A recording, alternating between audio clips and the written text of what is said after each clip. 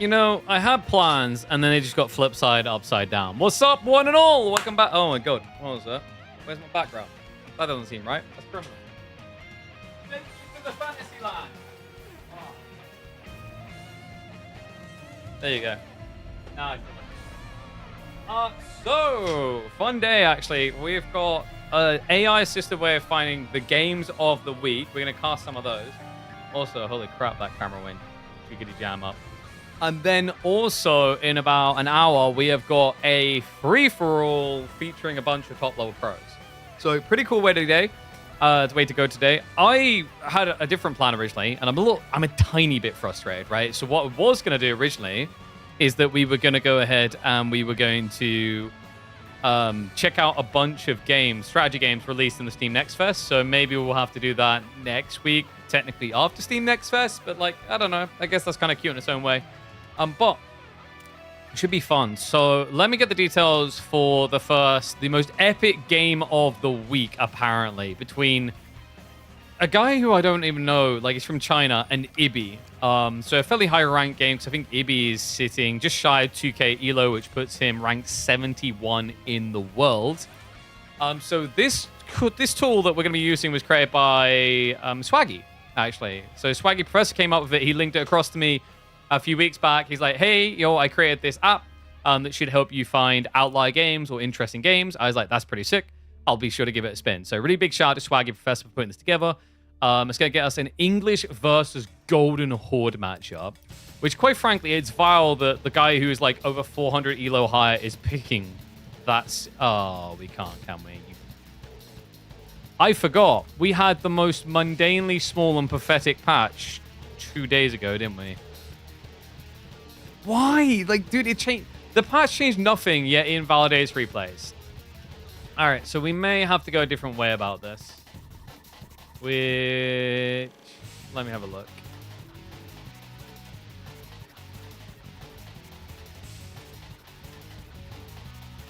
There was a game between May and Dimu earlier today, maybe? But I don't know if I can't watch May's games. Because May's... Oh, wait, no, we're good. So this one, 25... Let me find a 25-minute game. We might be in luck. Just bear with me a second. So Relic River... Yeah. Alright, so we're going to check out this game between May and Dimu. And then we'll have a little bit more time before the free-for-alls begin. God damn it, I was like so hyped for this. Because Swaggy worked hard on this. I was like, this would be really cool to feature a new like way of finding epic games. So this is like... The game we were looking at is, according to AI, much more epic. But this one is what it considers in its system to be an outlier, shall we say. So like it tracks outliers based on a bunch of variables, different behaviors, things that just don't really usually happen in games, etc., etc. That's how it typically decides. So hold on a sec. I now need to find Medge. Remember, there's like a quadrillion Mays because, yeah, free letter name. Lol. Well, I'll go to Nugify's profile because he played some 3v3s with him. Dude, is my voice okay? I changed headsets because that one had that weird thing when I slightly twisted and it was making the audio weird. This one's weirder because the feedback on my voice is so much different than it normally would be on the other headset. It's kind of confusing. Hopefully it's okay for you guys, though. All right. Get in that game anyway. So Relic River, here we come. Sengoku versus Delhi. I tried a non-wired headset. No, I haven't got any on me. Like, I'm waiting on my Logitech contact to send one over. At this rate, I might just actually take up the other brand I was talking to on spinning theirs. Yeah, I figured you meant wired. Wireless is the word you're looking for, by the way. But like, yeah, so I haven't really tried them. I mean, the funny thing is I just instinctively use things certain ways. So this keyboard, for example, like you can pull this out. It's actually a wireless. It works wireless. But like, I don't know. To me, the keyboards don't need to be wireless. It's a very gimmicky thing. It makes sense if you're a laptop gamer on the go. So if I take this with me and I could set it up, but I think like when you're sitting at home, why on earth do you need a wireless keyboard? I mean, don't get me wrong. This keyboard's banging for a bunch of different reasons in itself. The color alone. But like the wireless feature is just kind of there. And I feel like it's gotten a little bit weird with some things in the wireless features. Headsets definitely have their usage for wireless for sure. Mouse is most definitely every day of the freaking week. Mine's a little bit wide right now because I realized I left it low battery. But I just underclocked my CPU slightly. So I'm hoping it stays a lot cooler because like earlier today, I played like one Old Era game. And the room was so hot. I mean, don't get me wrong. This game went 2 hours and I completely crapped the guy. Like, it was hilarious. I TP'd into his formation and deleted everything with a bunch of Sentinels. And the guy didn't even finish the combat. He's like, well, that's done. I feel kind of bad because I'm ultra... Like, you have to start low rank. I think there should have been more of a calibration in Olden Era because it's silly that I'm facing off against some of these people. Like, without... I'm not trying to sound cocky. Like, I'm probably 1800, 1900 elo player, I reckon. Is, like, a reasonable assessment. Maybe higher, I don't know. But I'm, like, still on 1,000 elo, right? Because you have to grind up. So I'm kind of just bullying these people. Oh, all right. Should we get ready to go, though? We've got the May game. Oh, is the audio still too loud on the music? A little bit. All right, let's see. This one?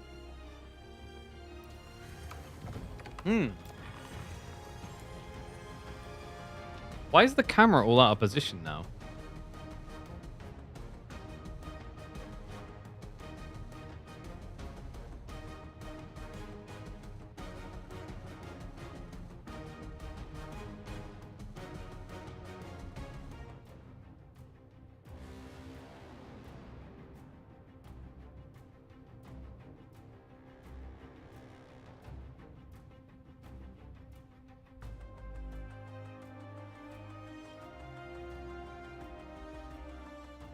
I think that's just better, right? Without the gold trim at all.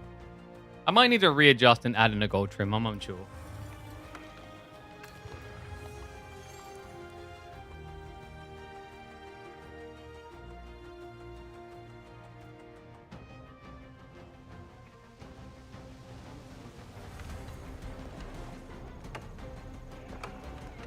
There we go. Nailed it. All right, we are coming in with one of the plays of the week, the games of the week. So we've got this interesting AI app that's able to detect top-level games that are abnormal from your standard play. They're demeterized, they're wacky, they're crazy, and of course, for one of the first games we feature off of Swaggy Professor's new app, it had to feature these two. In the orange, would he be any other Civ? It is May, one-trick pony on the Delhi Sultanate. And on the other side, it's another Nutty Professor. We've got Benjamin Dumu in the blue as the Sengoku, and we are going to be on Relic River. Interesting matchup, actually. Kind of feels like a Battle of the Light Cav type Civ, and someone has to blink eventually. But, like, this is... I'm wondering what's going to be wacky and different. For those that don't know what I'm talking about, Swaggy Professor, a member of the community, he messaged me, like, a few weeks back. He said, I've created this app that detects outlier games, things that just don't make sense. It could be that it tracks a lot of units of weird types being built. It can be that it tracks a guy winning with much less army. It can be a game that detects Wallalols. I can hide those spoilers, which is so magic to my ears because I'm sick and tired of actually having to glimpse spoilers as we go in. So really big shout out to Swaggy Professor. This isn't the absolute craziest game of the week. Sadly, a patch dropped just yesterday. But of recent games, this is listing as a wacky outlier. So we'll see how it gets crazy exactly. I mean, it's Ben, the thing with Dimu, if you haven't watched Dimu, he has this tendency to go a little bit wild on ladder anyway. I think more than any other player on the ladder, he gets into abnormal games. And part of it is because he also tends to play for, I'd say, a later phase of the game, or at least finds himself there. On the other hand, May is a dirty, prolific spammer. For those that don't know May, he's ranked number 5 in the world right now. Last season, he was ranked 1st. Season before that, 2nd. All he does is picks Delhi. Like, I'm not even exaggerating. Like, don't get me wrong, you go in team games, he has some variants. He actually picks Jean. He actually picks a few different Civs. But when it's 1v1, it means it's serious. And that means it's Delhi every single day of the week. I don't know how he's not bored of this. I'm sure I got some people that like this in the chat. But I think it's different for you guys. Like some of you English mains, you do it for the SimCity, right? But May just does it for the sweat. I think they fixed the animation canceling around Ghazi, right? Because he found a little loophole where he was able to attack more frequently. I know it major tilted a few pro players, actually. So Ryokan going to be coming on the other side. We're just staying on sped up here because in this day and age, no one in Sengoku or Delhi's camps are playing Dark Age at all. We have got Dumu netting the early easy ball because running in front of his base, Deer to the side, and he's just going to stay at home, generating another 35 food. So decent gains overall, nothing too outrageous. He didn't get Deer on top of ball, didn't get berries on top of it. And nobody did go for fishing. That is a little bit surprising. I thought maybe Delhi would try this because Sengoku are going to have a long Dark Age anyway, and you can try and mirror that and get benefits by also getting food. But May, he cares about one thing and one thing only. We highlighted early on it was going to be this Ghazi. Jazz hands. He's already spamming them up alongside the scholars. He did go for the standard Dome of Faith, and he's going to look to push all of the hot dog stands back underneath the base. So pretty standard opening that you'd expect to see. Forces the reaction out of Dumu. We said this can often be the battle of ponies, and there it is. He may be opening racks, but he's following up stable. So he will have the other units too. Another cool thing is obviously you can just rush towards your daimyo level by getting onto the gold through your initial techs. Things like, you know, your wheelbarrow, your lumberjack. That should get you enough stone to then get the daimyo timing. That's really important for the attack speed booster because of the comp he's doing. What I really like about Dumu's comp is it uses the attack speed boost the best. Yuumi doesn't, actually, guys. Yuumi, it's meant to be like a 10% increase in attack speed, but they go from 1.62 to 1.56. And I'm not going to say I'm a mathematician. I probably don't even qualify as a mathematician. But that number doesn't sound right. So yeah, a little bit weird. I mean, Yuumi is still very good for many reasons from Sengoku, but I still remember in the early days of Sengoku being tested, Anatan just going off on one in DMs. He was so angry because he'd spent a game, like 30 minutes just building only Yuumi, and when he hovered on the numbers, he's like, these numbers don't make sense. What the hell? And I was like, oh, Anno, baby boo, if you were only there when English was dominant at release and the attack speeds made no sense. Yeah, I think back then, men-at-arms were getting like a third of the attack speed. Longbows were getting like a quarter. Spearmen were getting the full amount. It was very weird. So cheeky little back and forth here. May is adding it as a... Wait, what? This is... Okay, this is definitely a weird game. I would have thought archers would be coming, but look at May's formation. It's Spearman Ghazi. They're both doing mass melee, which surely has to be better for Sengoku, you'd think, right? Until you remember the active healing. They do both have healing, but Sengoku's is a little bit more nuanced. They can't really use it in the fight, but they can benefit more from incremental rates. I like what May's doing, though. You can tell this guy plays way too much Delhi by the way he's controlling the map right now. Because Dumu has resources... What was that? Drowning. Resources out on the map that he has to defend, i.e. the hot dog stands, it's allowed May to go and just yoink all the sacred sites. This is just filthy, man. Like, this is the thing. Delhi really is that Civ, and May has proven it. It's that Civ, and we talked about it a long time ago. Like, if you want to be a pro player, for a long period of time at least, you had to know how to play the Civ. And although it has calmed down in its brutality, it's still such a technical Civ to execute that if you do bother to one-trick it, you can easily get towards, I think, like top 100, top 200 if you're a half-decent player.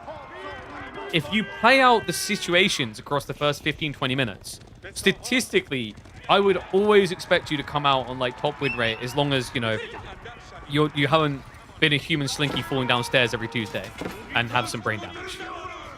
Now, this isn't to like this. I'm not trying to demean Delhi players, right? It's a skillful Civ, right? But my point is that first 15, 20 minutes is so dominant if you figure it out. And the way they control the game allows them to end around 15, 20 minutes so easily. Like, even French, which can be a very technical Civ, can take a lot longer in the way it has to execute game plans. Does that make sense? Because they can't capture sacred sites to start the time bomb.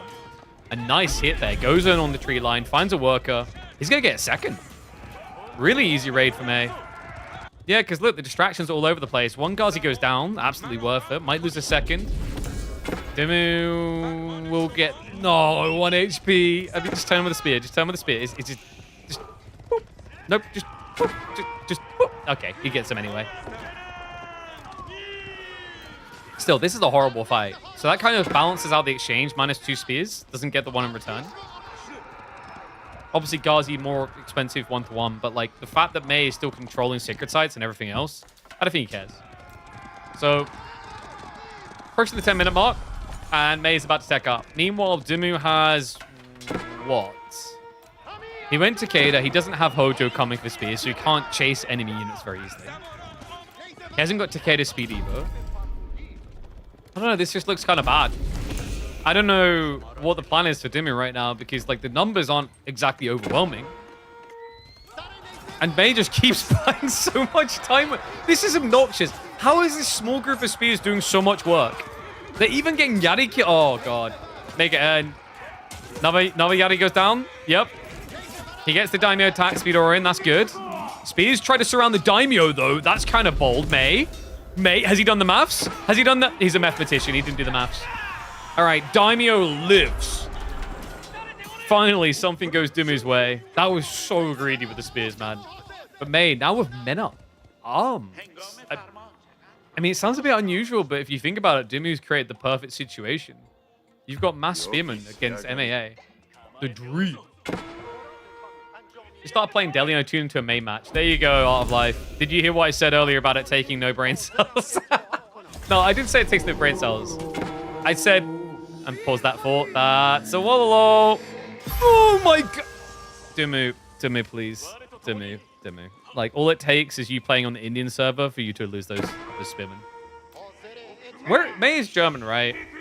Like, this is the other thing that doesn't make sense. Why is he not an HRE or Order of the Dragon main? If he was at least from India, I'd understand his obsession. Right? Like, home repping, you know? So not only the relic coming back, how are we looking on that right now? 2 more on the way home already. Sake Brewery is going to be coming through. Yeah, I was just saying, like, Delhi, I think if you understand the technical of the first 15-20 minutes of gameplay, you'll just win a lot of games. It's not until I think you encroach upon the top 200, you'll start to run into problems. Spears. Nice hit there. Gets the double Ghazi. Yeah, he does. He pins him. Pro Scouts is dragging back. That's going to be intercepted. More men-at-arms coming, though. And the men-at-arms aren't really moving cross-map, right? They're just, yeah, they're just chilling. Mei is so insufferable in this map. What, because the triple sacred site timing? It's pretty filthy, right? I mean, he had a very clean timing. The way he played Spears north side and then just forced Dimu to trickle was brilliant. It put Dimu in just such a weird position. And now we have War Elephants. Okay, that's... I don't know. Like, hold your horses. I'm trying to think of a horse name. Blitzen. Let's slow things down here. Okay, crossbow's a little bit better to go with it. But surely you'd want some spearmen too. I mean, I like these slow down the men-at-arms. A few's okay, but you know with a tech up, there's no point anymore. But what I find weird is that he's adding War Elephants on such a big... Oh, okay, that makes more sense. So he's going for the wall-ins. If he can wall south side as well, I think War Elephants can outrageously win. But you need to make sure you're walling enough of the map. Otherwise, the mounted samurai are really good. And this is where the men-at-arms are going to be sick. They get the second usage. Wall up. He lived in Germany, but maybe his parents are from India. Give respect to his people. Oh, there you go. Yeah. He's channeling his ancestors. Like, which god? What's the war god one? Oh my god, I should know this. It's not Ganesh.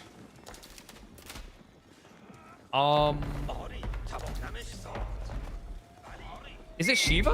No. What's Shiva the god of?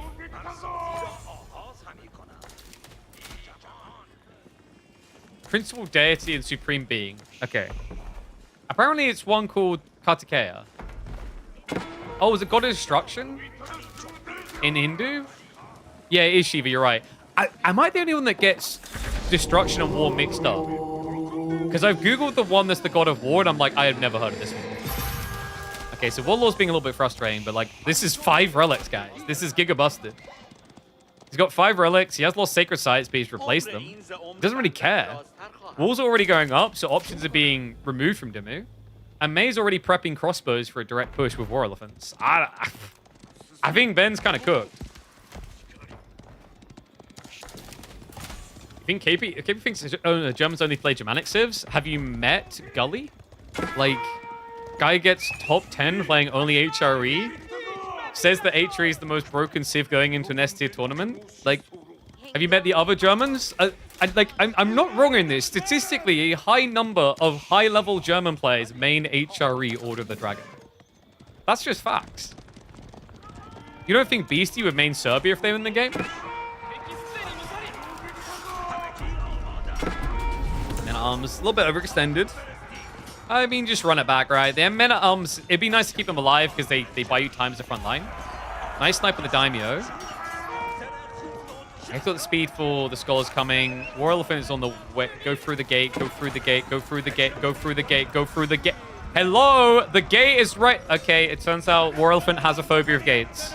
I don't blame him. Like, if you guys have ever, like, he's claustrophobic. If you guys ever got stuck in tight spaces, like, just look at the size of this gate, and then look at the size of his fat ass. Now, whoa. I said the word. It's more than that. He cares about his rider. If you look, he's too tall. He'd have to knock his rider off to do it. And there's loyalty here, man. Like, elephants are like India's version of a dog. The man's best friend. Can you imagine this sitting on your lap? Oh god, my legs! I mean, there is a beautiful relationship in India, isn't it? Like, in the south, there's like these elephants that always swim off coast and the Coast Guard has to come bring them back. India has dogs? Yeah, but they're not man's best friend. Alright, so we've chilled down a bit. We have got the Ashigaru switch coming in, including Tanagashima. May's got so many crossbowmen, though. And he's fully walled in, right? Just needs to be careful about a chop through, but, like, yeah, everything else is practically secure. Meanwhile, Dimu, you know, if a few Lancers get built by May, Dimu does have risks here. He's gathering fairly wide, right? Like, he's got the berries on the front, berries back. Is he moving with gold yet? No, he's not coming down here. He isn't harvesting the boar yet, which is also surprising. I mean, I guess it is forward, but you think just this would be the primary to wall. But Ben, I don't know. I see games like this from Ben all the time, right? There are games where it's like, man, if he just walled 5 minutes sooner. And there's games where it's like, wow, he walled really quick. There's walls everywhere. I rarely see the in-between. Like, he's very committed when he goes for it.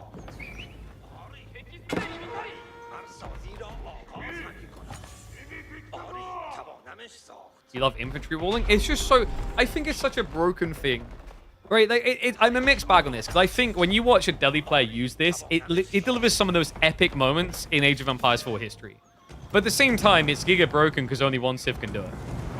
Maybe if it was a tech that some other civs could unlock, that would be kind of cool. But, like, make it expensive, like 750 resources. Like, you'll never get it. But it would be fun at that point, you know? You say that's cheap and toxic? I think this is still toxic. Why is he so quick? Guys, this is quicker than a warrior monk. Not even a warrior monk goes this fast. Look at him. Look at him. Oh my god. I was about to make like a sweatshop comment about Nikes, but I'm not going to go there just in case one day they approach me about sponsorships. Not for me, for bigger creators. Men at Arms is being a Chad here winning the fight. This game just looks kind of weird now. I mean, he's looked weird several minutes ago. His Sarcasm is going through. I feel like maybe the AI is kind of hit or miss. What's the interesting impact here? Like, I'm waiting for it and I'm trusting in it. Because right now, this just looks like a stop. Right? Like, Dimu looks a bit stuck time and time again. I think he's going to go for an all-in, chat. Like, think about the numbers. 16 Mounted Samurai, 11 Tanagashima, only 3 War Elephants, only 21 crossbows. 21 Spearmen, too. I think Dimu will go for it. Like, it's kind of weird because are we in agreement that every point in the game so far, Dimu's looked behind? You know, on tech timings, on map control, everything. And tech timings again. But the army size is kind of crazy here. 17 of the 51 for May aren't fighting units. But they're going to have no choice but to. Dimu marching forward now. And here's Hisar Academy, so no gunner elephants to come. Slow tech as well. 5 minutes and a half to get in Sinderi. He's pushing up fast. Melee techs coming in as well. Interesting there. You'd think he'd actually prioritize maybe the range techs. Doesn't care. He wants to enable the blob. And he has got level 3 Takeda. Now, this is big because some of these guys are going to have deflective armor coming in then. Actually, no. This is weird. Because he stopped building mounted samurai, so now they don't have deflective armor. Oh, wait, but the Yari do! Okay, that's actually kind of cool. I forgot they get that. Yari with deflective is a meme, man. All right, marches towards the walls. This is the moment where you want to pull spears to burn, because your mounted samurai will die to this, but your spearman is a bit trickier. Just scares him back for now.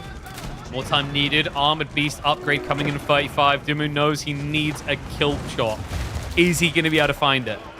Yari should be arriving soon. That's going to assist him well against the crossbows. Finds a few straggling here. Dives on in. Dumu, he goes home in a body bag, or he goes home with a corpse to hang up on his wall. A big corpse at that. The elephant's headbutt. Retreats away. Ashigaru need to keep pace here. Start a step deeper. Decent damage being done. One of the elephants down to half HP. Goes to the surround, but the Wallow, to force it back. And the backstab Wallow on the moves from May. He's done it. The Wallow. He gets the whole army. What a filthy one-trick god. Oh my god, Corvinus, move aside, dude. Your tower's gone. I don't care. That was the most Giga Brain Wallow I have seen in a long time. Are you kidding me? Even the panic from Dumu to snipe the wrong one. I can't. He might be a one-trick pony, but you gotta give him credit. It's disgusting how well he plays it. I can't, man. All right, Outlier app wins. Outlier app actually wins. Like, shout out to Swaggy. I was like, well, this game's over. He's about to die. And the timing on that. The timing to just bait him in just deep enough to make sure there's no retreat. That he's really screwed. And then pulls that on him. Oh my god. Dude, what do we even call that one? This guy is like, What? One trick pony. But it's a good trick. Great trick. I think that's so appropriate. I can't. Like, I actually lost it with that Wallow. I was like, okay, this is just your standard Wallow. He'll retreat. And then he waited and waited until the very moment where Dumu's like, okay, now I can just walk away. Backstab Wallow.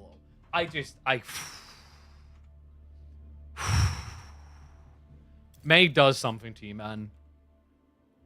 Did anyone catch Dumu's live reaction to that? Was he molding? Was he frustrated by that? Or was he like, I gotta give it to him? Because that was disgustingly impressive. I think we can all agree. Oh my god. What a monster. Alright, one sec. Let me see if we can get another game going. Because the free-for-all doesn't begin for a little while longer still. Yeah, so we've got a little bit of time.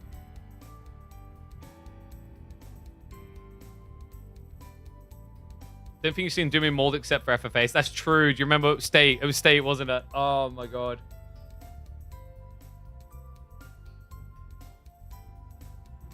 Stream description is misleading. I heard you only cast the first 2 FFA games. I never said I was going to participate. No. Carlo mentioned something about participating, but I didn't say I was going to. He was like, you can play one and leave. I didn't respond, though. So, nah, you're not getting me to play, man. Dude, I would want the free-for-all to be different. I'm not going to hop in with, like, what was round... Would it be round 3? God knows who's going to be in that lobby. And they're just going to be, like, some sweaty person who sits in a corner, builds 4 TCs, plays late game. And I'm the guy making ape noises trying to win straight away. Like, you guys know who I was in the Beast... You know the one that Beastie had for his subathon? You guys know which player I was in the hidden FFA in that one, right? I was the one in game 1 that ruined... I think Warman was playing Knights Templar, and I was playing my first Byzantine game. And I just spent the entire game running Hippodrome Horsemen and killing all of her pilgrims. I made more gold... I think it was her, or whoever it was. Whoever it was, I basically made more gold off of their pilgrims than they did. And I didn't care. I then died later to, like, 100 Magadar, so I just didn't care. I was like, I've done my piece. If you had mold hard? Yeah, I probably would. I mean, like, there's always been some things I maintain as kind of BS, especially in free-for-all environments, right? I love and hate the game. But, like, it comes down... That's why I've warned people about why I wouldn't want to... Like, people like, oh, you should sweat, you should, like, play ranked. It's like, I don't know if it'd be as enjoyable as you think. I don't think that many people care more than that. But, like, the problem is... the switch from casual enjoyment to optimization is something I struggle with to turn off, especially because my whole life is esports, you know? So, like, my worry has always been if I started grinding again, it becomes serious. And then I lose enjoyment. Or rather, the enjoyment is warped, you know what I mean? And, like, I've learned as a caster, like, it doesn't matter for proving your ability or anything. I've had to explain this to people before. I've played games and I've grinded to, like, the absolute top percentile. And the opinion has still been that the caster doesn't know what they're talking about. It doesn't matter to people. It's like, it's more about your enjoyment, but I don't know. I said, like, when they add Spain to the game. Like, now if Spain gets added to the game, you guys can thank me, right? It would have been, I'm just going to be cocky and say it would have been because of me. That's literally in my Discord, by the way. If you're not on my Discord, shame on you. All right, so I'm just trying to find the most recent games on this AI thing. Give me a second, guys. Where's the most recent? Top 3 pro matches, biggest upsets, most recent games. Dude, I'm still losing at that game. Spain added to game when? Well, you have to ask the devs. Like I said, if they add it to the game now, I get credit because I've said that I'll do a Road to Conk. Because then I can call it Road to Conquistador. Let's go. You watch some other content creators steal that now, but you know where you heard it first. All right. Give me a second. Is it possible to see more than 3 games? Most recent. Let me have a look. I'm checking his archives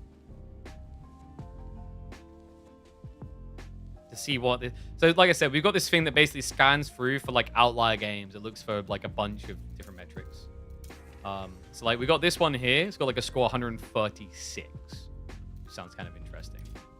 Whatever that means. And this is from Creator, so you know it's going to be something funky. If you guys haven't seen Creator before, he always does weird things, and it's so wonderful to watch. King of the Hill as well. Knights Templar versus Jean. Yo, what's up, Super0T? Appreciate the Prime sub, buddy. Thank you very much. Welcome back to Swarm.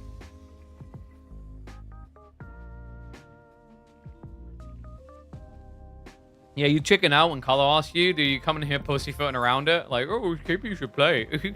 And then you don't yourself, coward. All right. Let's swap in. In AI, we trust. I don't know. Like, well, let's see if the app works. So we're using Swaggy Professor's AI app. A recent game came up from Creator. And if you guys have not seen this guy, #1 player in Japan. Always has wacky, cool strategies. I had to see what he's up to with this. Knights Templar on King of the Hill. Nasu is cooking. That's weird. That is... Okay, like, controversial thing maybe to say. I think, like, and a Western person looks at Japanese cuisine, they say it looks a bit weird. Just like a Japanese looks at Western and says it's weird. But, like, this is as if the chef puts down in front of you uncooked squid and a bunch of, like, wasabi slathered on top of it. And then he's just put, like, actual ice cream with it. And he's like, this is the best dish ever. Because my brain can't process what the value is there. Is this going to be some sort of, like, mass cheese heel strat? Because I'm trying to think of the wackiest thing he could do. And it would be insanely wacky to do against Jean. Because Jean loves dealing with Hospital Air. Because Hospital Healing sucks against high burst damage. So, yeah, we'll have to see.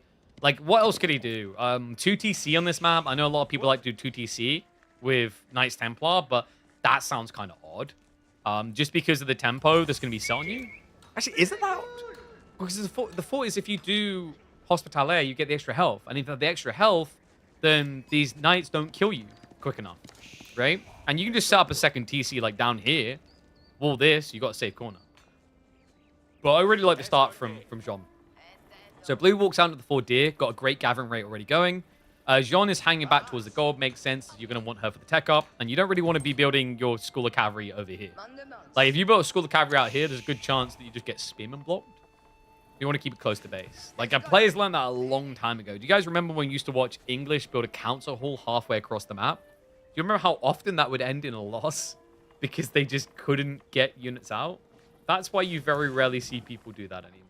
It is, it's a very brave maneuver. KT main is the first map you downvote. Well, time to learn from Creator. It is indeed going to be Hospitaler. So Hospitaler coming in. This is going to give him the extra health, the wheelbarrow, right? It's basically textiles and wheelbarrow for free. And you still can get them again, which makes you giga tanky. It's a cool idea, especially against Jean and French. Because normally a French knight can kill a villager in 2 hits. You cannot do that if there is the extra health. You can still snipe after the fact, but it looks like it is going to be 2 TC. All right. I guess, let's be totally real. There was no other expected strat here, right? Not against this Civ. I think there was a different Civ that was melee focused and didn't have heavy cav. You might have seen the axe throwers, which would have been pretty sick. But against French cav, like, well, what's your option here? Build spear, build archers, but be worse? School of cavs can now be in the way. So we're about, like, what, 10 minutes out from the free-for-all starting? So it shouldn't be too much.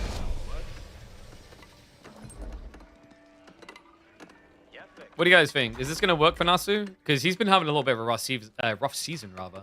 Words today. Dude, this new headset is kind of messing with me. No cap. So Creator... Actually, no, he recapped. Or recouped, rather. He was down a little bit on ranking before, but he's up to 45th again. So yeah, nice recovery. I could have sworn I saw him down at like 150, 200 before. That's good to see. That's actually really good news for the East, for Japan. Like, you need that one hero to rally behind, and Japan was missing it for such a long time. You guys remember?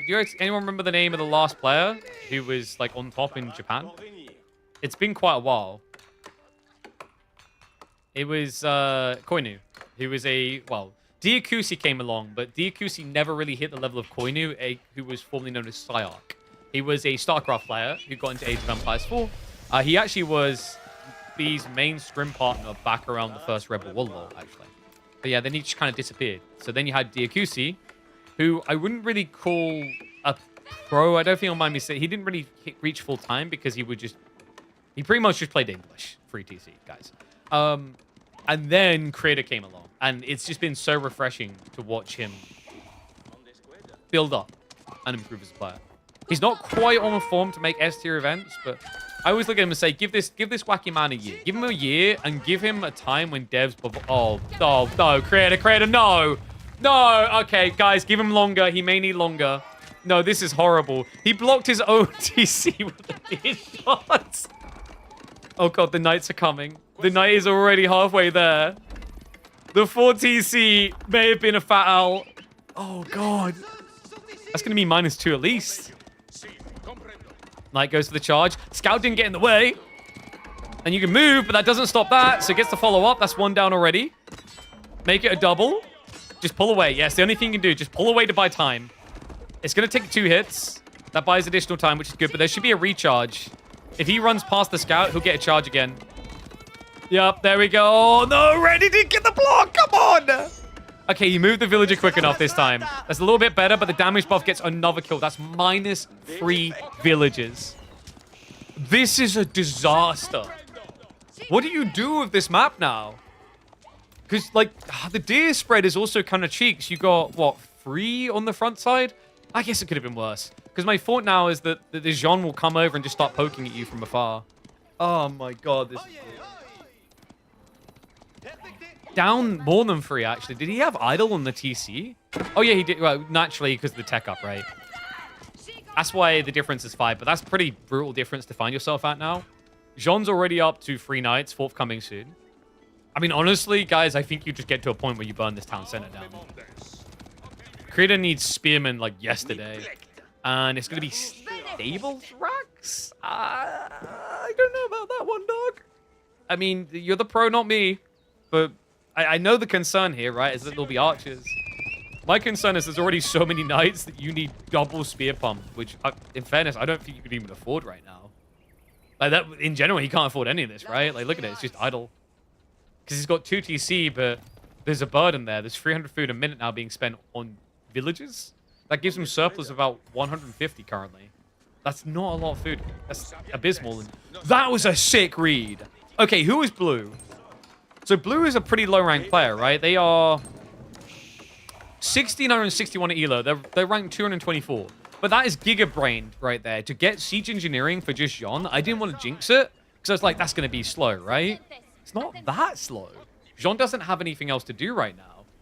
Like, Jean should genuinely get fat biceps off of this. She should get XP off of building rams, guys. Come on. Why doesn't she, actually? I mean, I guess it would be kind of broken. Right? If you're going for a ram strat, you just use Jean the whole time because you get so much XP. So 1 ram, archers added in. We've got a few horsemen now from Kratos. And Kratos is going around the back now. The horsemen's just trying to idle out the gold.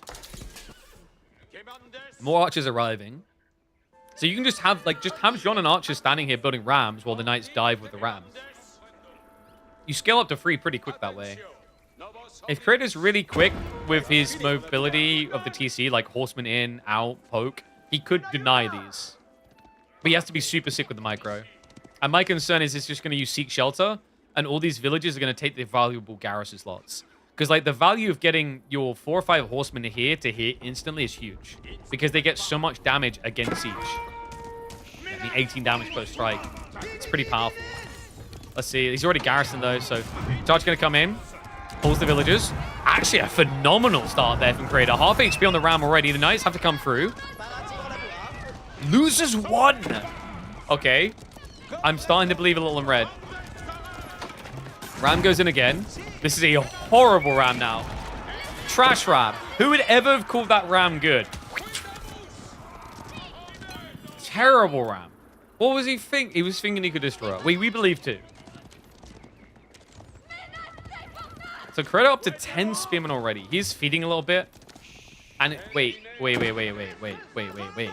Hold up. Eh? Are we getting spear spam from Jean? Dude, it really is growing in popularity. I know what's up, Fatal?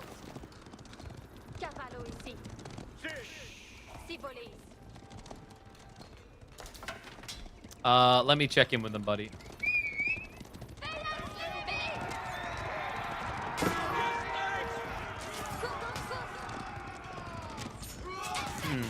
This clash looks bad.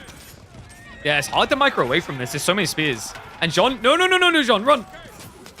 Get behind them. Divine Restoration coming out. Now it starts to turn. That was a good heal. Red overextends. But red ain't dead. 5 worker lead. Blue's Knight's getting a little bit low. Wait, please tell me he has Chivalry already primed. He doesn't! Oh, no. XP-wise, that was decent, right? But that was very expensive on the Knight count. Down to just 3. Most spearmen get wiped out. If he can find a way of, like, double down in the push here, pretty good, because there's too many workers now towards the TC. You see that adjustment. Red immediately pulls more back, because, like, this looks a little bit dicey. But yeah, Faye, I've messaged them. I'll let you know when they respond. This is a scrappy game, man. I mean, Krita's just playing for that classic, like, brain click idea, right? A click, A click, A click. Whereas Blue needs to be a lot more calculated and methodical. The spear switch is very smart, though. The problem is, did he reveal it for free? I think he did. Krita's already building archers, which is disastrous for Blue. Like, if there's anything you want to have a reason to build as red, it's archers. It's your easiest unit to scale into. Especially on a map like this, where food can feel quite limited. Is that creep coming through when I move the arm? I need to get out of that habit. It's kind of the thing I miss about the headset mic, because I never had that problem. Horseman. Oh, Rohirrim. That's going to be -1. Or not, because one of them's too busy trying to mate with the others. Does get him still. Nicely played. Moves on to the 3-line next. Shivs are about to come out. Blue. A little bit scramble brain, but Kratos also done a weird thing hanging around there. There was a pullback that gave him an opening, and he got baited. So overall weird on both sides, but healthy lead. And we've got rams. This can't keep happening. Well, this can't ever work at this rate, man. Like, 1 ram is tricky now. It's not going to be a quick kill is my worry. And your opponent has got good food income. Has he got... He hasn't got farms, but he's still got berries. Does he not know in this day and age you dual ram? 1 ram is taboo, man. 4 ram overkill, but dual ram pretty good. Because when you have 1 ram, it's just there's too much like bearing on it. There's overload. It can't handle all the computational power, and this happens. It gets down to 10 HP and then stalls. Jean's almost level 3 though. Like, despite how ugly everything about this looks, one thing is true. Jean is actually farming. 70 XP off. Now, Red has got a very big village lead, but keep in mind, yeah, Red needs this. Farm transition, not half-assed. 13 farms. Whew, God damn. Meanwhile, Blue, Ford Stables? Where's he getting food for this? Okay, so he's got berries. In fairness, actually, Blue's... What was the sheep like? He got 17 to the 12 sheep, so he won the sheep game. But he's also been consecrating, hasn't he? Yeah, rats plus the stables. So he's getting huge discounts on the food. Good Arenal coming from Red. I'm all of a sudden a bit more conflicted. Because my worry now is like Red might just run out of food. He has got the farms coming in. Yes, we saw that. But if you ever get tempted to go towards like the deer, the berries, the boar, etc., it's French Knights, right? That's what starts to disintegrate. And also, I'm banking on the idea, the possibility, crazy, I know, hear me out there, that maybe, just maybe, Blue remembers he can build more than one ram, that there's not a special ability to upgrade and build more rams. You are allowed to build more. And if they realize this secret technology that exists in all modern motherboards, he will take over the world. Blue is secretly ChatGPT. And he is learning. He's finally learned that flanks exist on King. Okay, I'm being mean now. In fairness, though, he's been headbutting that town center for 14 minutes. Well, 10. 10 minutes.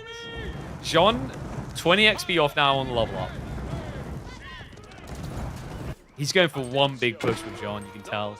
And the men-at-arms are going to be pretty strong here. Yeah. 15 spearmen, that's the dream. For the champions, that is. Remember, they get bonus against spearmen.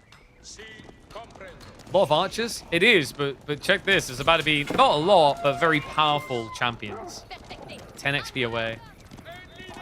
And he's rotating past. I mean, in fairness, this town center doesn't really do much now. It produces villagers, but there's nothing to gather near it, right? So this is Giga Brain from Blue. He's going away. He's going to try to wedge himself between the two. Like, there is a gap now because you chopped the tree line that was blocking it. Level 3 Jean, there it is. Upgrade comes in. His champions have been summoned. 175 raw HP of manliness to try and batter your way through. They come in for the charge. Immediate snipe there. Level 3 Jean also quite frustrating to deal with now. The archers. Oh, no, the micro there. Creator, what was that? He's baiting towards the town center. Knights. They're going to go for the club in. And he gets the body blocks out. The champion spread out a little bit. He needs to move them north to get on top of the spears. Archer and archer trade. Divine Restoration coming through, though.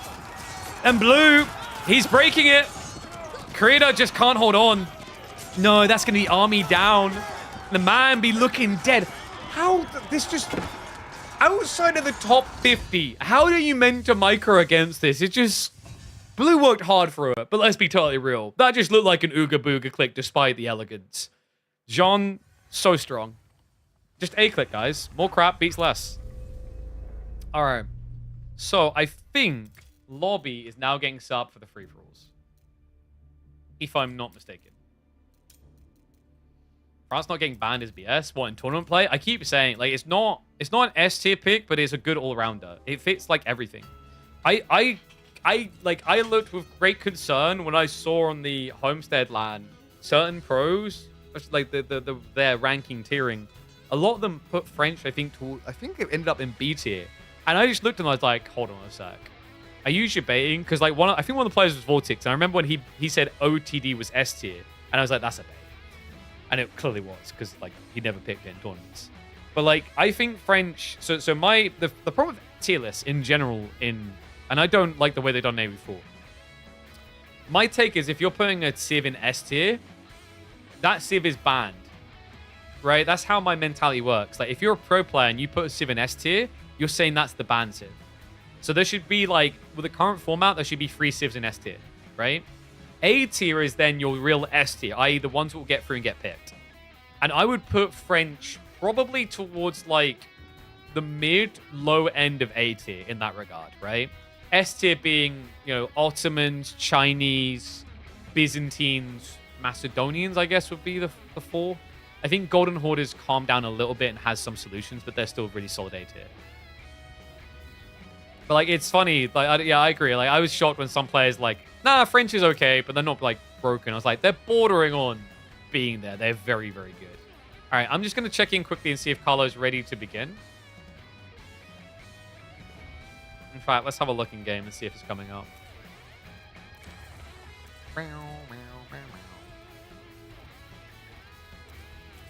God, I'm so hyped for Dynasty Warriors 3 Remaster, or if you're Chinese, Dynasty Warriors 2. That's really confusing, by the way. Okay, so waiting for a player to make the game.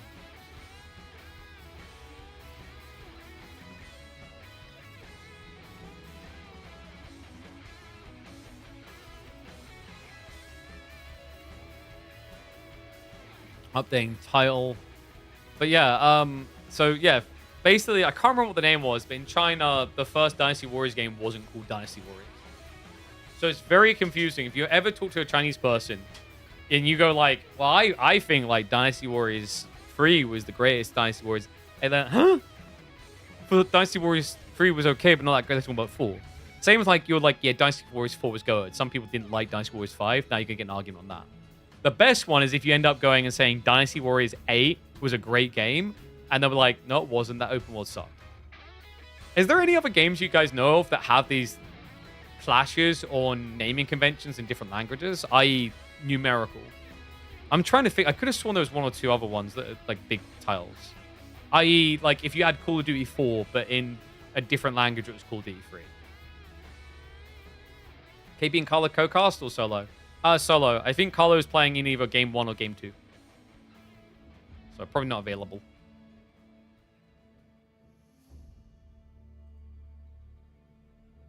But we're waiting for Ego to set up the game.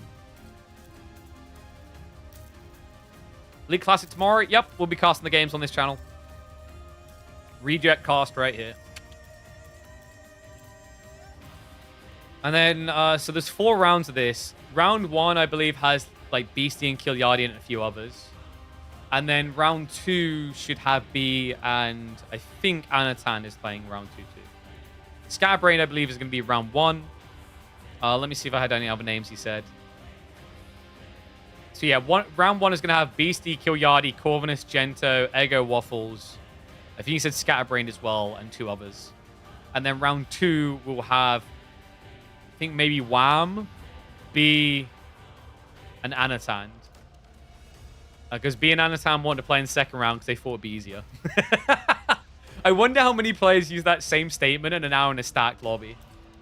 Which is, like, fair, right? Beastie plays a bunch of free-for-alls and Corvinus makes it his livelihood to, like, just spam free-for-alls. Even another channel to what you just watch the EV. No, this is the place, man. You don't like doodling on screen? You don't like camera being too far out? You don't like too many scene switches? Don't like music that's too loud? We got you covered. I don't think any of that was flame stuff, really, was it? I don't know. I think some people like the writing on map, writing on screen thing, maybe. I wonder if they've ever polled people on that. You know, because like Cal tends to type or write things. Is that like a thing that people enjoy or not? I've never really asked. I think it's like you can have it there on your own stuff and it's flavorful.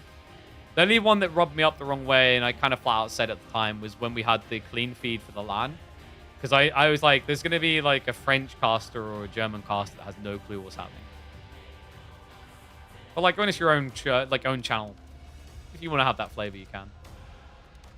That's why we zoom in so much that you can see all the molecules. Oh, by the way, how does the stream look? Does the stream look prettier today, guys? It should do. It's also very weird. I'm pushing 6 different video qualities, apparently. And here's the stupid part. In my settings, I have set a maximum of 3 video tracks. So I don't know how it has managed to give you guys 6 options. Does it look crisper today, by the way?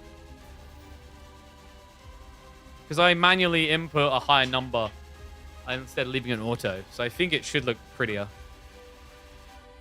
All right, bro. Are we rolling yet? There's no way Ego still hasn't set this up, right?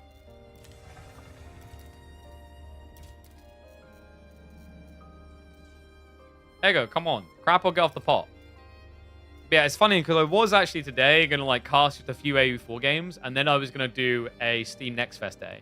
Because there's a bunch of things I want to check out. A lot of strategy games. I think I was just going to have a look at some like Onimusha. Any Onimusha fans? I'm going to probably look to stream that when it comes out. I played a very small bit of 1, some of 2, a decent amount of 3. I really should go back. I want them to remake a remastered trilogy of that, actually. But Onimusha is like such a fun game. A go game. I'm so excited for that later this year. But like strategy games, there's a bunch. There's like County of Fortune. There was Nebulous, Corsair Cove, Dust Front RTS. I was like, oh, these would be cool to check out. I think there's like one called Space Scum. Oh, that was it, dude. I want to check out Space Scum. It looks like... What was that game called?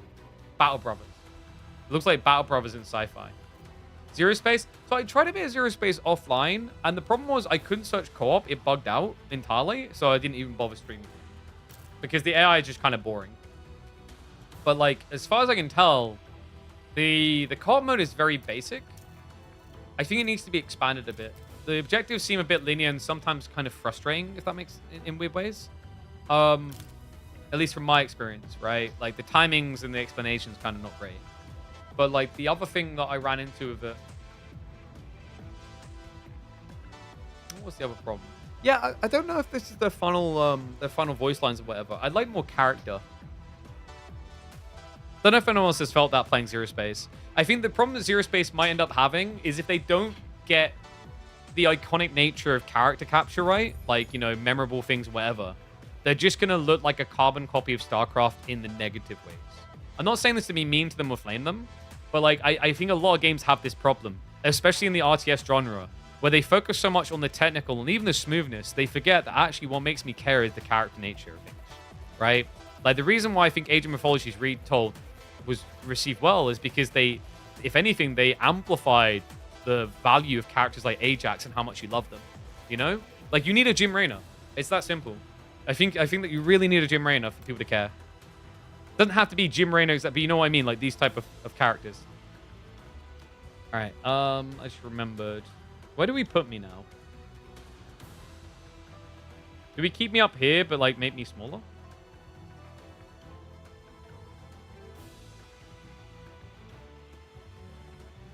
Guess we could. Oh my god, what was that? Oops. Like this.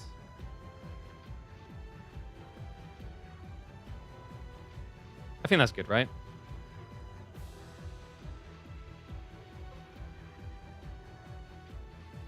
That look good to you guys? I think that's a decent size. I mean, it's not like we're really blocking anything up here. Because like I don't know about you. I think having this open is useless for you guys. I think this is rarely useful. We can just cycle through the players. All right. Let's get ready to go though. Mods rather. Can we get predictions up for all the players? It has been a long time. Too long, in fact. One and all, welcome back to the channel for your daily dose of Age of Empires 4 action of the free-for-all variety. That's right. Courtesy of Carlos, a member of the community, we've got some top-level free-for-alls happening on your screen, including several known pros. This guy's a plo, though. A plower, maybe. We've got Delete Jardy, a.k.a. Kiliardi, in the orange in this game. We've got Corvinus, who spends more time free-for-alls than any other pro that I've got in this lobby. We've got Wham in the purple. We've got Ego Waffles, an aspiring upcomer, in the red, as the Chinese. Gento, our Hungarian, Masters Ukrainian, former gold ton conk in the blue, as Order of the Dragon. We've got 3D Clan Scatterbrained in the teal, as the Macedonians. Rounding us out, we have got 2TC King in the green, who I believe, and chat correct if I'm wrong, is Beastie. Beastie is either this one or the Lucky Noob in the other green, playing as Jean and Golden Hood respectively. I am just going to double check to confirm which one Beastie has named himself to here. So Beastie, he's 2TC King. So they've made it confusing with double green. Honestly, this is horrible. So this is Beastie. He's playing as Jean. The Lucky Noob, who is this? Let's do a little bit of Smurf Watch. 279th in the world from Egypt. Wait, is this Carlos? Guys, I think this is Carlos. This is the guy who organized this series of free-for-alls. This is the guy that organized the 2v2 tournament. This is the guy that has been running a bunch of small tournaments. Hailing from Egypt and playing as the Golden Horde, which I'm pretty sure is an insult to his ancestors. It is Carlos! Let's go, vamos muchachos. I don't know how to say that in Egyptian, so that's the best I can do. But we are going to be on Mega Random, I believe, by the looks of it. A very naked Mega Random? Like, there's barely any wood, guys. Like, what? I mean, there's a decent amount. It's just hard to see on the minimap. But I mean, there is just a fat cluster here and here. And then the rest of the map is just unbalanced on wood count. But we have got lots of points of interest. I believe the new point of interest is in, yeah, the Herbalist Hut. So heals nearby allied units. I think the Herbalist Hut is a really cool addition of free-for-alls because it feels so hard to go for longer rotations without healing, right? This fixes that problem entirely. And then outside that, wasn't there a second POI they added? Is it in this mode? Is it in a free-for-all? It is. There you go. The Ancient Stellar. So this one is the one that, yeah, technology which grants all current buildings and military units 5% health. So I think it takes several minutes to research this. You can do it several times. This is a really good addition to free-for-alls for stalemates. So if you get ultra late in the game and no one's dying and no one's losing army, you can sit there with 100 hand cannoneers adding 5% health onto them. Doesn't sound like a lot, but that's 7.5 health per level. And if you get like 20 minutes pass, you get 5 tiers of this, 6 tiers of this. Your hand cannoneers become very hard to kill. I think in particular, what civ this can be very good on is the one close-ish by Gento. He's playing Order the Dragon. Order the Dragon is a civ that can get knights with almost 500 HP or something like that. More than that when you add in bio. So if you add 5% on that number, that's 30 plus health per tier. Don't know if we're going to see it in this game, though. These are winners take money format. So I believe it is $50 for first place, $25 for second. Not the greatest format, but Carlos didn't want to make it into a tournament. He just wanted to have it set up as like, you know, you just kind of play and there isn't a harder commitment beyond, which I understand and respect.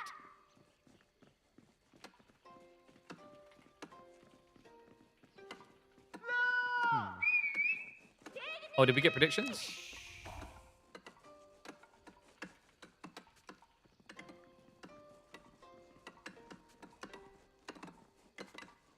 Let's have a look. Let's see if we got predictions. We didn't get predictions! Camion was just in here. Someone fire Camion. I don't pay him anything, but like, you know. Beam with a stick. So we're going to have a very slow start, of course. You kind of expect this. If we end up uploading this, I'm going to like make a mark to the editor to say probably to cut out the first few minutes. Okay, but wait, what's going on here from... Wait, what? Does he want infinite stone or something, or just the relic? Because it looks like we've got Kyoyani. Oh my god, it's Kyoyani versus BC up here. He's just trying to troll him on the capture of the Forgotten Ruin so he can't get stone. Oh, that's brilliant. And then blue, teching up mine work. What else have we got so far? Abbasids or other Ibids coming in with Loggy Wing makes a lot of sense. Just standard school of cavalry over here. Red has gone for standard Imperial Academy with a lot of room around it. Oh my god, he's done something different. Lucky New has built a golden tent. Nah, pretty much what you always do. Imperial Hippodrome coming in. Yeah, nothing unorthodox, right? Like, this is all pretty standard. Double Macedonia is doing Hippodrome. Like, if there was a format where Grand Winery would be good, it would be this one. But I think the value of that movement speed on your champion for infantry is way, way too good to pass up. And it says everything about it. Like, you know, if there was a map, this would be the one with, like, double deer stat, Grand Winery here with sheep coming in. You get a lot of value there. But they just say no. All right, I'm going to have to start predictions. Mod is fired. Cool win game. Green. Oh my god, this is so annoying. Dark green, light green, teal, blue, red, purple, pink, orange. Have I missed one? I have. I'm going to confuse you by putting them out of order. All right, I'm going to give you guys 2 minutes. Off you go. God, I forgot how slow these games can be at the start. Who's got the best spawn chart? What do you reckon? I mean, we got Camper Yardy over here. And wait, did Beastie get the kills? Oh no, he baited him into TC, didn't he? Oh, come on, no. Jean, though. It's going to be even worse. Another dunk, maybe? No, Smite's on cooldown. Gets the short-range charge, though. Beastie. Oh, my God, dude. He's going to destroy Kilyadi. Sorry about that, guys. That's because I was trying to do predictions. We need to get more mods, clearly. Knight also survives on 13 HP. And, oh, my God, he's so dead. What? Kilyadi is going to have to just spears, I think. And the problem with that is it's kind of predictable from this position. He has no gold access. Like, this spawn is the wrong civ. I feel like he's chosen the type of spawn you'd expect out of an Abbasid pick, you know? Like, stone kind of close by. Like, imagine that for a second TC. But gold nowhere to be found. That's suffocating, man. What? Meanwhile, Gento close by with 2 TC Order of the Dragon. Red and green are chilling. Like, the only aggro right now seems to be between Jean and Macedonians in the north. Oh my God, he loses another worker. All right, this is pretty rough. Jean already slowly farming up. Is he? Oh, wait. Is that? Oh, that's kind of crafty. I think Kilyadi's trying to leave the Monarch there so that if Jean shoots, she sometimes hits him by accident because he'll heal up, right? That's actually giga smart. Because if you bait him into firing off a Q shot and it hits you instead, it's just a wasted effort. Oh my God, can you imagine if he gets low enough from it and he gets Q shot on the... I need this. Did anyone catch Hera's tournament yesterday? It was pure hilarity. You had 2 players playing Regicide, and one of them didn't realize his king was with the army. So he just kept running his army around. Neither of them realized the king could be sniped to win the game. So you just had this guy running his army around for like 20 minutes, I think it was, with the king with them. Like a real king. Ooh, scout going down. Okay, so he does notice that people are nearby. Wants to be careful not to draw too much attention. Corvus is going fast castle, right? Has to be. Yeah, it's already on the way. Industry wing, so just pretty standard play there. I mean, he's on top of a few relics. He can yoink this one away. It's just it's on the edge of TC range. I think you can get that. Wham has done something unusual. System of the first hill. We don't see this very often. This is a tempo build.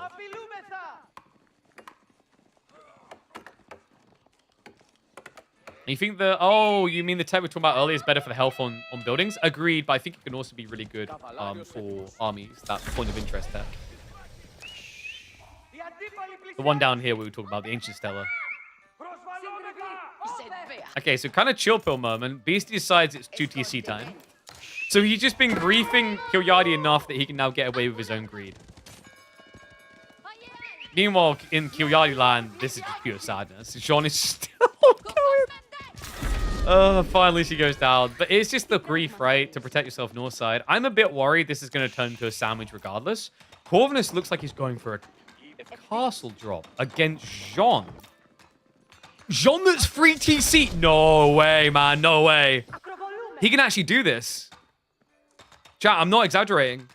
Like a castle drop here, right? Like you can actually wedge it right here, and you keep your villagers on the south side so the town centers can't hit, and then you have the healers to keep you alive. There is actually a strat here for Corv, and it's kind of filthy.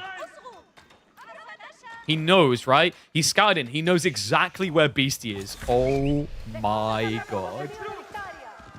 After all the effort Beastie put in back and forth between him and Kilyadi, Corvus is kind of dicey there, right? Because he could get backstabbed too. He's right next door to the Canadian. I'm actually gathering very close by, just kind of leaving him to it. I don't know if they have maybe a gentleman's agreement. Who's light green? A rank... Did we say rank 264 player? Oh, sorry, 279. This is Carlos. The guy who's put this on. Impressive rank as well. Top 300.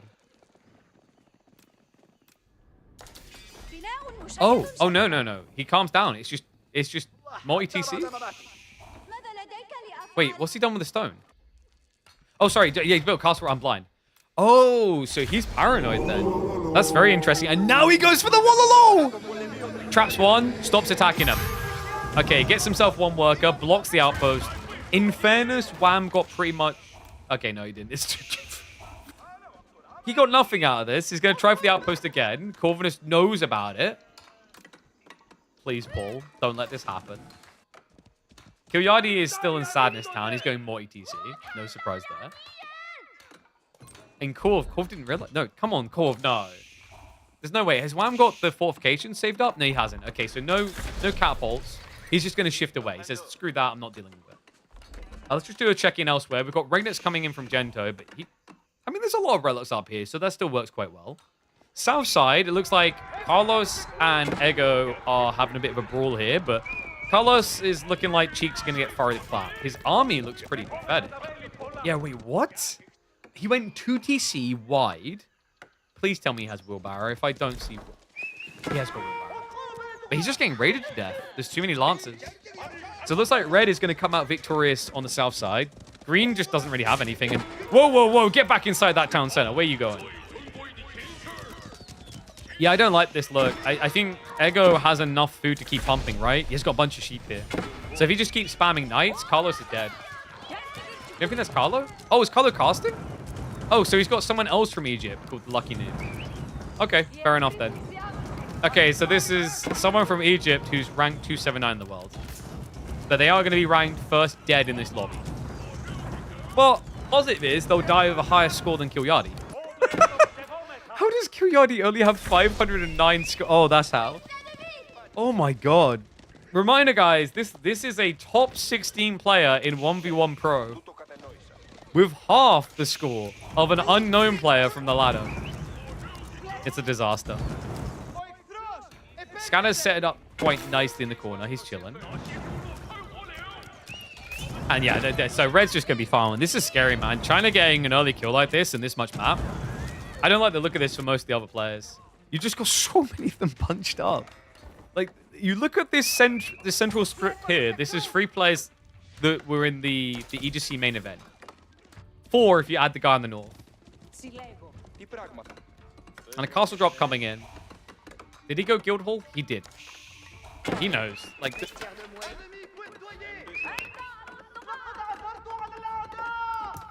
Hello? What was that all about? Yeah, Roll Institute has no real value here. Because you just don't have a timing attack. You went free TC. Like, what's the point, right? It's all a bit weird. I'm still trying to figure out what's causing that sound issue. I don't think it's the mic. I think either my power supply is a bit kaput, or something's slightly wrong with the motherboard. Like, Green's...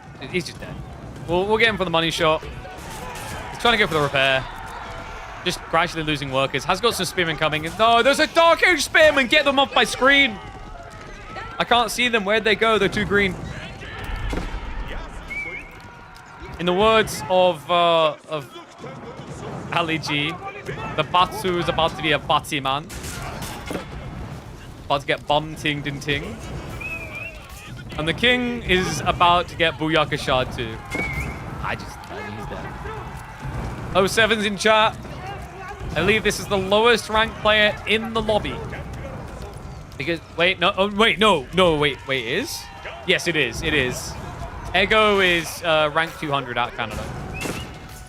And that's the king gone. So first player eliminated. North side needs to get more spicy soon. Gento has gone for double racks, double archery. What's his army looking like? 2 spearmen is really bad. I mean, he's not hurting anyone though, right? He's got 3 relics home so far. Probably more could be on the way. But I guess his position's just a little bit weird right now, so it's hard to obtain them. Yeah, because you've got an Ibid player in the center of the map, right? You know he's going to get more. There is 1 relic down here still up for grabs. How did Corvinus do on relics? 5 relics, pretty damn good. And how's Kilyadi doing on villages? You notice how we measure these players by different metrics? 38 villages, pretty good. Beastie has 84. He's so dead. Corv just went fast M. I'm assuming that's with the Desert Raiders, so he's spamming up the Desert Raider army, the best army that Ibids can muster in a free-for-all. Meanwhile, Legion of Doom, Kilyadi is trying to get his Golden Horn Tower online. Jean is on the way. She's still got some way to go to level 3, though. But these are Castle Knights, guys. So this is kind of scary. He needs to block it. Tries to commit. John. He's going to start sniping into this. Scares the villagers away. No textiles. That's going to be -1 there.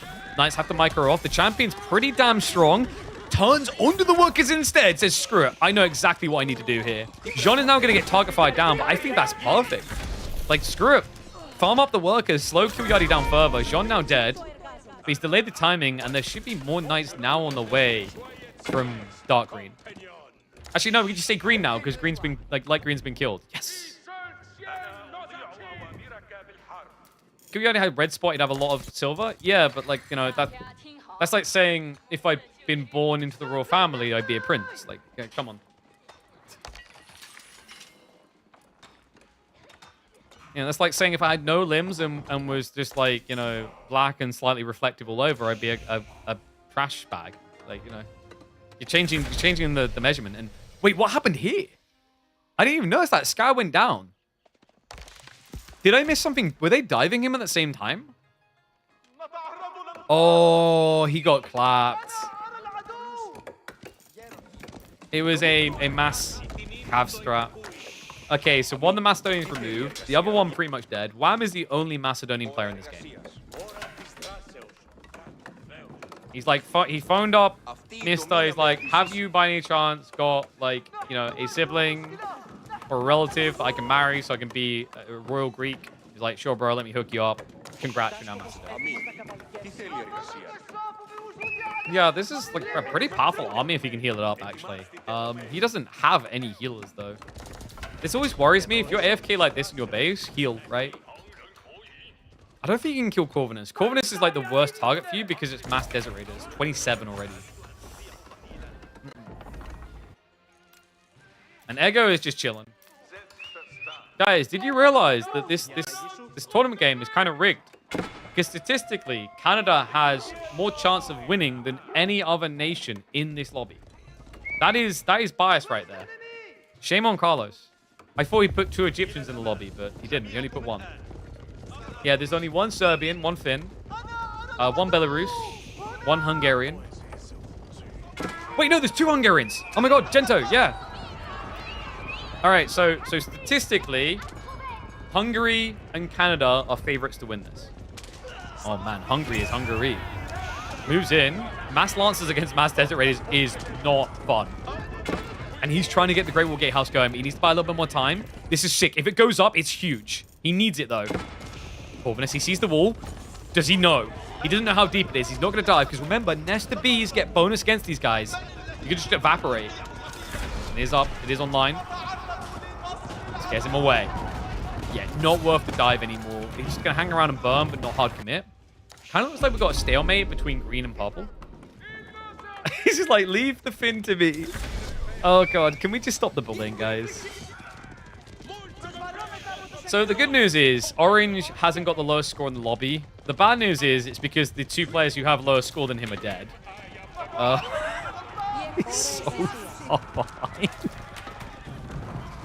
But hey, guys, he's got a farm. Okay, he's got a few farms. Town center now being burnt into. This looks like a very dead Gilyardi. And no, he's gonna do him in. We've got the towers. Yo, where's my gifted subs? You guys know the rule. I'll start following this. I swear I'll do it.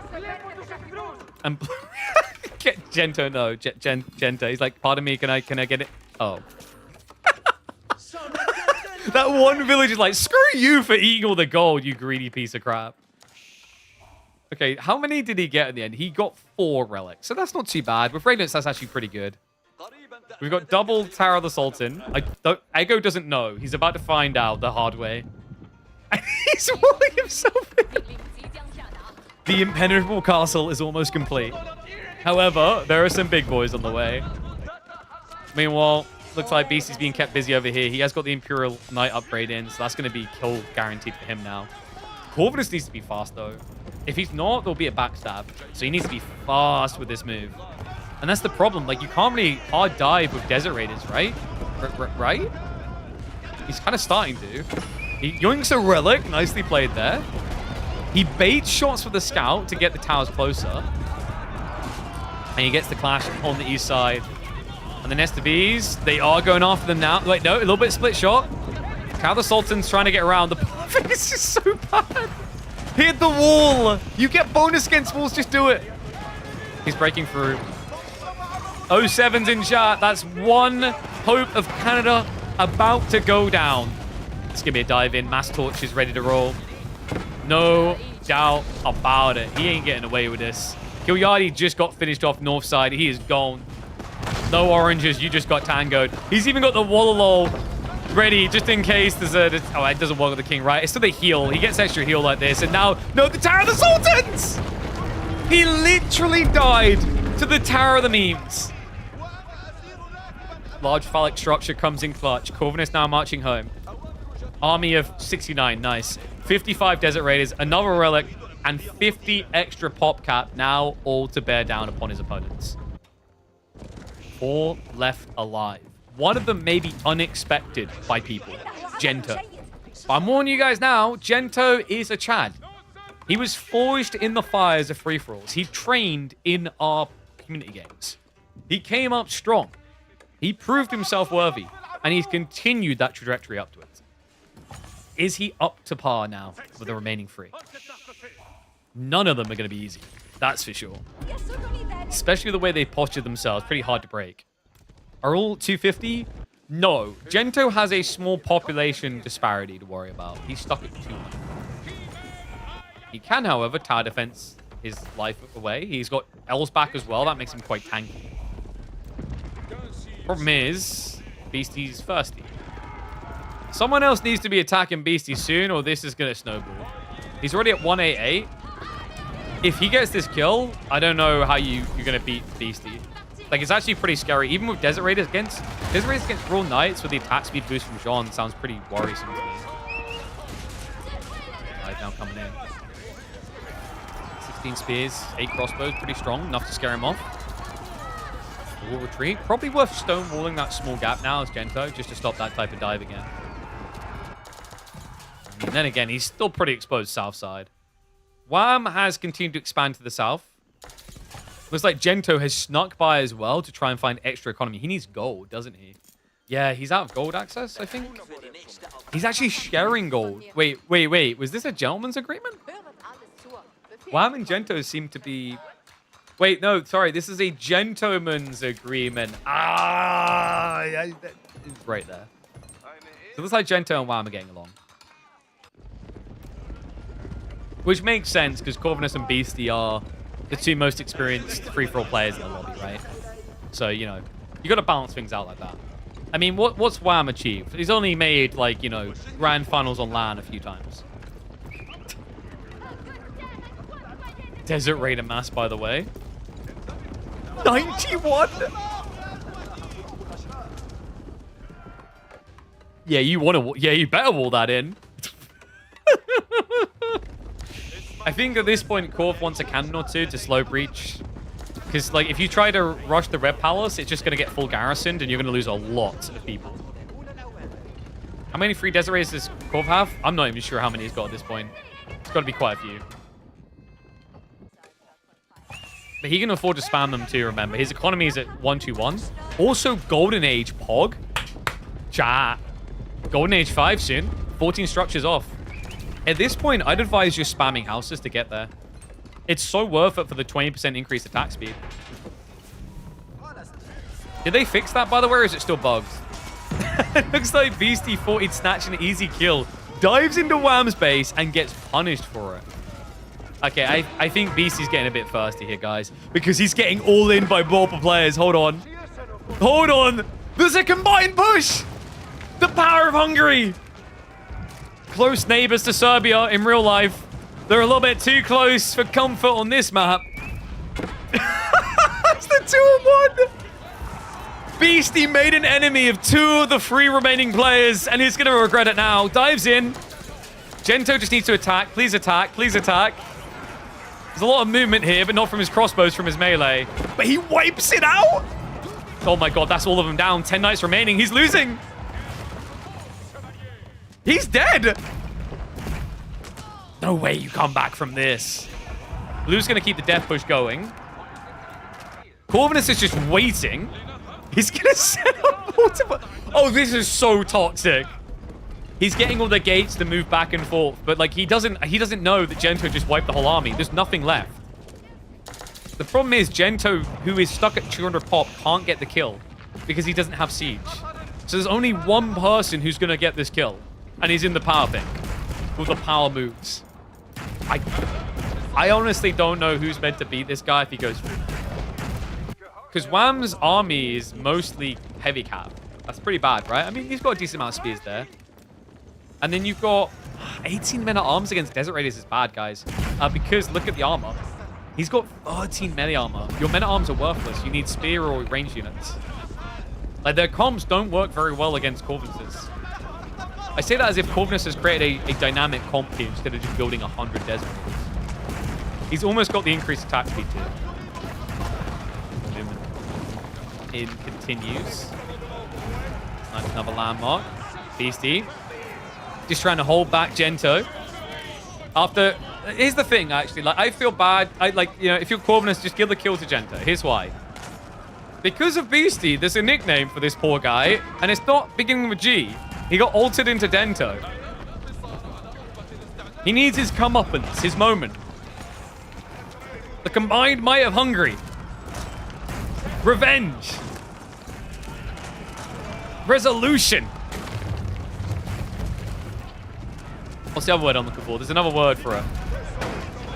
It's when you like get your comeuppance like in a good way. What's the word? Crap! I'm losing the word. Redemption? No, it's a different word. Redemption's a good one though. Okay, landmarks are going down. He's just gonna die because of landmarks in this raid. He runs off the king, but like this doesn't change outcome. He's dead. Corvinus eliminates the 2 TC king. And it's his own fault because he built 3 TC. That's where it went wrong. He false advertised his name. And we know how we feel about false advertising. Beastie, you're a streamer. You know better. Hashtag add in the title. Say exactly what it does in the tin. He went 3 TC instead of 2 TC. Corvinus is the advertising and marketing standards here to shut him down. All right, so movement north. Did he get the snipe? He did. He finished the king. That's 300 pop now. Oh my dear God, this is so bad. The men-at-arms barely touched them. The spears are okay, but like half this was MAA. So Gento's army's just been disintegrated. I think Corvinus lost about 15 Desert Raiders, maybe 20 to do that. Who cares? Your opponent spent more in his army. And now there is no hope unless they can bring together combined forces and a perfect time to try and take down the Power Pink King. Level 5. So he's got the Desert Raider attack speed too. Look at that. 1.1 seconds to attack in melee. 1 second to attack with bow. Guys, let me just put this another way. These Desert Raiders attack as quick as Gilded Archers. They hit as hard as Gilded Archers. Like, I'm not even making that up. A Gilded Archer, I'm pretty sure, is about this number as well. Around 17 damage when capped out. Like, this is ridiculous. Only he's more tanky than a Gilded Archer. Infantry support. Remember, it's the thing that Basses have in reverse. So he's getting +3 armor of both types. Because he's got a few hand cannoneers. Now I'm kind of worried for Wham. He's just so close to the beast. Camel Power, OP. Like, is this actually the best unit to one trick in free-for-alls? I think it is now. I don't think there's anything better, right? Like, it's kind of ludicrous. Desert Raiders have always been the crown piece for late game Iobids. And it seems so easy to reach with these type of builds. I don't know what that A-click is. He's attacking something weird on the ground. Clash begins. Got choke points to try and hold it back, but Culverins are deleting those choke points quick. And oh my God, the trade out here. Cam Lance is added in as well. It's just depressing. It's mass melee against mass hybrid. Horsemen though. The Hungarian cavalry. It's like the winged hussars of Vienna. Can they do it? I mean, he's going to have to make a move soon, man. This is so hard. He's waiting too long. Wham's army is getting low. Going to be a rebulk fast. Okay, he's maintaining 250. Here we go. Here comes the clash. Desert Raiders, please use melee. Please use melee. Guys, melee. Like, there's a melee mode right now. There's a melee mode. They're not even doing it. They don't even care. They're bibbity-boopity in their way through. He still has 60 Desert Raiders. Come on. No, no. This should be illegal. Machine gun attack speed. It's not even worth going melee for the micro. This is so dumb. It's just so dumb. The levels of dumbitude. I mean, come on, 2v1. And he lost half of his... Not even half! A third! Okay, those repros, so probably half, right? But to delete Purple's army and wipe out most of Blue's, come the hell on. Another player down. That's it. Gento can say, I'll take my 25 bucks. He's not going to get a penny more. Poor Gento. Now 200 pop versus 350. I can only hope he waits long enough so that Corvinus can build 1,000,000 Desert Raiders. I mean, he doesn't have back. Oh, he does. He's got 19 Camel Lances. He's full switched. He's like, oh no, you've built range units. Yeah, this is looking cooked. What do you guys think? Is Desert Raider the best unit for free-for-all these days? We haven't watched him in a while. But like seeing him in action, they just still feel so disgusting in this environment.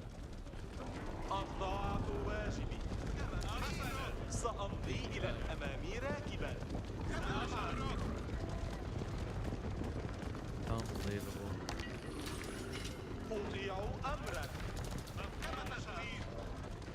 So what now? I mean, is he just gonna toy with him? Just vibe for a little bit?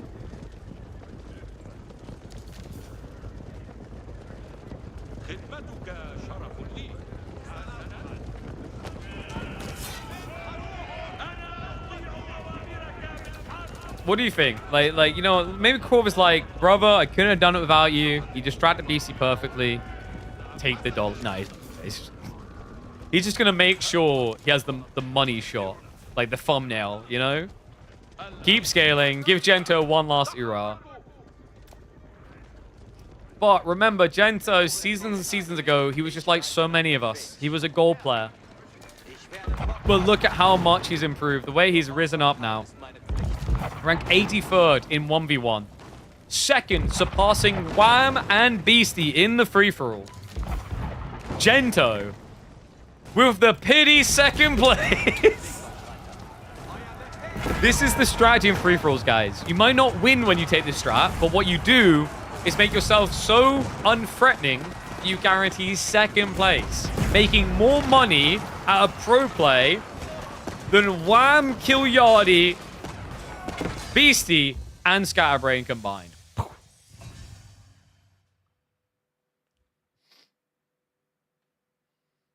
dear.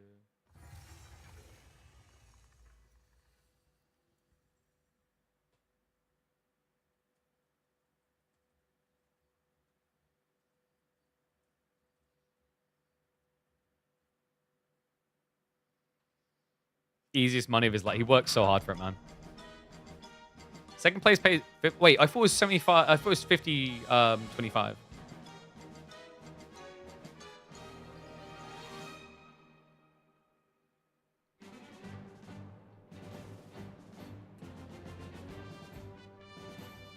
Let's have a look. I'm gonna check Carlo's message to me. He said... Dude, Carlo drops a lot of money. 75 first, 50 second. You're correct, Cami. It's even more money. Shout out to Camian, the guy who couldn't be asked to do the predictions, but knows more about the prize pool than me. All right, so payout is going to be going for pink. Someone put money on Killiardi to win. You might as well just take your money out back and burn it. That is going to be a win for pink. Okay, so game 2, I believe, is going to have B and Scatterbrain. Might have Wham too. What do you think, guys? Was that an entertaining one? I mean, this is what I mean. Like, there are things happening in the first 5 minutes, but sometimes it's very hard to track what's happening in the first 5 minutes. I think the thing that threw me off, I didn't catch Beastie shenanigans on the 2 worker kills because Dark Green is stupid and shouldn't be in the game. You're parallel? Yeah, but you're like, are you telling me you haven't got both of us unmuted? What's wrong with you, pussy? Dude, you just get 2 headsets, run ear feed through one of each, and then every time you want to listen to one or the other, you like push your ear slightly, you know? You gotta learn how to balance these things.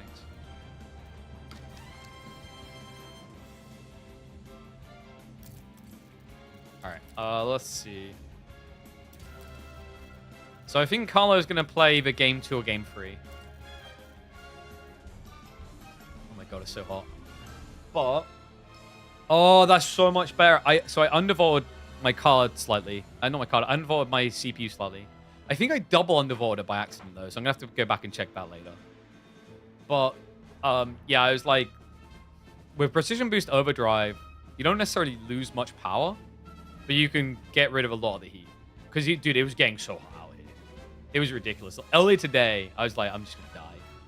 Especially if I'm going to be streaming until later on tonight and then on the weekend. Because, like, when it gets dark, I'm going to close that door. Because I don't need 15 moths trying to eat my face. Seriously, like, moths do not understand personal space.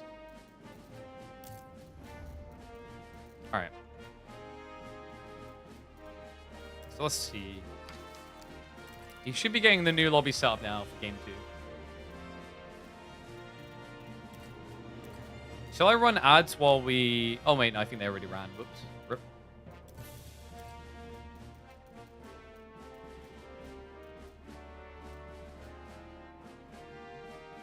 Let me check in.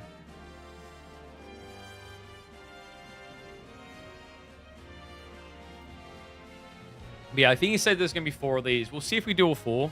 We might. It's a bit annoying because, like, I wanted to do some Steam Next Fest today. Yeah. Oof. I still need to figure out the YouTube side. We've been really light on uploads at the moment. I don't know. I think my editor's kind of struggling to find time to do uploads. So I really need to figure that out. Bring in a second person? Maybe? I mean, that's not a bad idea long term. If you have someone who's more focused on high level edits and someone who handles the lower lift edits.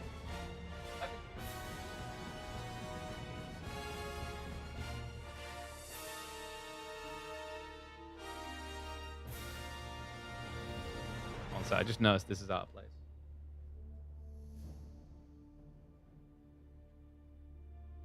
We are going to have to act if we want to live in a different world.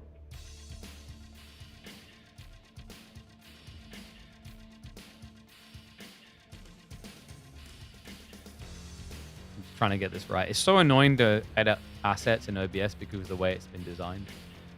Because, like, it highlights the asset you're moving, but that means you can't see what you're doing. All right, I think we've done it perfect, right? Is that right? Kind of.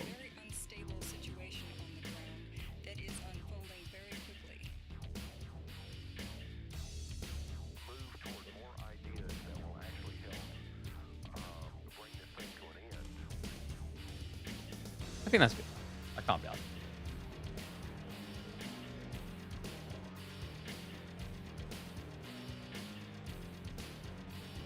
Undervolting with PBO actually does not have any performance penalty. If anything, performance go up. Yeah, like I think I didn't do it exactly right because I think I needed to alter TDP as well. But on my card, like I was following one of the YouTube videos for it. But on my card, I can't find TDP anywhere labeled. Not card, my motherboard, which is very weird because like it's not like mine is a very cheap motherboard, so it should have the option. So yeah, I just need to go through it and thoroughly do it. But I used the graphs. I set like on auto, but I let the graphs thing handle it instead, which is the ideal way to do it. The problem is I put slight negative of 25, but I think I put it in 2 places, so I'm probably at negative 50. So I'm probably losing more performance than necessary. What I need to do, I need to reach out to my AMD guy and see about getting sent a 9950X 3D2. Was it 9950 they done that of? I think they did, right? Yeah. The 9950X 3D2 dual edition. I need to reach out to my guys about that. Get the beast card. I mean, technically, I could probably just go down to the 9800X 3D2, which I think would be even higher game performance, right?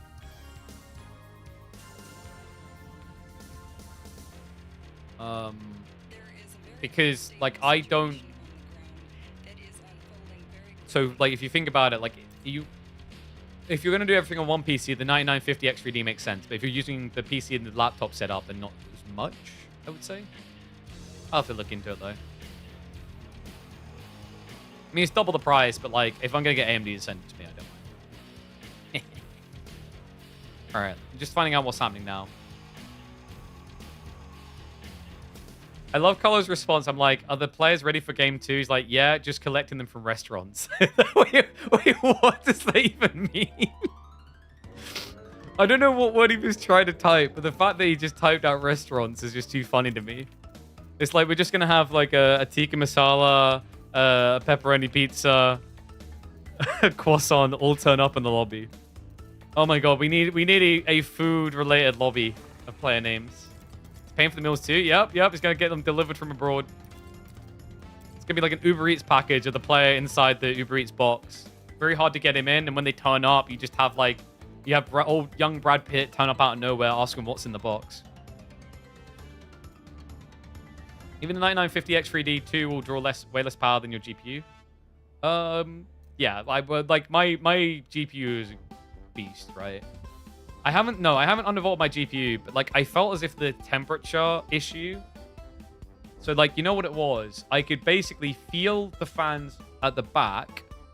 I know the hot air gets blown up, but like the fact out the top, it was much hotter than out of the back suggested that like a big chunk of it was coming from CPU. I know some of that's GPU as well, but like the fact is so much less hot now from CPU. I need to look into underclocking GPU a little bit. I think the 7900 XTX is a little bit more awkward to underclock without losing, or undervolt rather, without losing performance, right? It's not like with the AMD CPUs where you somehow gain. Like the random people from Applebee's. They, like, I don't know why. That's just giving me flashbacks to Red Bull Legacy, where they had to like walk outside and get randomness to come in and sit in the crowd for Age of Empires 4. Dude, like these, I mean, I don't know. I think these are like important things to highlight, because you know how like there's some people who just throw shade at Red Bull for years and like AoE 4's involvement. I like always go back. Like I know more than the majority of people that they try and comment on this crap. And like it's years now. It's years gone, and I think we can all laugh about it. I'll explain it. Basically, like what ended up happening is they done these bundle tickets for Red Bull, and like AoE 2 fans bought them, AoE 4 fans didn't. And obviously AoE 2 fans didn't want to watch AoE 4, they didn't have any interest. But they assumed they were going to be like filled out based on that. And it came to the day for Age of Empires 4's finals, and they just couldn't fill, they barely filled any seats, right? So the devs came in and watched the games, obviously, to like pad it. But then you had people outside like ushering in random people who were just there to see Heidelberg and the castle. Like, hey, do you want to watch a tournament? Come watch a tournament. Because the tickets were gone because they were bundled up. But like, I mean, I don't honestly think that AoE 4 would have filled out that venue at the time if the tickets had been correctly categorized necessarily. Because like it's, I don't know, like sometimes you like to pretend that the community is as deeply rooted in size and time investment as it is in 2, but that's just not true. That takes years to build to. A 970 XT, and you can basically run it on 250 watts without any significant performance loss. Maybe it's similar for 7900 XTX. But like, you know, I've got more VRAM to look after. I'm your king after all. What is your VRAM levels? Go on, say them out loud so I can laugh at them. Alright guys, we're just waiting for them to get in lobby now. Might take a few minutes. Like, was it? You got like 8 gigabytes, I think, in the 9070 X2? Or, and then there's one, wait, was there an XTX for the 9070? I think there was, right? Is that like 12 gig? Mine's godly though. Wait, oh no, yours is 16. Sorry, mine's 24, isn't it? I just remember that mine's much, much bigger. Honestly, there's an easy way to double check what mine is.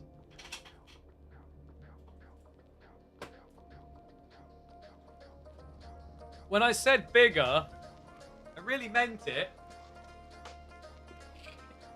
It's so big. It's so big.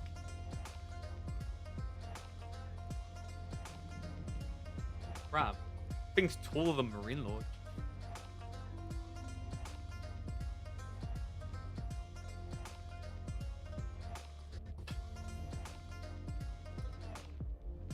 Graphics card is 1.1 Marine Lord. Whew. Yeah, I'll have to look at that later. I think I didn't mind so much if it's just using more power. Like, I mean, I'd probably save money. You get my point. Like, that wasn't... It's now... I think the heat, more than anything, is now like the killer in my mind. Like, oh, God. Please help. Okay, boys, where are we at? Because I really want to, like... I want to lobby. Are we good to go? We got an ETA. I'm going to ask him for an ETA. Because we could have casted, like, 1v1 in this time, you know? I could have become a mother hen and laid an egg in this time. But you know what you guys could have easily done with this time? You could have went across to Opera GX and downloaded via my link and support the channel by getting your hands on an incredible browser. We're talking lower CPU and RAM usage. We've just been talking a bunch about this. You don't have to worry about it hogging like other Chromium browsers do because you can limit it. It was already built in there. You can also bare bones strip it back if you don't want all the additional features. You've got ad blockers built in. You've got a VPN in there so you can surf for free. We all know there's certain websites you want to go to. Maybe you can't. Well, now you can. Congratulations, Firm Handshakes. There's even an upscaler to improve the quality of videos you watch in that browser that you can get on Opera GX. All that for the low, low price of nothing. It costs you absolutely nothing. Download it now. Go, go, go, go, go.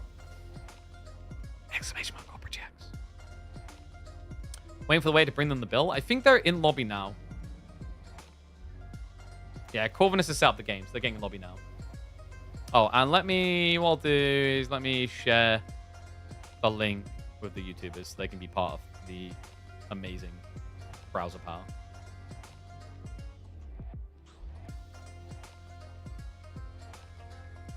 Am I blind? There, yeah, copy link first. There you go, guys. Get your hands on a banger. And no, it's like there's multiple free-for-alls, but playing one after the other. But in classic free-for-all fashion, it takes a millennia to get lobbies organized. You know how it is. It's a slow mother ducker, but we should be getting underway momentarily. Yeah, Carlos said 2 minutes. Some people didn't show up on time. Sounds about right. Do some prediction for tomorrow? We'll probably do that between like game 2 and 3 of this, right? I thought we'd actually begin tomorrow with that. We might, like, we'll go live a little bit early and begin tomorrow with the predictions. Probably makes more sense. Fits nicely in, doesn't it? For those who don't know, this channel will be your place to go. If you want to catch the EGC games, I will be casting them on this channel Saturday and Sunday. Still in lobby? They should be kicking up in a moment. In fact, yeah. What I'll do, I'm quickly going to go get a drink.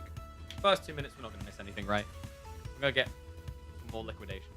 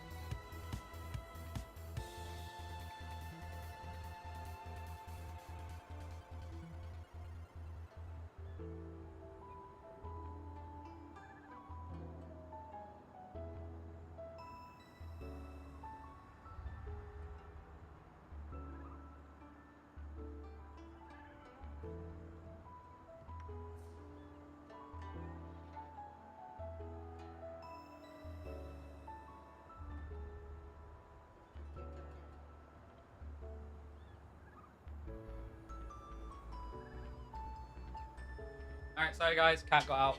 I'm back. Is Carlos in this one? Is Carlos playing this one, chat?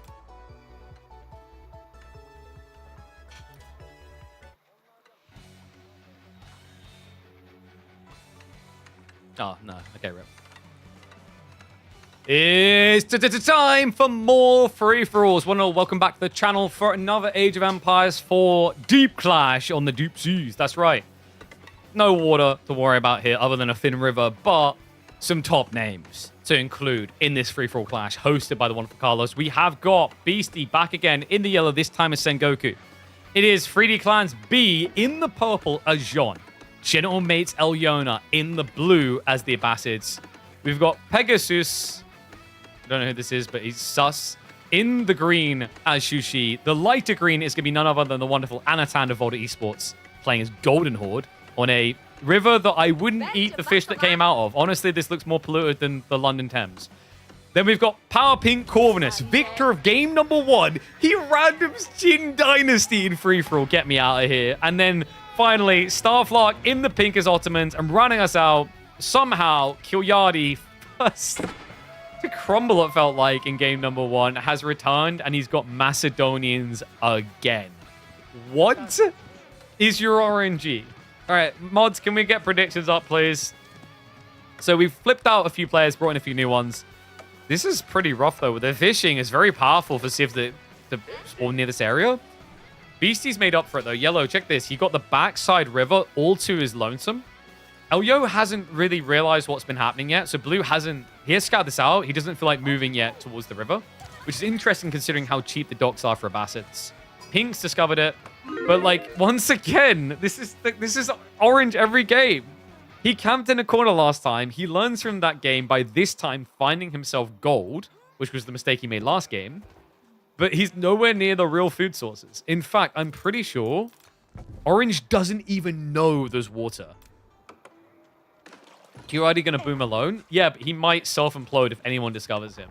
Like, think about it. If almost everyone else is fishing in this game, they find you, you're dead. Also, like, if this ends up in a situation where everyone else is bogged down and Corvinus and him face off, I know this is going to sound controversial to say, but I think Jin can beat Macedonians. I think in this environment they can, because it will become an eco game. And if there's one thing you got to credit Jin with, like, they're very good at eco booming at the start of the match. Kyo's fishing too, but with Vils? Are you really going to count this? Like, this is like when I go, Mom, I really want to have a gaming console. Like, all my friends have got PS5s. And then she whips out, like, the PlayStation 1. Loads of classics on there, but I'm definitely not able to play online, you know, and play Call of Duty with my friends. He clearly knows there's water? That isn't a guarantee that there's proper water, though. Like, do you realize how dicey the spawns are a lot of the time? Like, you can get situations like this where you get small, like, creep-ins of water with small fish and nothing else. Like, I've seen games where this area will have, like, full fish and there'll be no other water, right? I don't know if it's that obvious. And it's... Oh, this is Hallow's Half. Or Half. That's one of the new biomes, right? No. This is the... Yeah, the pumpkins. This is the Halloween one. No wonder it looks like absolute ass. Like, seriously, nobody here is going to eat out of that, right? And Beastie is indeed 2TC King. Is he only going to build 2 this game? Or will he once again build 3 and lose? Only time will tell. Okay, so Tech Up should be coming in soon. Corvinus, I'm assuming, is going to town center. Where is his stone? Oh, yeah, his stone is right here. He's fine for it. Lots of berries, kind of wishes that he was a Middle Eastern civ at this point. Yo, the berries, though. They give them that crimson blood red color. Honestly, the berries pop so hard against the backdrop behind you. You couldn't miss these at all. Like, you could be out on a satellite and you'd see these things. It's like the Great Wall of China of Hallow's Half. So much fishing already. Nicely done for Starflark. Elyo, I assume we are indeed doing eco wings, so it's going to be booming up. And 2TC King, is it almost time? Nope. More fishing. Has he gone for hot dog stands? He has not. I mean, no Matsuri, right?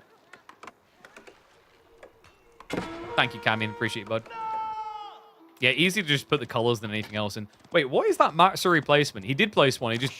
He just went for the min-max positioning. He's like, that's a lot of wood, a lot of gold, a lot of berries, and all the farmlands later. Greedy boy.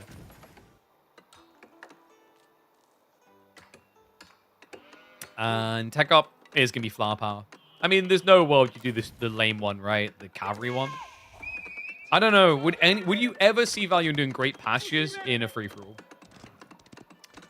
I don't think it's that good. Whereas flower power is sick. It works really well for boosting your economy. And when you get into late game and you have these huge 200 plus pop fights where it's not moving, 25% attack speed breaks it open, you know?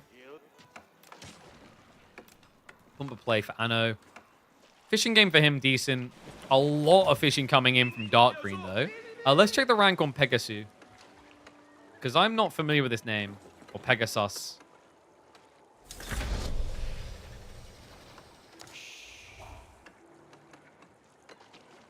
$22.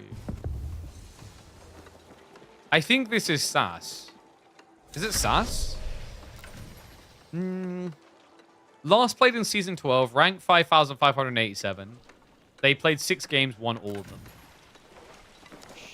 Oh, no. I think this is just a friend of Carlo's. Because Carlo plays 3v3s with them a lot. But just ironically from Turkey as well. Some weird crisscross going on here. What? Wait, how is that still part of the crossing? Like, what? It's so hard to actually see where the crossings are with this biome. Very shibaty. Okay, so Kilyadi, what's he doing over here? He has got Frangian Arsenal coming in. He's just going to be booming like wild. Oh yeah, I forget. I always forget that. Do you guys remember this? The town center accrues silver. It's such a weird mechanic, actually, because you just don't think to look. But yes, it does count for silver processing. So he's generating silver off of the town center passively every minute. Who's Carlos? Carlos is a guy from Egypt who regularly organizes a bunch of show matches and tournaments and whatnot. Guy's got more disposable income than me, so I salute him for it. But he drops a decent amount of money into the scene. Like, we just had a 2v2 tournament just before the main event of the League Classic began, and he put $1,000 on the line for some of the players on that one. Arab Prince? Yeah, but, like, he's not... But, like, he's not Saudi or... like, he's not from the country... Like, I feel like when someone says Arab Prince, they have this idea of, like, Saudis or Dubai, but he's from Egypt. He might be an Egyptian prince, I don't know. Does Egypt have many princes? I don't think they do, right? It's not the same as the Saudis where they have hundreds of princes. You guys know about this, right? Like, there's a lot of princes in those countries because it was essentially, like, all these tribes at the time. And then, obviously, like, the oil rights came in. Then they formed into a nation. And then you have... I don't even know how many princes officially in line for those thrones. It's a lot. So, deer gathering north side. Everything's very chill so far. Egypt has no royalty at all? At all? Because I know they have a modern governorship, don't they? A military, sort of military, yeah, it's sort of military dictatorship. Ah, okay. Well, I wasn't sure, because you know how some of these, like, the like, eliminations of royal families or whatever, but they almost keep some around as mini figureheads, not in the same, like, degree as the UK. Or it's almost, like, accidental they still exist, but when you get to modern times, a lot of them just kind of shrug and say, they've renounced power, we don't care. That's still a thing in some countries, right? I'm not imagining that. Or am I?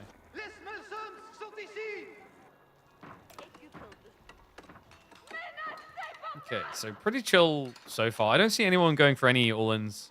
I feel like B might be forced to it. His positioning is kind of terrible. He's stuck between two players, and they are two of the highest ranked players in the lobby. He's got Corvinus on the left and Anatan on the right. Ay, ay, ay. And he's got Beastie just to his east. There's nowhere to go. Sake Brewery's coming in the meantime. Sets it up loose so you can get the full benefits of Matsuri, which has no value right now because he hasn't built a single hot dog stand this entire game. They're now finally coming out, but they're going to take a while to start generating. Constitutional monarchy? I'm trying to remember if that's... Is that the term I'm looking for? That's what we have in the UK, right? But like what I'm saying is there are other monarchy forms where the like full power has been taken away from the royalty. I mean, I guess that's kind of what we are in the UK. But we have a lot of weird interlaps where tradition makes it kind of matter, but it doesn't.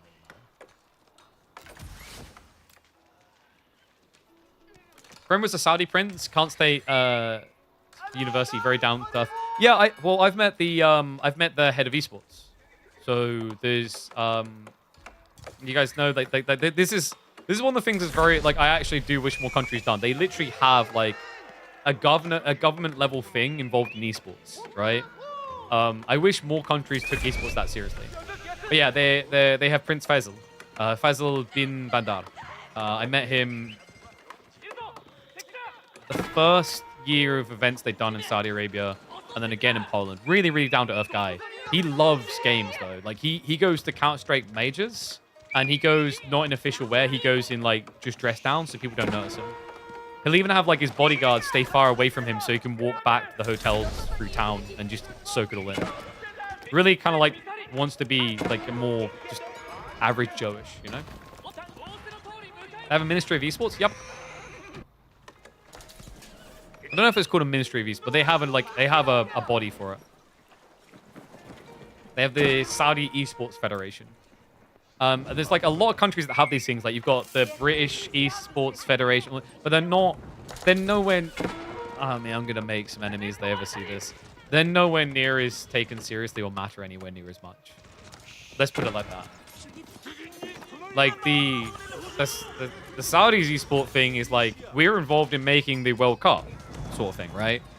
Whereas like the UK one and the French one, they go to like these conferences with other people from this federation, other countries, to talk about problems and things in esports. But like that's kind of it. And then they try to help advise and tap into government, but it doesn't work because the government doesn't care in most cases.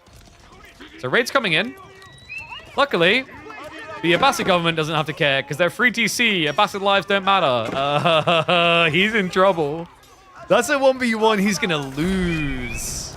Free TC versus fishing. This is gruesome. Now it's Samurai just going to keep spamming out. He's still age 2. He's got a whole minute and 15 until he reaches age 3. Looks like Elio might be first out. I mean, he might survive long enough to not be first out, but there's not going to be anything left of him. Guy's going to be picked to the bone. He's got 0 food income. Like, only one woodworker is gathering in his entire base right now. And he just got clapped. He wasn't prepping spears ahead of time. And, I mean, this is the thing with Bastards. They're always going to be slower on tech up, right? Saudis trying to reinvent themselves, not just oil, so they do loads of stuff. Yes, they do, like, traditional sports, esports. Well, this isn't just a thing with Saudi Arabia. This is the thing with the Middle East in general, right? Because the thing is, a lot of these Middle Eastern countries realize that, like, oil has been their jam. It's made them very rich. But it's not going to last forever. The reserves will run out eventually. So you never want to, as a country, hedge all your bets on one industry, if possible. It's dangerous. It's volatile, right? Because it's not just that the resources could run out. It's that the demand of something could completely evaporate overnight, right? Like, people don't really care about coal the way they used to. So countries that were dominant because they had coal mines a long time ago, not so much these days. So, like, that's one direction you go with, but it's also just not going to last forever. And are you kidding me? Dude, Starflock came in as well. All right, this one's historically accurate. Got Abbas's up against Ottomans. Just leave him alone, man. But yeah, to the point, what it means, the Saudis, the Divines, is that the... What's the name in that? Divines, is that correct? Basically, a lot of Middle Eastern states that have are oil rich are now trying to build up their tourist industry because tourism is a infinite value market, potentially, right? Like, it's not a resource that's going to run out. People are always going to want to travel. People are always going to want to go on holiday. People are always going to want to see things. So this has been a very big move into tourism and entertainment for a lot of the Middle Eastern states at the moment. Cigarette companies in the A's massively diversified. Yeah, that's kind of wacky, isn't it? Like, it's actually weird when you go down the rabbit holes of certain companies and the different things they own.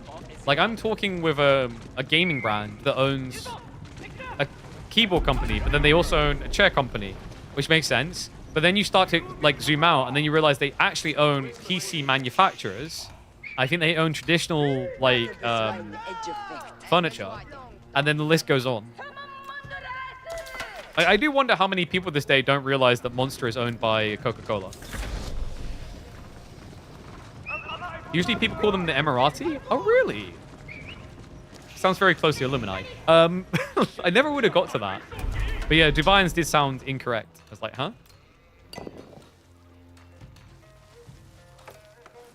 It's almost like streamers who also own a talent agency. Hey man, I've just got to like make sure I can piggyback myself in on the zero space deals for like Viper, you know? Kappa. You don't know that about Monster? Yep. Another fun one is when you look at Pepsi. Pepsi have like a lot of subsidiaries you wouldn't expect. Like it's very weird. They own Walkers, for example, and Rockstar. So Walkers, the crisps or chips, whatever you call them. Rockstar, the energy drink. Yeah, it's weird. Smiths. Gatorade, they own Gatorade. KFC and Taco Bell? Wait, does Pepsi own them too? I didn't know about those two. Oh, damn. All right, so we're getting some more clashes here. It looks like the wall up has gotten a little bit messy between the two. Nobody has been eliminated yet. And yet, despite this detail, Kilyadi is still second lowest on score, only behind Alyona, who just got double teamed. Taco Bell and Pizza Hut. Interesting. Well, Pizza Hut's dying anyway, man. Pizza Hut's going to disappear in like the next 10, 15 years, I think. They just don't... Pizza Hut don't function. They do everything not better than anyone else, is their conundrum. They're a mid-level dining, so they're not the cheapest. They're not extravagant. And people will either... Like, most people fit in between the two. They either don't have enough money to get something extravagant, or they'd rather get the extravagant experience. And then also, I don't know if you guys know this about Pizza Hut. This is very weird. I think it's in the UK specifically. It might be elsewhere as well. They're two different companies. There's the Pizza Hut restaurant chain, and there's the Pizza Hut like delivery service type thing, right? They are separate companies. They're separate entities. So the one successful arm is the delivery one, but the face of the business has been restaurants, which is failing. It's very weird. The clash coming in. This is not looking weird at all. It's pretty much looking like everything we've seen so far. Elyona's gonna get completely destroyed again. I'm just kind of like, this is bullying at this stage, guys. Can we just leave him alone? Oh my god, it's like Beastie sees the Emma8 name tag. He's like, I'm gonna destroy this guy. This is my land. It's like, it's not Maria Lord, it's Alyona. Have mercy, man. It's okay, though. He's still got 84 villagers because lol, a bastard thing. Problem is, he's about to lose his king. So Beastie looking to strike for that first king kill. No one's going to come and help. 07's in chat for Alyona. He can now start up a French cast game. Man, I'm first. Oh, the final stand. Da da da da da da da da da.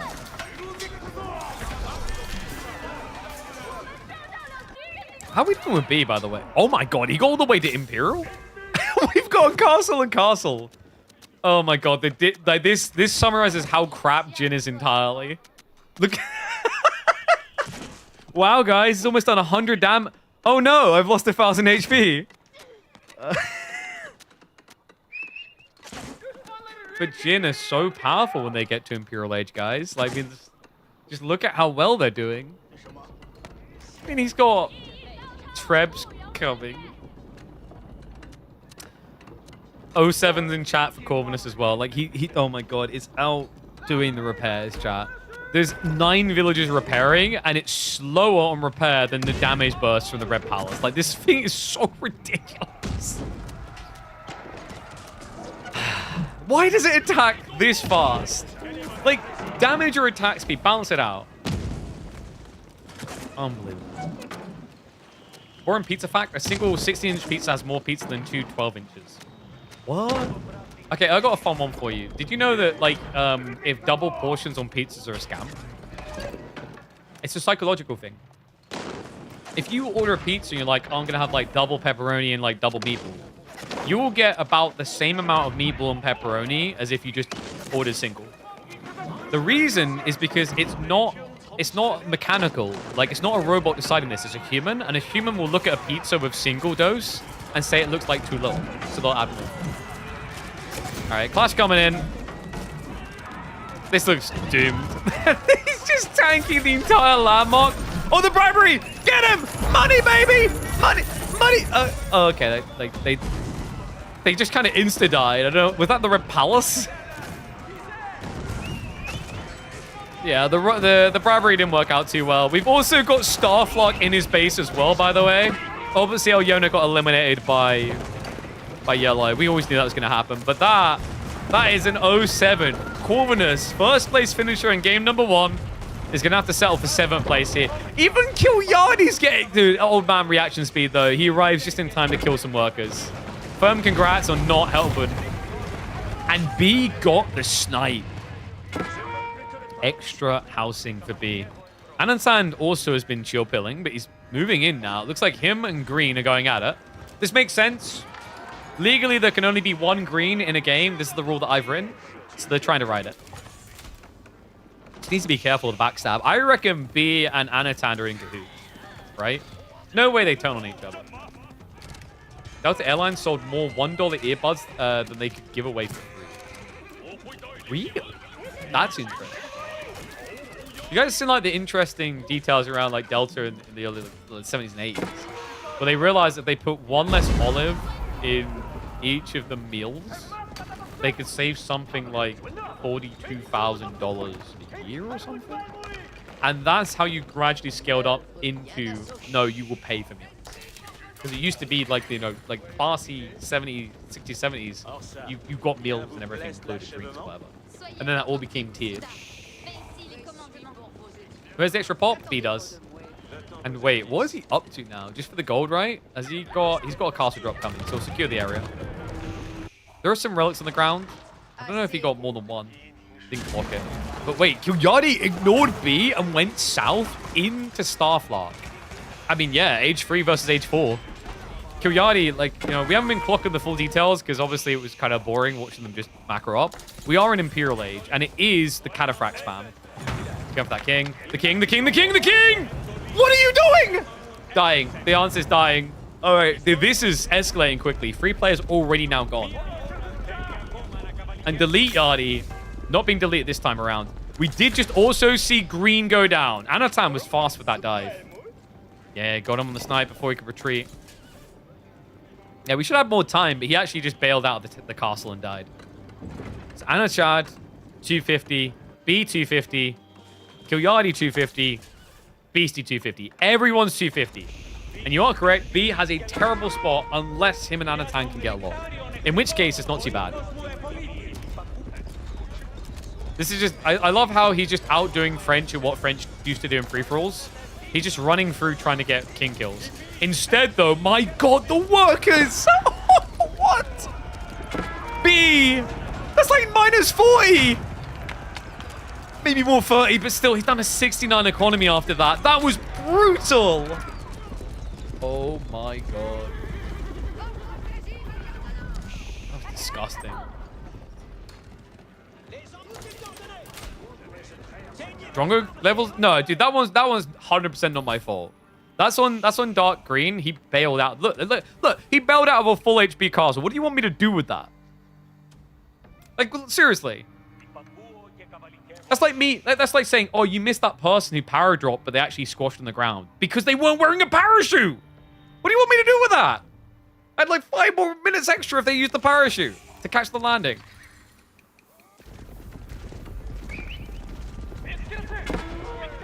I caught the last one? Yeah, but that was different. It was Kilyardi moving. You notice when Kilyardi moves. Because it's usually just so still, because he's napping. So when he moves, you just like, oh my god, I've never seen that before. But wait, we got Republicans? Basically like, nah, that's a bad idea.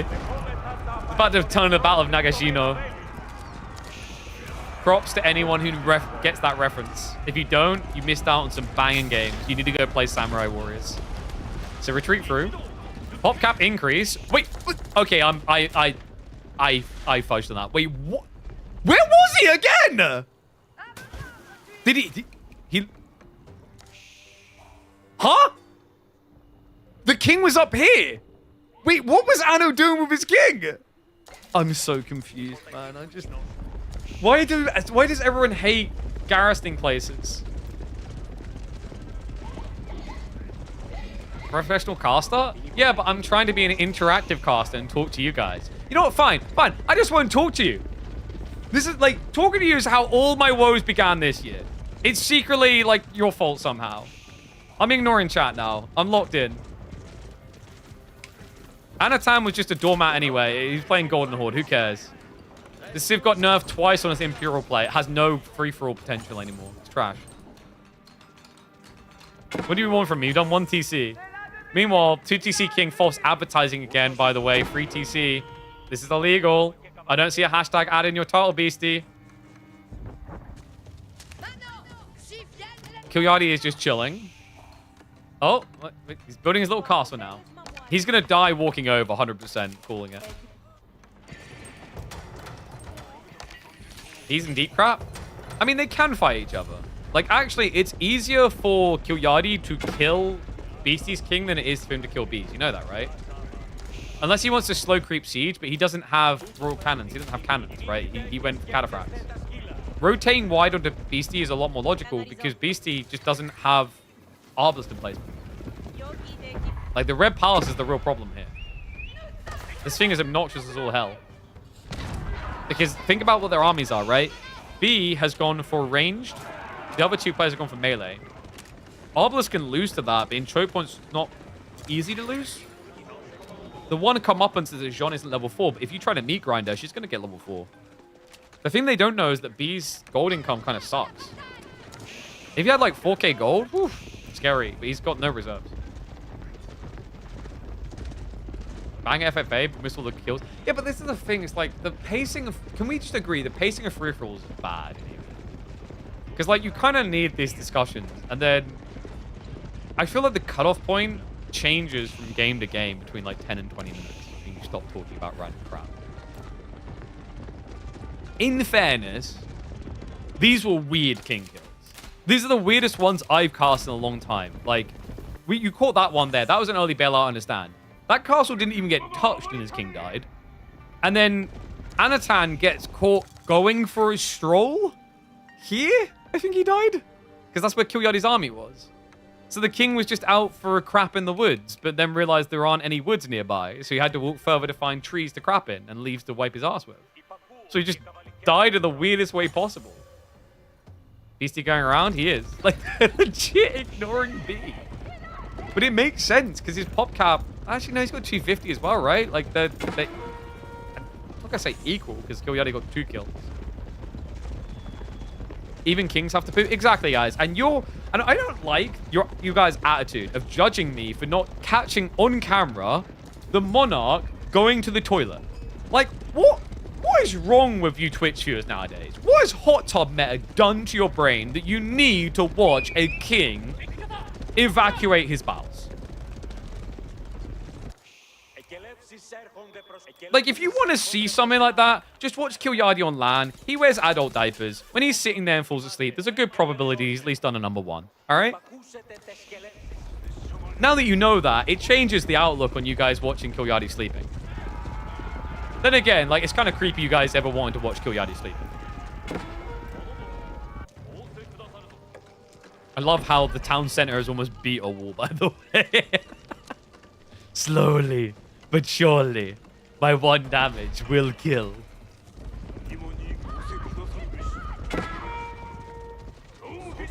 King craps in the woods. How do we know if we ain't there to hear it? Because you hear the kill. It goes when he dies. It's when you know that a Radari offered up his sword to wipe the guy's ass with. How do you know about his diapers? Like, you guys weren't there. It has a smell.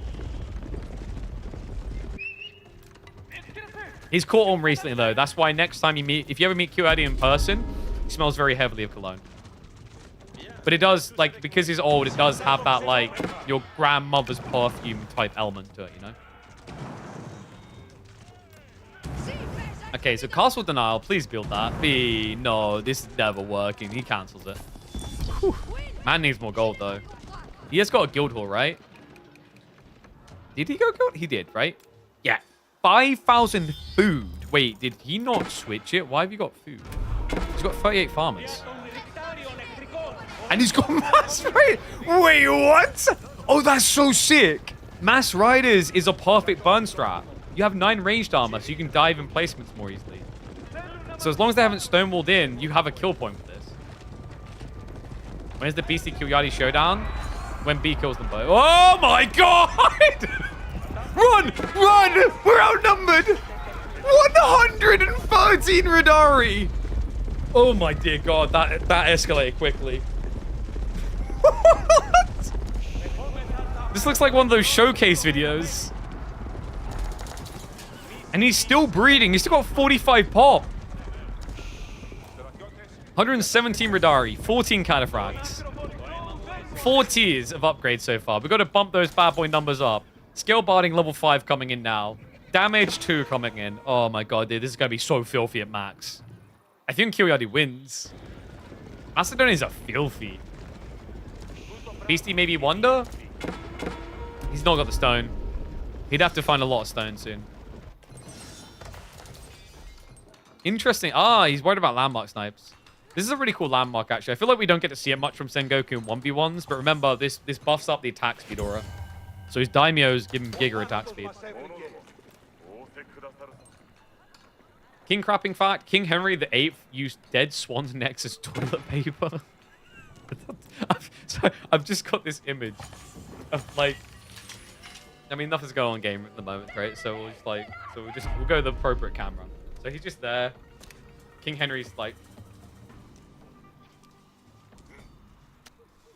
Oh, that was a messy one. Oh, swan. That's all. Now you've got it in your head as well. Just this casual guy in the woods, just like a swan casually walks by and he just quick snap neck go.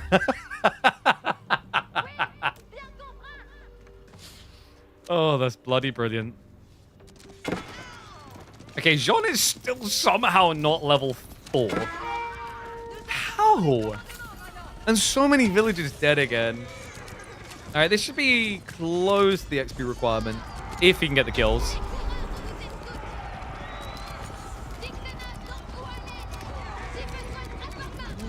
Can he get it on the chase away? I mean, he's going to get it passively at this rate. But oh my goodness. The Roden King from the north. He's riding in. And Kiyoyadi, he's busy watching B. Wait, why are you not guarding your king? Oh no, dude, he's so dead. He's so dead on our screen right now. The bombards, it's 4 bombards. Just break the immediate wall, break the immediate wall. Now, open her up, open her up. FBI, come on. Is he going for the castle? No, come on, just get in there. FBI. Give us your laptops, your chairs, and any cocaine you may have on the premises. I mean, DEA. Oh, God, he can't get away. That's just Kiyoyadi dead. That diaper has most definitely had a number 2 in it. There are only 2. Drama alert. It's B versus Beastie. Beastie with a 50 extra cap? Yeah, 50 extra pop cap. What's up, Camian? Appreciate the gifted sub, buddy. Thank you very much. All right. You have to go straight for him, right? But my god, the Magano line. Triple castle defense is hard for Arbitrary to get by. And where is his king, right? His king is still in the starting town center this whole time. Yeah, and people thought B was going to die, huh? Oh, man. How many samurai? 75.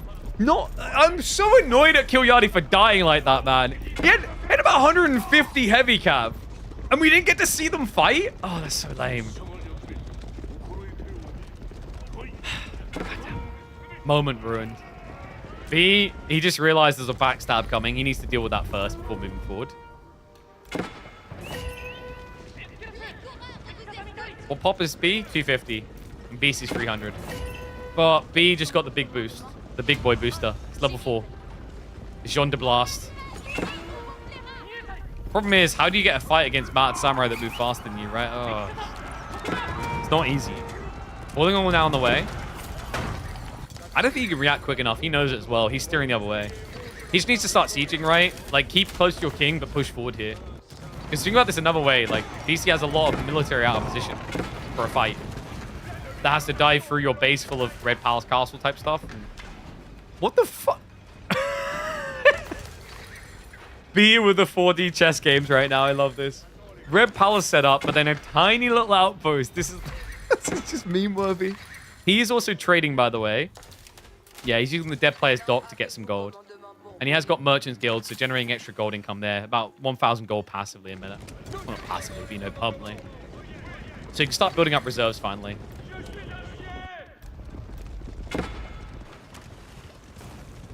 Cannons are now starting to open up the walls. What do you guys think? Ones, if you think that Beastie's going to win this. Yellow's going to win this. Twos, if you think purple is.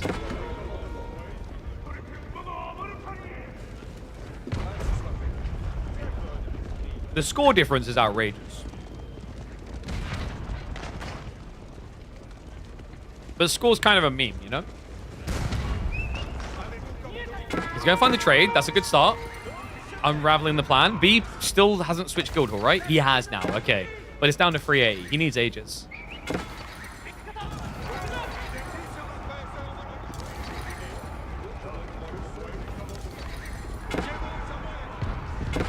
John's riders aren't going to win against Mad Samurai, right? I think the goal is just to bog them down so the crossbows can catch up. It just takes so long. And with the extra, like, this is the thing, with the extra military, Beastie can split. He could have two armies, really, hitting you from both sides. Speak of the devil, and he shall emerge. Cannons do pull back early. But now, look at this is like watching Mongols against an encamped city. Right, this is the Mongol siege of Kiev. Ay, ay, ay. He's coming in from both sides. TC starting to be torched. King's not there, does realize it. Starts to steer on the other side. He's looking for it. I mean, he knows where he is, right? Like, he could have scouted this. What's up, Brit boy? Thank you very much, buddy. Appreciate the sub. Years worth of subscription manga. Hell yes. Well, I don't drink beer because I can't. You know, that was pretty offensive for you to remind me of something else I can't have. I mean, cider beats beer anyway. There, I said it. B, he's saying, screw this, he's going. Marches forward, breaks through the walls. John de Blast. Oh my god. The mango spam. 10 mangoes. CG Cutie mode activate. It's a strong backline. It's CG Samurai. Pushing up with Voldequins too. Wrap around the back. Riders trying to find their target. He's clustering on top of it to protect the mangonels. Good wall of bow. Smashes down the arbors. Half price deal on the arbitrary. Mango's now in A-click formation all over the place. Can he hold? He's holding strong at max population. Just needs to keep the troops pushing on the same location though. Meanwhile, B, he's hemorrhaging fast. He looks like he's dead. No front line left here. Arbitrary already getting obliterated. John de Blast can't carry her own. The Valor's inspiration runs out. And she's just got no firepower left to offer. Yeah, I mean, Beastie, he didn't even move. Just the regurgitation to 300 pop. Like, it didn't even drop more than, I think, 5. Now, 6 mangoes still left alive, 5 bombards, and 100 mad samurai. It feels like it's over for B, right? Like, I just don't know how he keeps up with this. He's got 800 food income a minute, which is abysmal. 350 gold. Dead. Dead as blockbusters. Is that a new thing on the chat? He's blockbusters at this point. Arbitrary can barely assist with the mango push up. Creeping into the base, looking pretty good for him. Mango smashes. They catch the arbitrary again. Looks like Jean de Blast is trying to go around the back, but 6 damage. He's got no fuse. Oh my gosh, he's so bad. That much damage. No full scare away now.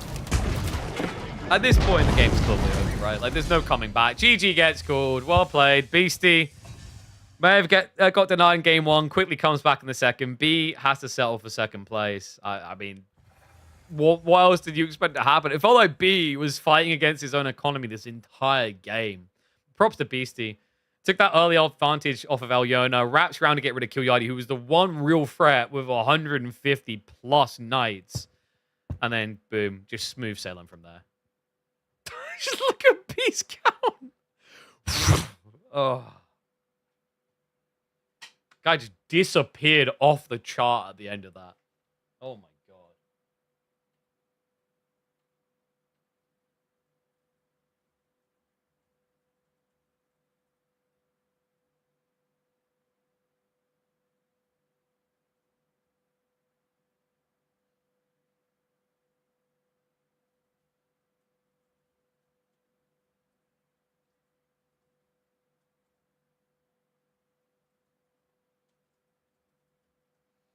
I don't know, I've called that one the largest force the world has seen sends them abroad. It's so appropriate for the Kilyadi death, man. It's so appropriate. It's like, wow, that's a pretty scary force. Be a shame if none of them were there to protect their king. Oh my god. What a game.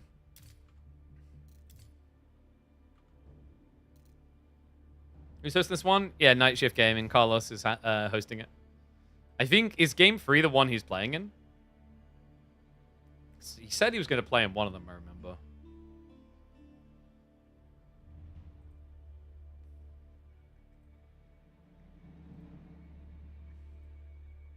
Let me have a look.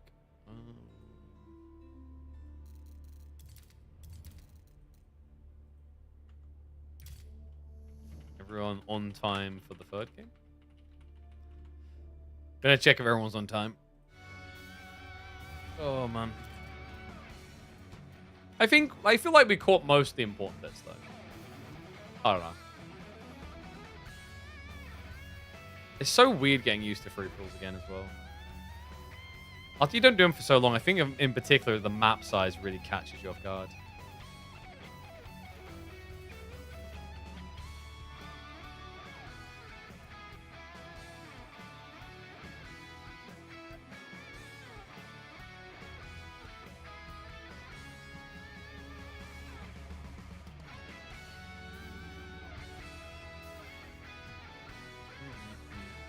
Sorry, just respond to one of my other guys.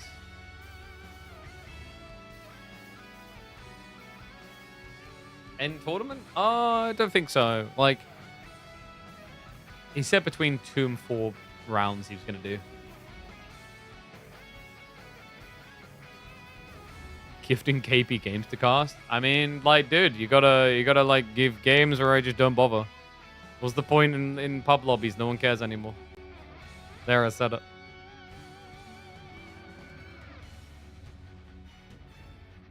I was thinking that there's some things we could check out in a little bit, though.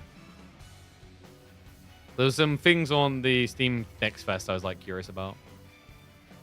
Like, we might check out Corsair Cove.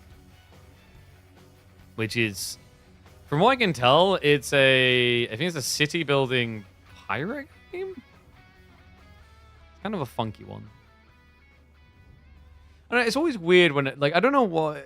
I don't know if anyone else feels this way about demos. It's very weird with strategy demos in particular. Like when you, so like I had this with the Anno one. You guys remember? I was angry about the Anno demo because I just don't think it's the type of game that makes sense for a demo because of its style and design. It's like it's illogical to have it cut off the way it does. You know, even as a kid, I hated strategy demos for this very reason.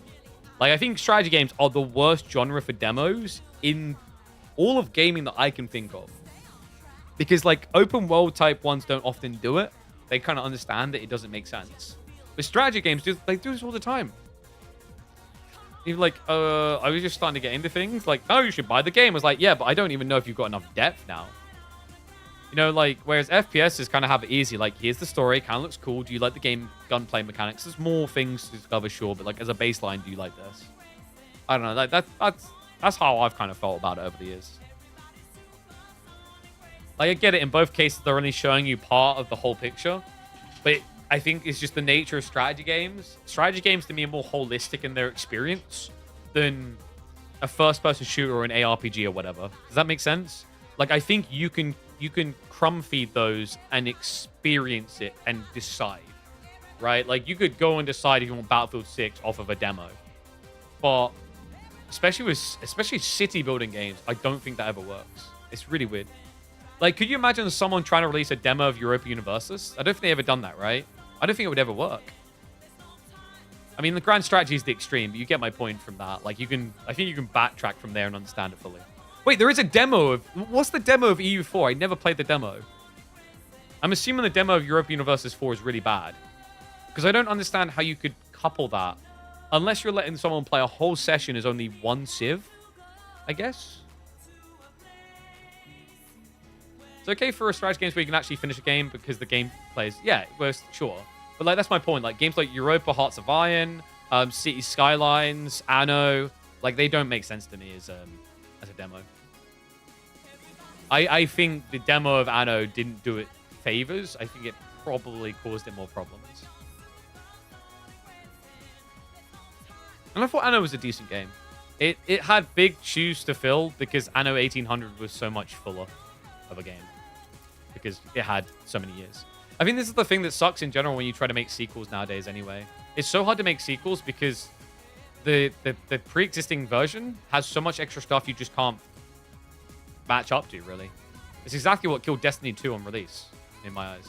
I think Destiny 2 was a terrible game release and took ages to get to a good place. Because all the changes made by the Destiny 1 development team to make it good weren't there for 2.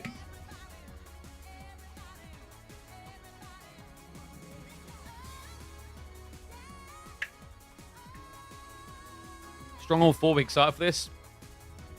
It doesn't really rustle my jimmies in a good way. Rustles them in a bad. Stronghold 4 to me looks, and I'm hoping I'm wrong. You guys don't realize how much I hope I'm wrong, but like this game,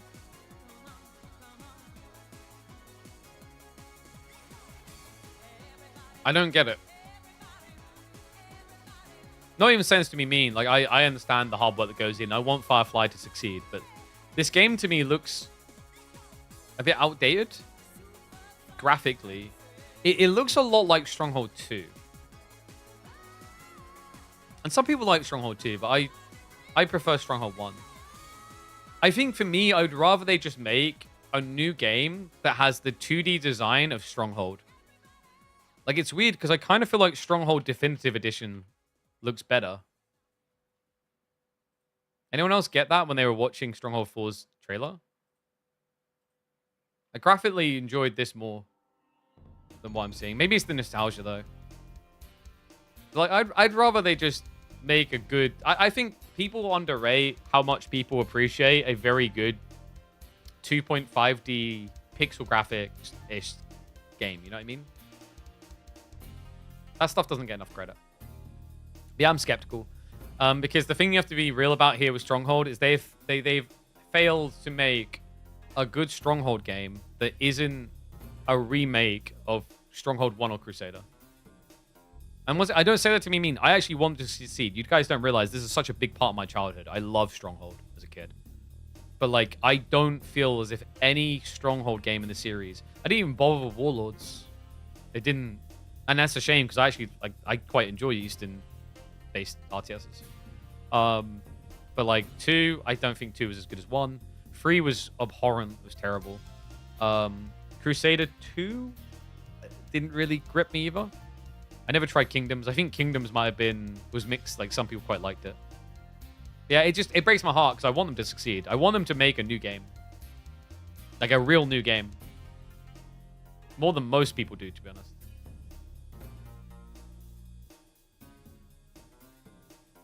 Isometric graphics always hit different? Hell yeah. Like, it can be just as iconic. I think if someone made a new Cossacks and it was exactly the graphical style of Cossacks 1, just better quality, people would go crazy for it. If Age 4 had same graphics as Age 2, I don't think I would enjoy it as much. Not a fan of 2D, actually, but I understand a lot of people are. Yeah, but it depends how you do it. Like, are you telling me looking at those graphics, you prefer what they're trying to do with Stronghold 4? I think RTS has also been one of the most criminal genres in history for this. Like, I still remember the early day 3D RTS games. They will never be truly iconic because they just look like absolute ass cheeks. There's some exceptions like Warcraft 3, right? But, like... there's a lot of games that had cool mechanics, but they're so ugly to look at now, it's hard to go play.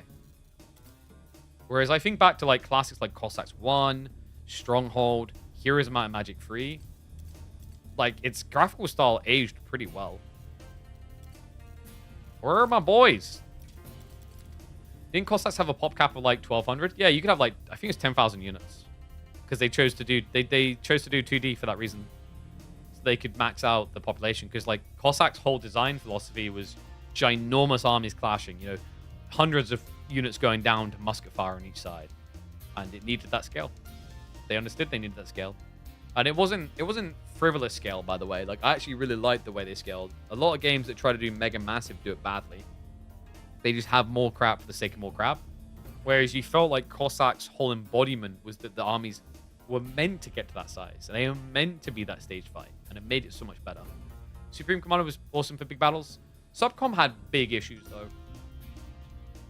I think Supreme Commander is exactly like is a classic example of what happens when someone technically minded gets too much control in a project. And I say that as someone who the other week said that Chris Taylor is an underrated genius. He's one of the most important people in RTS history and doesn't get credit. But like the problem he had there is he was so technically minded, he made this game that no one could play because the PCs didn't work. So yeah, that's why you have to have a balance in the room of like the vision. You know what I mean? Like you always see that. Like I think Crysis this way as well. Crysis got lucky for years that it lasted as long as it did. Like Crytek making Crysis games, because like if you think about it, I'm gonna just like lay it out there. Were the Crysis games really that good?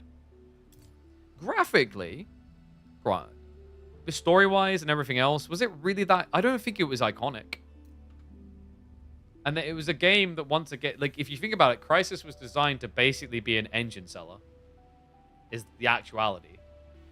It built a cult following, but like I don't think it's fair to put it on the same pedestals as like Call of Duty and Battlefields, you know, or Unreal Tournaments. Original Far Cry better than the Crysis. I never got to play the original Far Cry, but I see the appeal. I came in on Far Cry 2 and I felt morbidly disappointed. Far Cry 2 was a crime. Like the fact that you have a game where your superpower is you have malaria is stupid. The most boring mechanic I think I've had in FPSs. I still need... Far Cry 3 was good, though. I still need to go back and play Blood Dragon. And I very quickly got bored of 4. I never came back for the other ones. Was it Far Cry, I think 5 people said was good?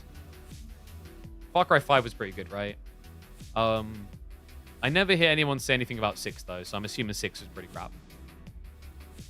And 7 will probably have NFTs, so yikes. Far Cry 5 is nice. Yeah, I should really play it at some point. It did look cool.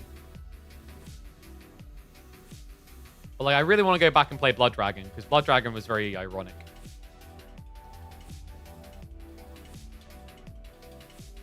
Far Cry 6 story is cool. Gameplay is the same as all, yeah. I mean, Far Cry 4's story sucked, though, right? Like, I just couldn't get into it.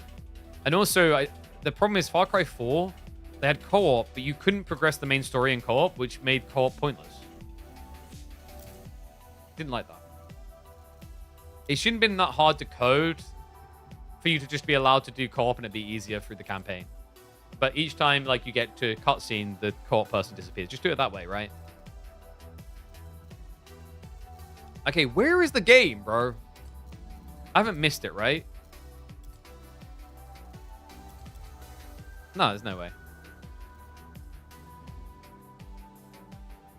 I am dying of old age.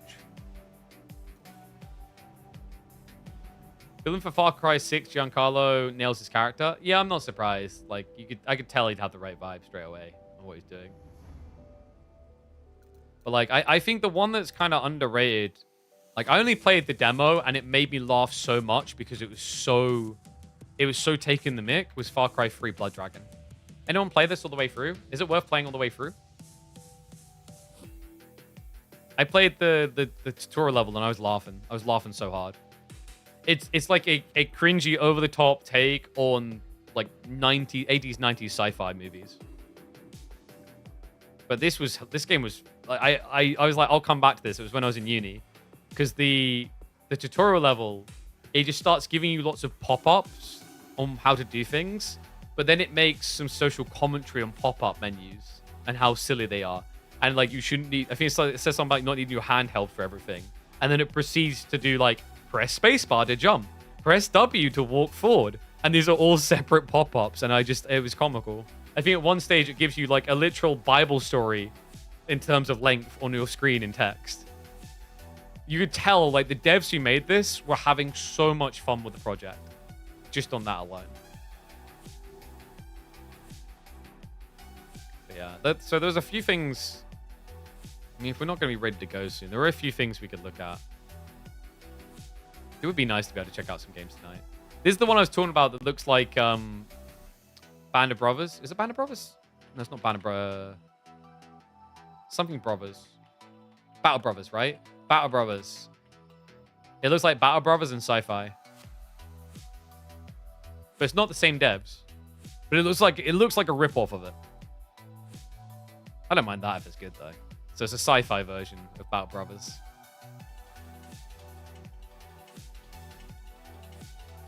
And then there was this one, County of Fortune, which looked kind of intriguing.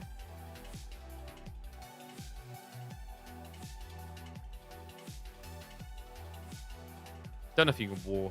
I want a war. And then there was Nebulous.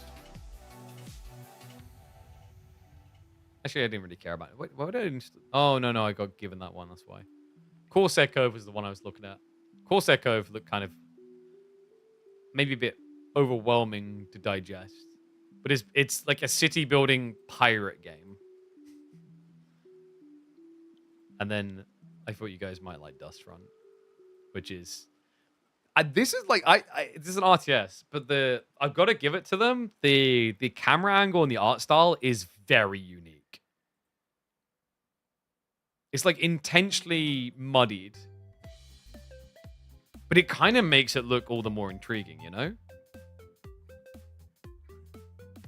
This reminds me of that other. There's a single player RTS being made that looks absolutely epic. It's inspired by Red Alert 2, but sadly won't have any multiplayer at all. It reminds me of that. You guys know the one I'm talking about? Have I played Bell right? I haven't. I've heard the name before. Is this an MMO? Yeah, open world. Okay, not necessarily MMO. Okay, let's see if the game's ready.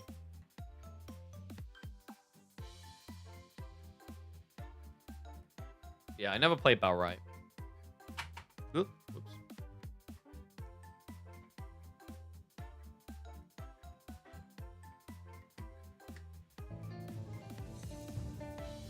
Oh yeah, Esposito's really talented.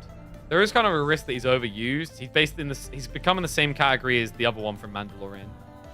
You got to be careful. Sometimes, like, people get very big fatigue on certain actors when you regurgitate them, like some have been. Like, if you look at people's opinions of Pedro Pascal from Game of Thrones to Mandalorian, drastic difference. He does still have some good ones. Like, I think he's brilliant in Game of Thrones. I think he's brilliant in Last of Us. I also think the girl in Last of Us gets a really bad rap because people are way too obsessed with her looks. Like, acting-wise, she does a good job. All right, game's finally ready, Pog.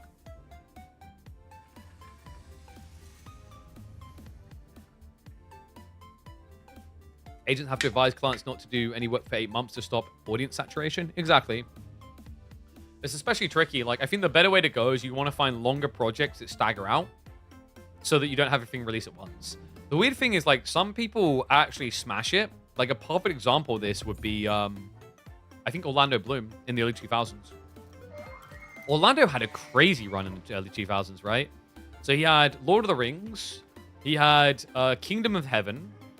He had Pirates of the Caribbean and Troy. Now, everyone hates him in Troy, but you're meant to hate him in Troy. Kingdom of Heaven, I need to go back and watch the director's recut because it's so much better from the clips I've been seeing. And then obviously he's great in Pirates of the Caribbean. But like that, there are situations where that can actually work out. But the thing is, I think you have to make the role so different for it to work. And the sucky part, the reality of like Esposito as well as Pedro Pascal is it feels like they're making him play the same character to a certain degree, different environment, same character. Does that make sense? I get that Mandalorian is very different to what Last of Us is meant to be, but it doesn't feel like the actor doesn't. The problem is you can do all these different roles when the actor becomes the the character. It's when the actor is the actor. Like, if you have Ryan Reynolds do 12 movies in 4 years, it's all going to be Ryan Reynolds. Eventually, it will become fatiguing. Right? Difference is like Daniel Day-Lewis. Daniel Day-Lewis does a role, and he's the role.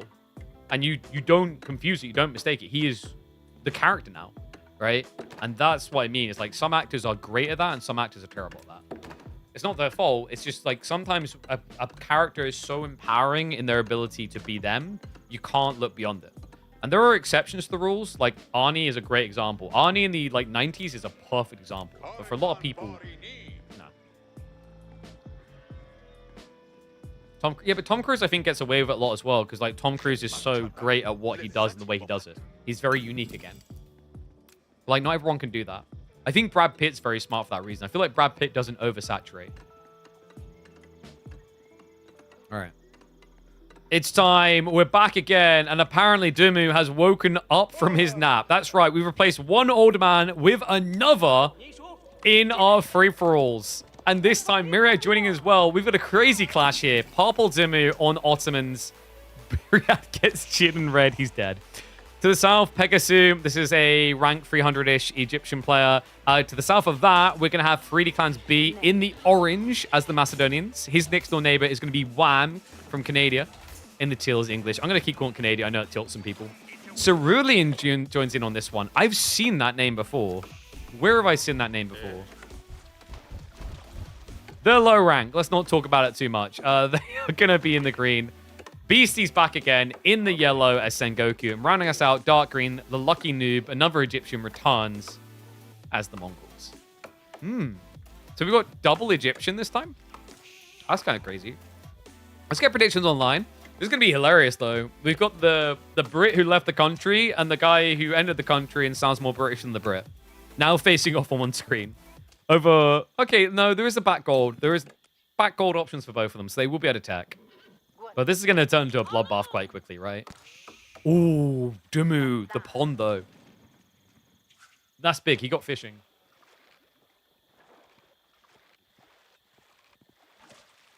Kill Pigeon Guy dominates the AoE forecasting scene. Ha!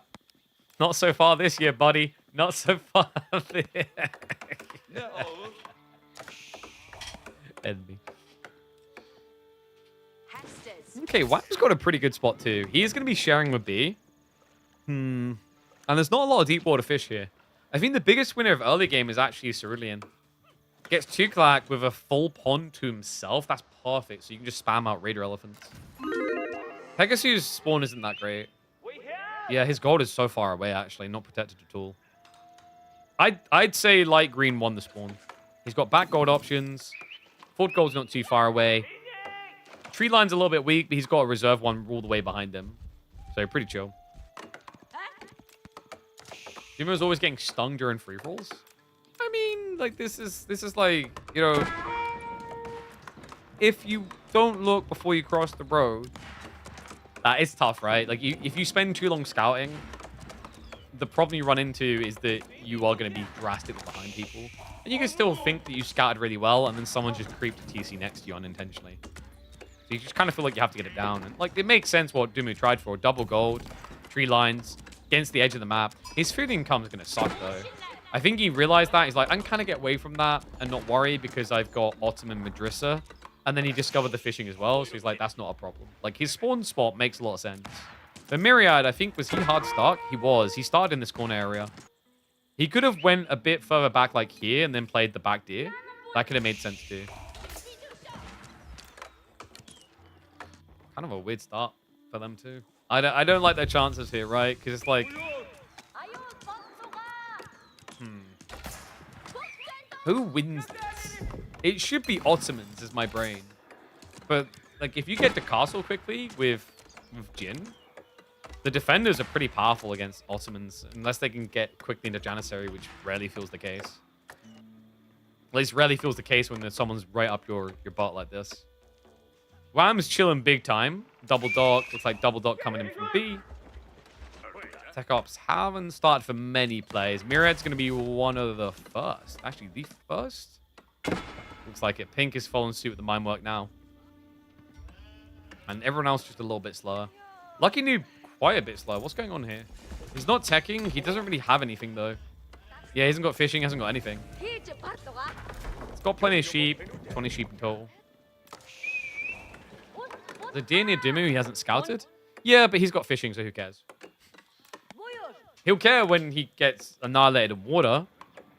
Actually, like, Sengoku doesn't have any overwhelming advantage on water, right? They're going to have the Matsuri buff gradually. Has he built hot dog stands? He hasn't got any, though, so he's got no buff coming in. Whereas Ottomans, they get cheaper docks, so that allows them to boom fishing a bit quicker. But he was obviously slow to arrive. So Beastie, yellow is already up to 11 fishing, and purple's now at 10.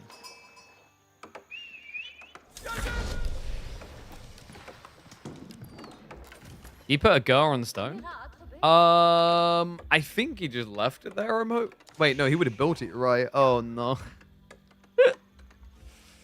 Lucky noob. Can we look up his stats quickly? I'm curious on this one. He's ranked 827.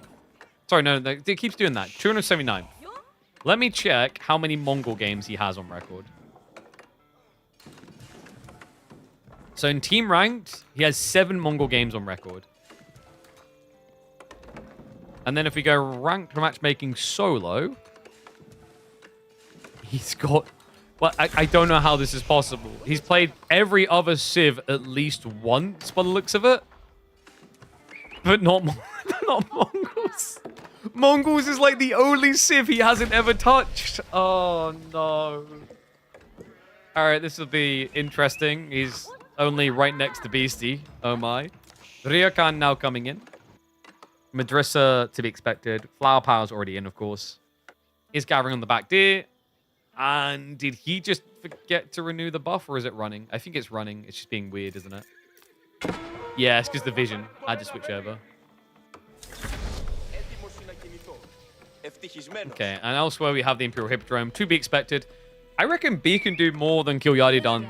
He's got the power orange. He's got the Macedonians this time. Apparently, Macedonians always appears when you pick orange, is what we're learning from this game so far. Yeah, like, to me, Kilyadi, he bulked up really well. He just didn't have that killer instinct moment, right? Like, you know, I can say that. He killed 2 players. You've got to give him credit where credit is due. But the awareness game, when it got down to 3, right, that vision is so important. The fact that he got backstabbed, despite the fact he had 150 knights, was crazy. Wham's now teched up in the Feudal 2. Should just be standard Abbey of Kings. Stone Gathering, so we will be getting multi-TC English. He's aware that he's going to lose water to Macedon. No. No, that's illegal. That shouldn't ever happen. Macedonian on water? Chat, is this the first time we've cast Macedonians on water ever? I think so. I don't think I have ever had the pleasure of casting them on water. Oh, and he snuck in a repair. The bone continues. He's going to lose water to Macedonians. I can't believe it. In fairness, he's gone stone, so he's kind of doing this to himself. I mean, he's going naval arrow slits, but I think this is too slow against Romans. So they're just going to try to creep in. If he sees it, though, it's an easy deny. And he starts to burn them. One villager about to go down, gets out of range just in time. But now with the Warrior Scout here, the Hippodrome Scout even better than the Warrior Scout. No, don't run away, you coward. Go in. You sharpened your sword for 15 nights for this very moment. It's just about hard enough to cut through a loaf of bread. King's now coming. He's going to camp close. The demo. Wait, the demo? What? It's getting weird. It's getting extra weird. Double demo chasing. Good split there. Villagers go back to work. Scout's going to dive back in. Burn comes through. Double kill. Oh, God. This is so weird with the reload. Double kill. B's dominating him in this fight, though. Freed Roman's still alive. Dog does keep getting repaired, so credit to Wham for that. He has got double arrow slits now. But I think it's inevitable. And especially with that. No, horseman! Okay, B's played this so well, guys. What you got to realize is the English suck against horseman dives. They need spears, but he's putting everything into water. And the Hippodrome horseman in particular is going to be absolutely frustrating. Villagers again. No, don't do it to yourself. It's bad news, man. It's bad news. That's so frustrating. Demo ship. No, that's the wrong target. They dive in. Villagers scared off again. This is the most messy Macedonian on water experience I could ever imagine.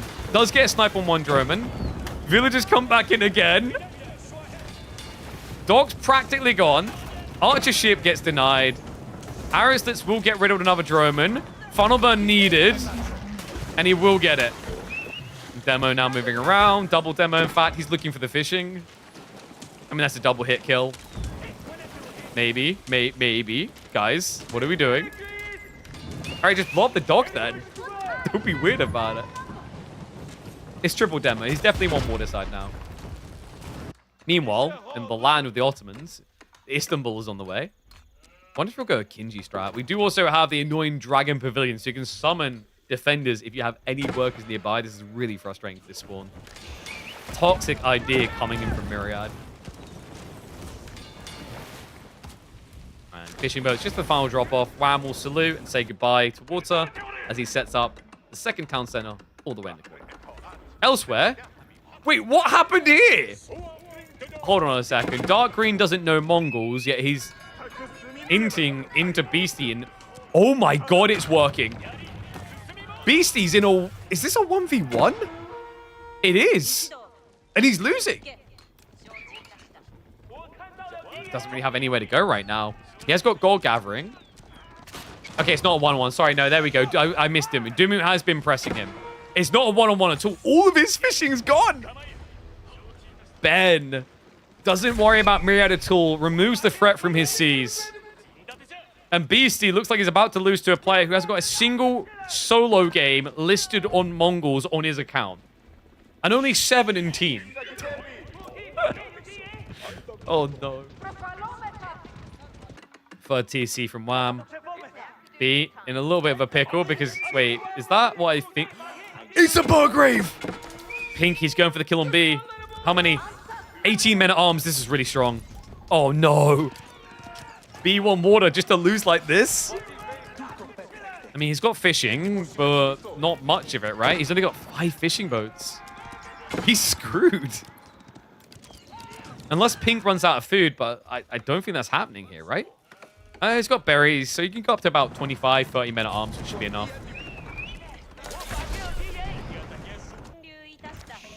Dark Green coming in now. I've seen Doom kill him. Yeah, we just said that. How far behind are you? You need to buff. So the combined efforts of Dumu and Lucky Noob seem to have brought Beastie to his knees. Because like, there's nothing else you can do now, right?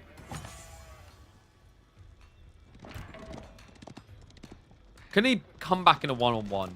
Possibly. It depends on how many archers Green has. He's got 12 archers, 12 Keshiks.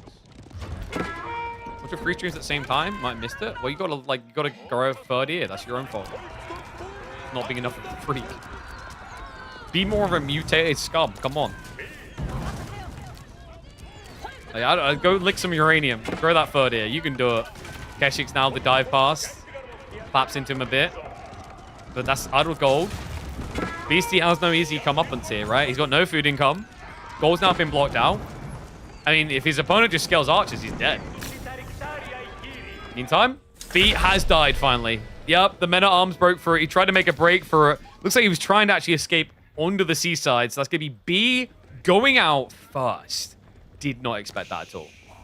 B and Beastie likely to be out first, second. Unless Pink can get another. Oh, no, dude. No, no, no. Where's Wham's king? Oh, he's right here. Guys, I think he's dropped. Pink is so damn strong. Pegasus, he's at 26 men at arms right now. Finds the third TC. 4 Rams now. That's breakpoint. Pink v Purple is just still a weird stalemate. I just love how Myriad ended up over here with both trade posts. I mean, there are no others on the map, I don't think. No. But it's just weird the way they spawn. It just looks like some sort of weird Chinese farm boon. Do you know why Pegasus prioritized B over Wham? Probably because he was closer, I would guess. Also, like, if you think about Macedonian versus English, and you see one's tier 2, one's tier 2, I'm probably thinking that the English has gone 2TC and is about to drop a white tower. I'm probably thinking Macedonians are, like, either cheating someone with Cav, or they're gonna fast tech soon, but like I'm not as worried. I guess like my vision on it would be I would assume the English economy is stronger to fight me back than Macedonian economy. Alright, Wham is got a little bit longer left. I'm more worried about Beastie's death being inevitable and about to arrive on time. 5 Rams move in. He's added in Samurai to try and make this harder. Green just needs to micro a bit. Goes off the spin. There's only 5. Guys, there's only 5 spins. There is legit only 5 spin. Come on. There's no way. It would take a divine miracle. Maybe Dumu sends the archership over to help him. That's the only way. As you can still keep him at bay. He's not denying the archers quick enough, so when he bails out, villagers, king, they're all going to be in trouble. And the Rams, they're already close enough to target. Goes to the snipe on the backside. No textiles either, so Beastie just hemorrhaging workers easily. 3 Rams still sieging the main TC. 1 more shunt and it's gone. Beastie, it's time to run, but there's no way to go. He comes out. He knows it. He's dead. King going down. As easy as 1, 2, 3. Beastie and B. 8th, 7th. Or 7th, 8th. Which is just wild when, like, look at the names in this lobby. Cerulean, Pegasus, Lucky Noob. None of you know those people. Right? Like, and yet, the 2 most known names, arguably, gone. And Mirad is indeed an Imperial. He's got Pagoda Forest, but uh-oh. Timu, he doesn't tear up. He gets the free bombard and he goes Trebs. I don't think Timu's cooked at all. I think he's cooking. Myriad has nothing. He's got 6 Zanma swordsmen and 4 spears against 14 knights, 14 Jannies. Nah. Timu's cooking him, man. Timu's looking like the front favorite here. Unless Pink finds his way over soon. And he's going for it now. He's going a little bit early, but the king's in there. He knows it. Tries to block him from an easy retreat. Janissary's in range. That's an insta-kill. The moment he bursts out, he's gone. There you go. Doesn't even try to move. GG. Myriad gone as well. Dumu now in a great position with fishing behind him. Plenty of gold nearby with the AKs. Tree lines as well. Like, he's got everything he needs. Pink, I don't think, knows about him. Let's have a look. No, Pink never scouted. He done a reveal up here, so he knows about these 2. He knows Mirai just died. Pink might go north because he just heard a kill happen, so you'd assume that a player's weak. I don't like that he's being very passive all of a sudden. He got 1 kill and then kind of vibed. I guess the problem, though, with this is as a Burgrave with no scaling. He doesn't have economy. So he had to back down at some point because he didn't even have an arc in. So I can understand where he's coming from. But now I'm worried that Pink won't live any further. Because Wham's going to be rebooming south side. You've got Dumu booming north side. And it is Schwabia. Schwabia is very strong at getting you countered. But you're now between 2 players. And I assume Wham knows where you are. Dumu scouted you with the trees and with the reveal. So he knows you're in this area somewhere. And you are the closest player to him. So, like, you're the most logical target. Mongols are on their way up to Kurotai. Lucky Noob says I've done everything I meant to in this game. It's got 250 pop cap, guys. Woo! With only 85 population, we might be here a while. And the Raider Elephant, Cerulean, has 1 clear idea in mind. He's so fat. I'm not shaming the elephants. I'm talking about the fishing. 43 fishing boats. He's hungry for a kill.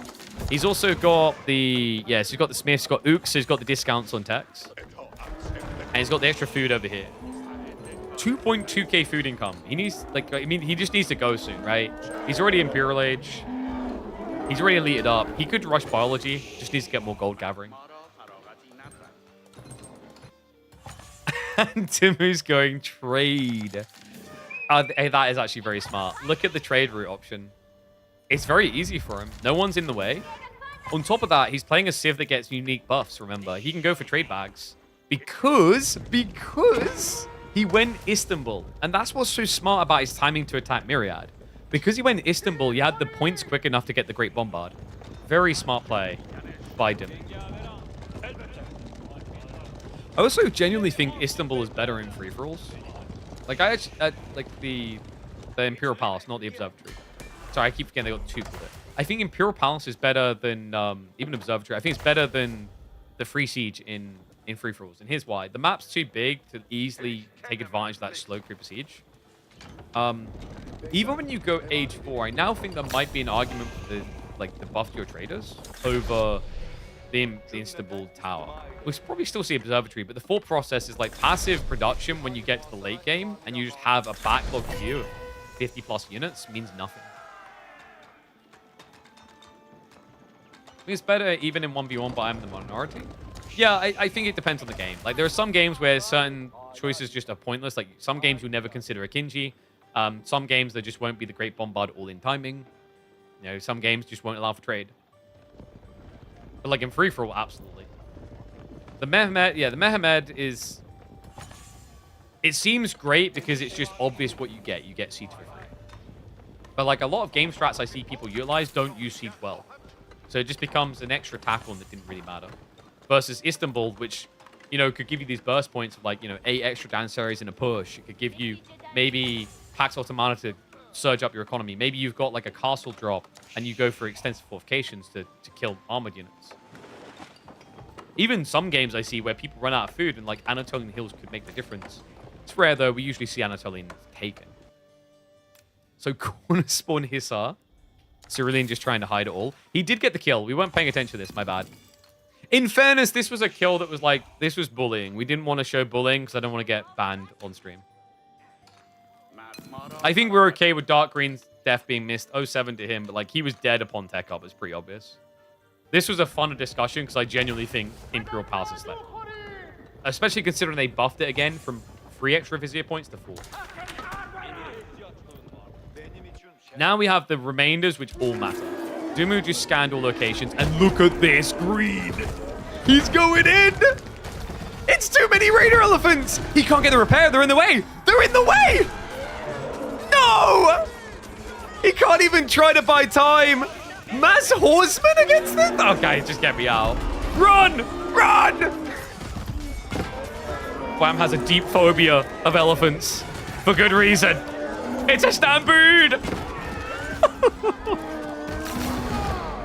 That's an injury even the NHS won't heal for free. Damn, he's gone. Cerulean winning? 300 pop now. Mass 2 clackers. 39 of these Raider Elephants right now. I think Pink is next on the hit list, actually. This is going to be Dumu versus Cerulean. This is also another argument. I'm glad I caught that in time. There's another argument about why I just don't want green in any game that has green maps. I really emphasize with, like, you know, empathize rather with people who have issues with pink versus purple, for example, for this crap. Oh dear. Also, I do love how every time we've had double green, it has been resolved by one of them killing the other. Like we're watching a rerun of Highlander. There could be only one. I agree with it. Pink and purple team up against the monster? I don't know if that's true. Look at the way Pink is man-spreading. He's just putting himself in the way. It's getting a bit weird. Trade is at least allowed to happen unhindered. 139 gold. He got trade bags, didn't he? Oh. Trade bags galore. Castle defending the corner. He did of course go for the observatory. Well, they changed the castle option, right? It now buffs static emplacements you build, and the other thing it does is that it was you still get the speed it was nearby you. It was the armor. Do you guys remember? I always forget the Seagate Castle. Never really seen that much anymore. A Cerulean. Oh god, we've already seen this enough. Not again. Have mercy, please. Wait, he doesn't have a castle. Oh, he's so dead. All right, Cerulean versus Dumu. Another one about to bite the dust. Who is this monster? This monster we couldn't find the rank of. Last time he played, I think this is the guy, Season 11, Diamond 1. Nah, who is this, man? It's a lean, mean cerulean machine either way. Crown center going down. Maybe they won't see the big golden crown. It's so inconspicuous. Nobody will notice me. No, I'm camouflaged. They noticed. Can he just ape click Dumu? Dumu has got 35 Janissaries, but he doesn't know where the elephants are. If he misreads the elephant's location, he could be a dead man. But he did already get the walls up, so should be safe. Green King is here. He's getting freshly baked baguettes and meat patties every single day because he's in the food governorship. More castles are coming. Needs to actually put the tiers on them, though. Hasn't bothered to do it on some of them. Raider elephants can kill the stone walls. Not that fast, though. War elephants can kill it a lot faster, right? Like, they get 100 damage against the wall. Raider elephants only get about 65 damage, rather. Actually, no, that's straight 31, isn't it? Yeah, so if you can get war elephants across, they're a lot quicker to kill. My concern is the Janissaries, but like with this many Raider elephants, you just delete them, right? You just trample onto them. No, I'm gonna get PTSD. That's 20 war elephants and 63 Raider elephants. Get away. Stop. That's illegal. Meanwhile, Dumu, he's behind by 100 population. I don't think Ben's doing this, man. Got out of bed for the $50 though. There's simply no way. Oh, we have got the meta speed bonus coming in, which is pretty cool. But like, kind don't change anything. Here we go. Clash begins. No, stop A-clicking the tributary. No, Ben. If he just tramples, there it is. He moves in. It's a flood. It's an Elefanza. No getting away from it. Cerulean is gonna crush all. I could have sworn Cerulean's a color and it isn't green. Janissaries seen but barely heard. You hear the gunfire and then you just hear a million. Oh god. Most civs 400 pop, mass melee, that's slow. Civ that has no clip ability, pretty good. No clip, it was very strong in free-for-all. I mean, I think that's why Macedonians are so good in free-for-alls, right? It's the trample. It's the you cataphract across an entire army and you just fight straight away. Like, what do you do against that? Now the March of Death. Da-dum, da-dum, da-dum. Triple Sacred Site is not going to last long. Cerulean's already up to max pop again. Remember, guys, he is supported by 62 fishing boats. Dumu only has 27. Poor guy. Didn't stand a chance. March into the base. I don't think Cerulean's scanned in a while, so maybe he doesn't know. He does. He knows the king's over here. He can, however, just go for landmark victory. Might be quicker than going for the walls.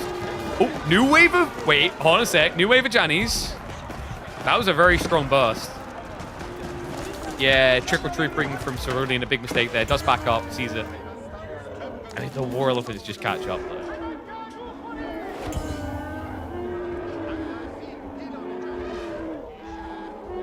How does Dumu win this? It's really hard. It's just it's a simple math game, right? Like, he's behind by 100 population. And Cerulean always has reserve resources, as we can see. He's not running out. And he has a smart idea. Like, if he dives the base, Janissaries can beat him back because of choke points. But taking out the fishing allows him to just win a death push off. He's going to trample. Press the button, big boy. There we go. Oh my god. It's so scary when they do it in mass. Raider elephants wrap around the back straight away. War elephants mop up the front line. Janissary is in a staggered retreat. He does get away from it, but not for long, big boy. Oh, they're so fast. It's okay. We re-established our breeding program in India. There's enough elephants to go around. Still 35 raider elephants. He doesn't need to requeue them. Sends the war elephants north to get rid of the fishing. It's just ridiculous. I think it's the lowest we've seen on population in a while, right? Down to 314. Finally looks a bit stuck. Is he transitioning? I don't know, because he's just kind of stopped producing. I mean, the funny thing is actually if Cerulean just builds 50 archers, he deletes everything, right? Because everything that Dumu has to build to stop this is countered by archers, is the weird part. Oh, he's just going straight for the king. Yep. Knock, knock at the door, because the Jannies were far out. Wait, but why did he send... The war elephants took ages. He just didn't send them in. Nah. Does this work? I think the war elephants are too slow. Jannies are coming up behind him. This is just too slow. So really needs to queue up more units. This is ridiculous. Like, it's resources. At this rate, you might as well just go for a wonder victory. All right, war elephants arrive. A click. A click. There we go. Oh my God. They are going to die. They're just going to take a second, okay? Just a little while. Almost half of them dead. 07s for all the animal abuse being committed in this game. Cerulean is that guy that left a hole in all of his Zoo Tycoon habitats so that the zookeepers had to shoot him. Yeah, he's that guy. He's down to 240 pop. He's just going for wonder victory, right? I assume so? I don't know what else he's doing. This is just a weird game now. No, he's going again! No. There's no way that works. Dumu sees him, right? He does. He sees it all. The villagers see it. Wait, he built this right next to a door! No, come on. Why are we doing this to ourselves? So if at first you don't succeed, do the same strategy again and again and again? What? I'm at a loss right now. Cerulean is trying to win this game the hard way.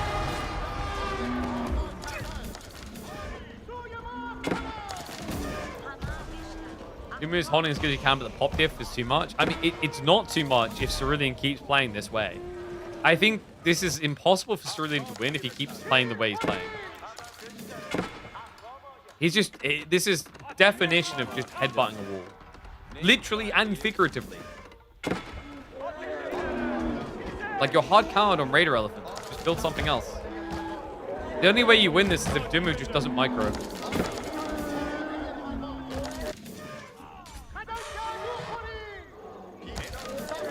Like, Dumu has to switch off to not defend this, right? In fairness, it's very late. Dumu usually is in bed by now, so I guess there's a, like, maybe he's, like, fading. Like someone driving at the wheel, but they've barely got their eyes open. So really, he bulks up 69 more elephants. Please, can we just...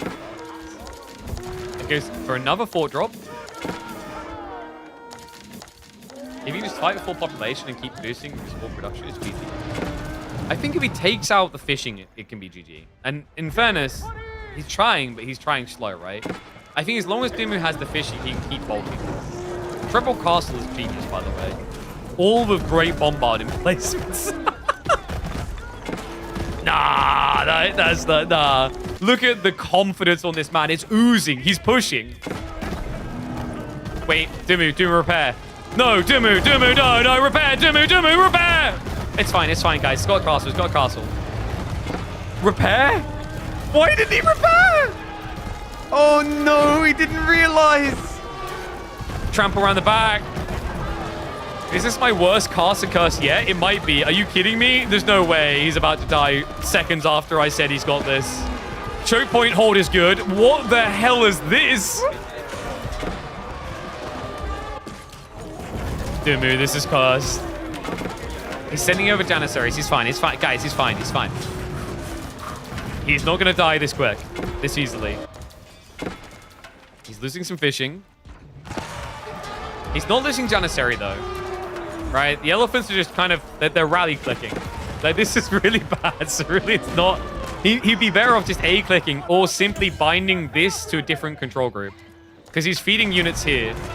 And Cerulean, he hasn't got infinite food, right? Like, he's got reserved, but it doesn't feel like the number's going up. It used to be like 8, 9k or something like that. We've got Carracks to support. The Great Bombard is causing a traffic jam this game. And he gets the rewall. Safe. Oh my dear god. Hold on. Cerulean is evolving. Which is hilarious because it actually sounds like a Pokemon. He's added in Siege. The problem is, like, with Springles not have been the correct Siege? I don't know, man. The Siege just doesn't seem interested in A-clicking. I feel like I'd be polar opposite. I'd be A-clicking and hitting all the wrong things. Whereas Cerulean just right-clicks the ground and goes in every time. And then occasionally A-clicks. He's wiping out the defense force. Dumu's getting pretty deep. This is becoming squeaky bum time. Cerulean, has he moved out the castle? Oh, transport! He's going for a transport play! Build a transport, though, please. Build a transport. He's got one there, right there. He's good. The king is on his yacht. He can't come to the phone right now. Bombard's sieging in. Mango should be able to wipe this out. There's not enough melee to deal with the siege, right? I mean, the range is slowly doing it. So really, we've got to talk about this siege micro, man. They look tanky because there's like a tank turret, but they're not tanky. Oh, God.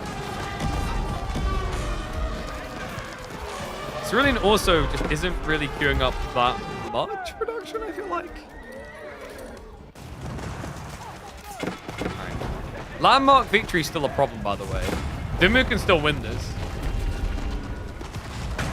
He knows it, right? Like, does he know where the final one is, though? He doesn't have a clue about the corner. That's the saving grace right now. Dumu doesn't know exactly where the final landmark is. And the king? He's just coasting.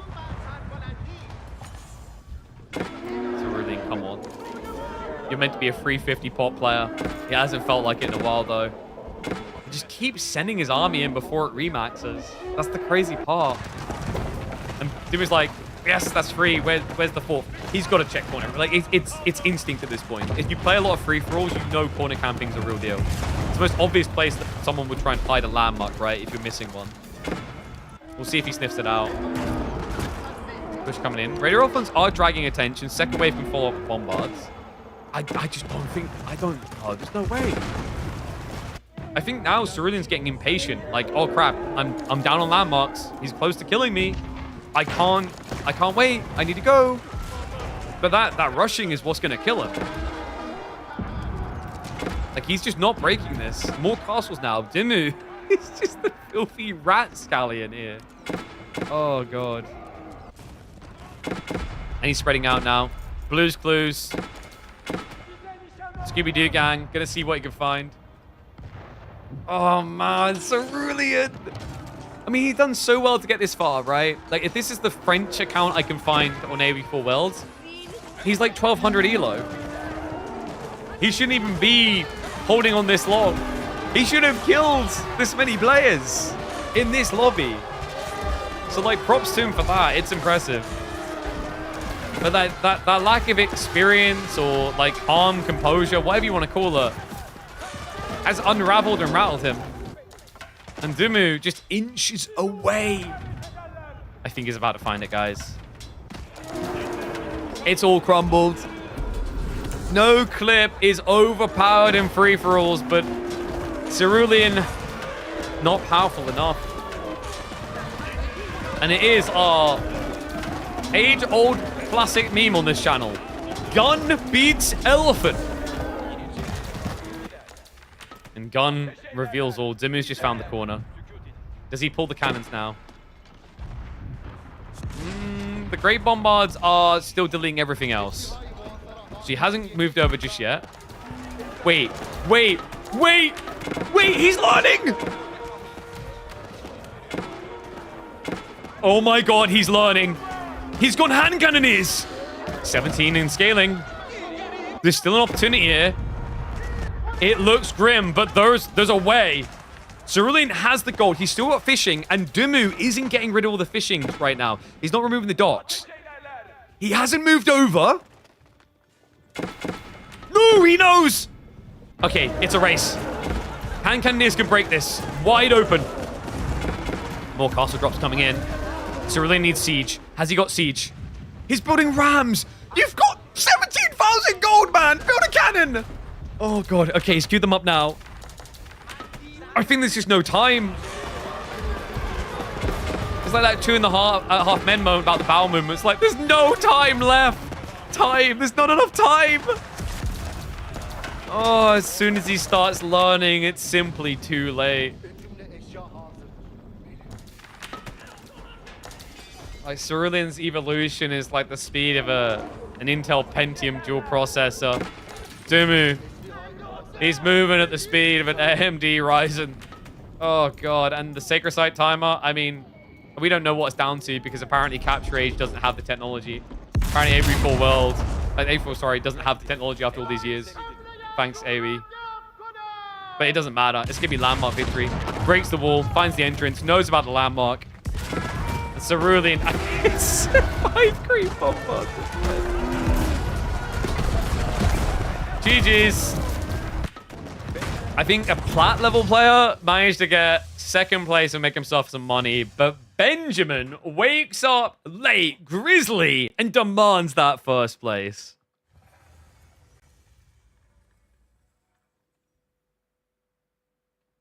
Unbelievable.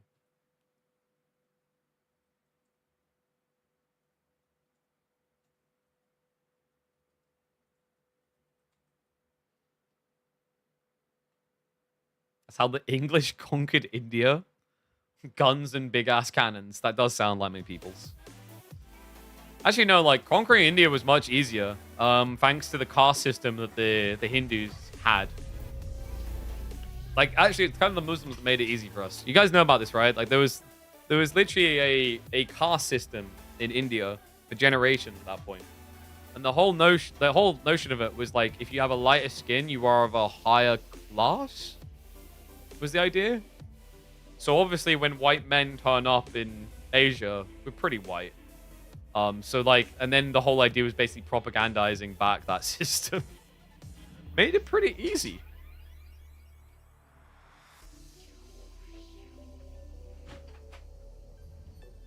I don't know, I always find Indian history very fascinating and I always feel very bad for them.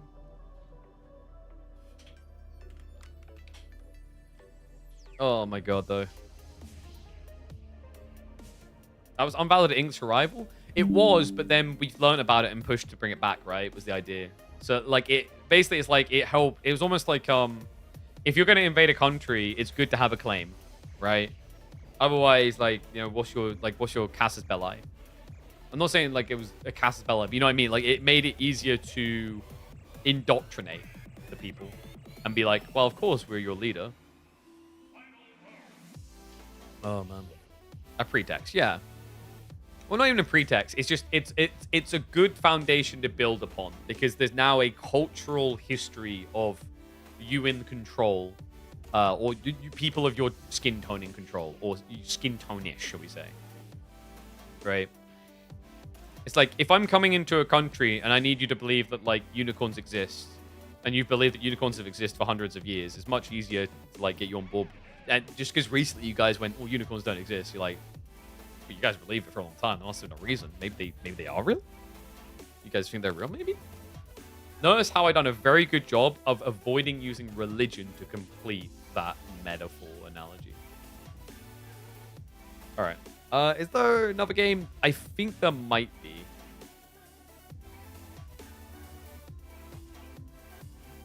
Because he did originally say to me that there'd be 4. Let's have a look.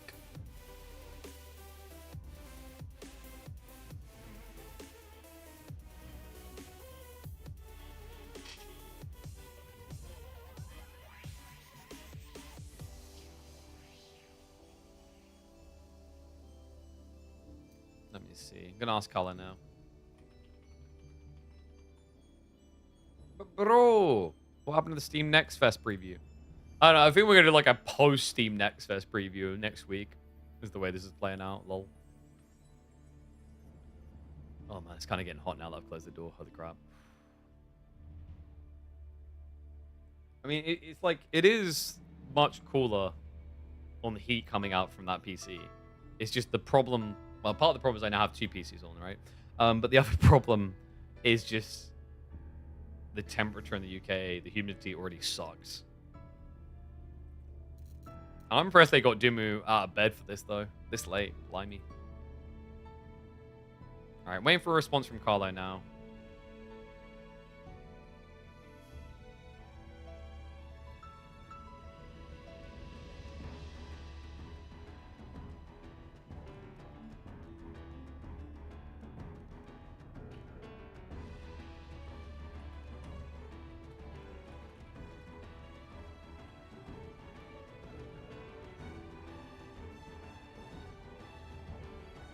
Sorry, just responding to my guys.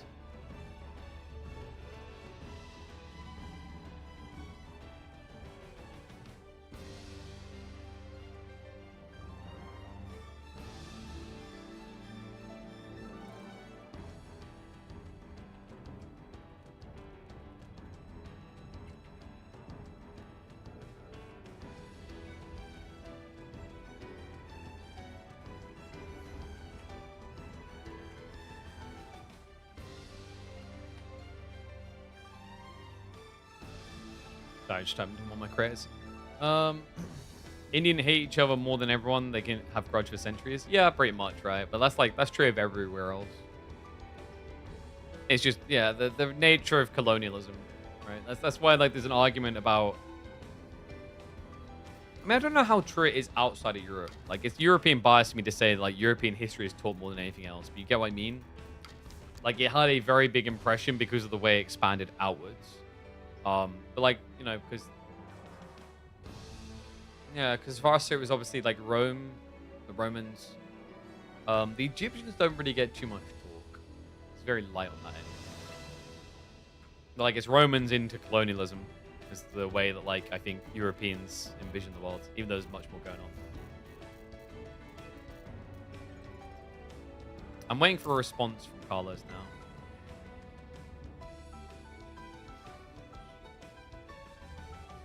Common thing like Church and Rome. Yeah, but you had the schism, you had the fracture between 2 states. Then you also, before that, even had the divide between Christianity and Orthodoxy, where the Eastern Roman Empire went, look, this is all way too complicated and confusing. It needs to be dumbed down. Scholars go figure this out, and they create their own version of Christianity, which was then adopted by, obviously, the Byzantine Empire, and then was also picked up by the Rus and basically like a bunch of Eastern Europeans and beyond territories. Orthodox getting eaten by Ottos, that's true, but then you start the Rus, right? For a long time, they were Orthodoxy. They basically carried that flag forward as the last defender of that faith, really. Then you had some slight deviations. I think you had Coptics, which I believe were an offspin of Orthodoxy, if I remember correctly.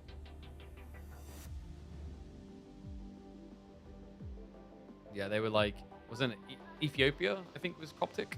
Ethiopia, parts of Egypt were Coptic. A lot of people are like, what the hell are we talking about? Like, we're doing lots of history nerd stuff. If you like Age of Empires, you should like this. Because this is history, lol. If you just want an RTS where you click heads and things, you just got, like, the StarCraft, lol. Yeah, history is always a fun one. Like, especially, it's also just, I think when you look beyond the veneer and you start looking deeper into history, it's also very confusing and odd. I.e., there were 3 Roman states, guys. And multiples existed at the same time. Right? Because obviously you have the Eastern Roman Empire, the Western Roman Empire. That's fine. That makes sense, right? Eastern and West. Okay. Weird that they're not together anymore, but at least it's like they were, and you understand.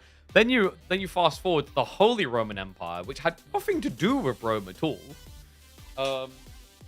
And then that becomes into existence at the same time as the Eastern Roman Empire, which we now call the Byzantines, but they never called themselves the Byzantines.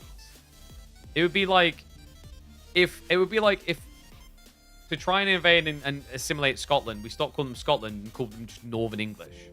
And we convinced the world to call them Northern English until I know Scottish people hate this, but that's the whole point. Until it just became that you were Northern English and you'd never been like Scottish. That was just something you made up. It's basically what Central Europe tried to do to the Roman Empire. Poland, with heavy Catholic nature, is seen as the Rome successor, and one family ruled almost all of Europe. Europe didn't unite against Ottomans at the Gate of Vienna. Well, yeah, like Ottomans were making very good progress, right? Like that led to the battle that basically made the Winged Hussars famous historically. What was it? 17,000 cavalry, I think, rode as quick as they could from Poland to reinforce.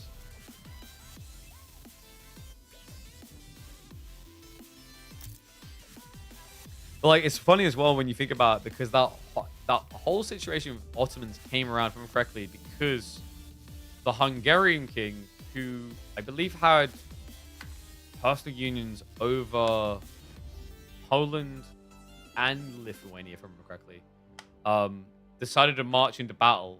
I think, if I remember correctly, at the time, he proposed an alliance of other civilizations in the area, but no one answered the call. So he was like, well, screw it, I'll defend Christianity, and went to march against the Ottomans. Which then backfired. He died. Hungary then went into a succession crisis. Poland then splintered away, eventually formed a succession with Lithuania, and during the Commonwealth, etc. And like, yeah. It's interesting the ripple effects one seemingly simple seed can have on everything else. Okay, so we have got one more game. We're just waiting for it now.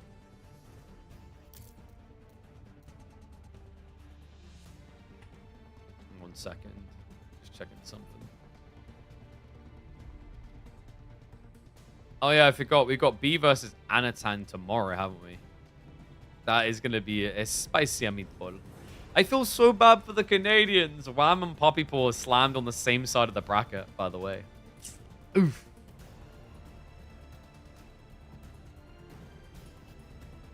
But yeah, we will cast those. I think start time is the same as it's always been. How many series is it tomorrow? Is it 4? 3? Oh, just 2. Okay, it's going to be a pretty quick day then. Maybe we'll check out some Steam next Game Fest games afterwards. 2 series a day? Per day. So like, and it's only BO7. So I reckon what we'll do is tomorrow we'll cast the EGC games. Cover them all here. So we'll do Vortex versus Beastie and B versus Anatan. And then what we can do after that is we can probably just like hop across and check out some strategy games that are coming up on release soon.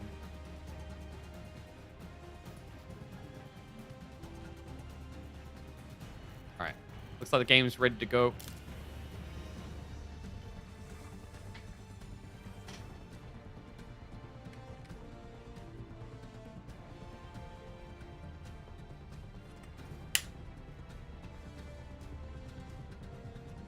I don't know who QNX is. Wait, Xbox? Oh no, the mouse and keyboard, okay. Damn. Thought we had aim assist player for a second there. Okay, we're scraping the barrel a little bit. QNX is plat. Or Quenix? Something like that. He's plat.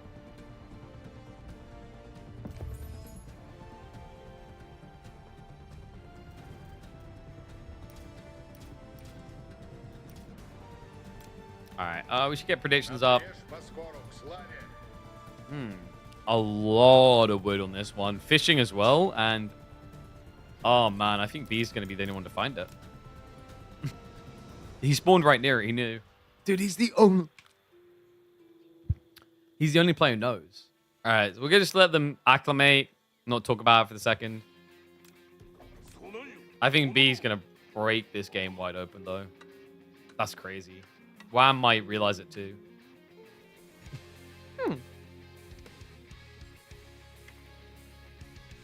It's time for more free-for-all action. Hype it up, one and all. He got the right scene finally. That's right, we're back. Pro-level free-for-alls. Plus one plat. We've got a plat level player over here. But a lot of familiar names. Yellow, of course, is going to be Beastie playing as the Rus. We've got B, the Russian, playing as the Sengokians. That's what I'm calling him now. And also, he's the only one who knows about water right now. So he has huge advantage there for fishing. Nearby, on the hill, Wham, the purple, is the HRE. We got dark green over here. It's Benny Boy. Dumu right next to Beastie. The previous victor of the free-for-alls, this time playing as HRE. Perfect for Burgrave Rush. North is going to be Kilyardi in the orange as Macedonians. Cerulean in the red. Second place last game. This time is the Ottomans, the Civ that beat him. And finally, it is our fake Ukrainian, who turns out to be Hungarian. Former gold, Tarn Konk, Gento in the blue as the Golden Horde. Guys, this is going to be a cool one. Shout out again to Carlos for organizing these. Love the work he's been doing to try and actually provide entertainment in the scene. And props to him for bringing up together a bunch of known names, right? Having B, Dumu, Wham, Kilyardi, all available in these. BC as well, obviously. BC, who's also going to be playing tomorrow, but you know what it is. This is just free content for him. But, like, we've got B, who's going to play tomorrow as well. That was why I was surprised he turned up. Dumu, also a shocker. We're recording this at 10 p.m. UK time, which means it's, what, midnight for Dumu? Dumu doesn't tend to stay awake this late. I thought he's like a reverse vampire. The moment it starts getting dark, he has to go to bed. But no, here he is. Gets a win, now looking to notch his second one on the belt. There's no way nobody else notices water, right? Like, I would be shocked if this was just B Boom's kills. Because this is a good Civ for it, guys. If he's the only one who realizes this fishing, I think everyone just gets decimated by fishing. Because it's Mounted Samurai. Mounted Samurai spam with Daimyo is pretty strong. Maybe Wham could contest. If he realizes fishing's there, goes for a Burgrave build, that could be pretty sick. Mass spears into a push into B. Have to see. You guys got predictions up? We've got predictions up? No, we haven't. My mods here. I can't be asked to add those many names in. I'm slightly lazy. BC spawn is pretty nice, though. Yeah, look at yellow. It's got all these relics in the center accessible. Nice area to expand into here as well. Just wall this off. Maybe set up a Spaskaya later. Very easy to defend location in the middle of the map to keep your king, as long as you don't cut through the tree lines. B also has a crazy corner for defending king. This is nuts. High ground, tiny choke point, which you can double wall, right? You can forward wall like here in a kind of V shape, and then back wall in an N shape. And then you can just build outpost emplacements or whatever else up here. B hit the freaking jackpot, guys. Still the only one fishing. I don't think anyone else is going to fish. Let me just fast forward because we're, I think, 30 seconds out from live. There we go. We're caught up. Cerulean done so well last game. But he did have unhindered fishing. I think last game, his late game economy was something like 70 fishing boats. Probably not going to happen again, right? Lightning not striking twice type thing. Kilyardi, last time we saw him, he managed to get to 150 heavy cav as Macedonians and then die without a single one seeing the fight. Hoping that doesn't happen again. I wonder if he's going to be holding a grudge against Beastie. It's a bit of a weird dynamic over here, isn't it? We got Kilyardi, Beastie, and Dumu all next to each other, and Beastie, he goes for the Ford Kremlin but gets counterplayed. Dumu with the outpost is going to be much quicker. Oh, no. And you can't dive him. Look at the positioning. Oh, pristine. Beastie's not pulled away, though, which is weird. He realizes now this is... Nah, that's not going to work, right? What's he doing? There's no way. Yeah, just cancel it, King. Nah. I'm glad he realized that would have been a disaster. It's already been too much time wasted as is. And he stops at 99%. All right, he'll cancel it, though. I mean, he could have just left it there as a threat. But he knows that this is a thing. BC's not going to come back and do that. Because if he does, you just do the same thing again. Right? And you've both wasted time, but you're still better off for it. Dimmu did have to use quite a few villagers to build that. That is the nuisance for him. But, you know, Beastie used just as many. So it doesn't really put Dimmu behind. Minework's going to be coming up. Looks like it's looking towards the stone, so might be getting 2 TC. Could also be some sort of outpost rush. Like, you could try to creep in here and drop an outpost here, which would be nuts to block all the golds. Unlikely you're allowed to, though, with the gremlins plus the villagers. So I'd assume 2 town center. B is still the only one fishing. That is crazy. He's even got a village in north side to set up a dock later so that no one can creep in. All this belongs to him, and that's giga strong. Oh yeah, no, that is. Oh, that's a nasty economy. 13, 14 deep water fish, 15, 60. Okay, I'm done counting.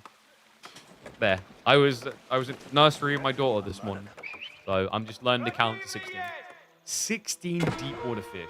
That is enough to just run you into late game economy easily. So I'm assuming fast castle now for B. Like, just keep scaling fishing first, but then just scale to castle quickly, right? He's still age 1 for the time being, obviously. Like, we're very early on, 7 minutes. You have to build your town center and everything. But I just assume he spams up to 25, 30 fishing boats and just becomes unstoppable. Unless there's some sort of unholy alliance. Cunix, I don't expect him to help. Cunix is about, I think, what did we say, chat? Was it 1,000 elo? Yeah, he's 1,090 elo. He's normally gold ranked. He's having his best season in a long, long time. He's always gold ranked. So I do not have faith in him being able to, like, block B. But you got to believe, right? Maybe he sucks in 1v1s, but is a god in free flows. That's a possibility.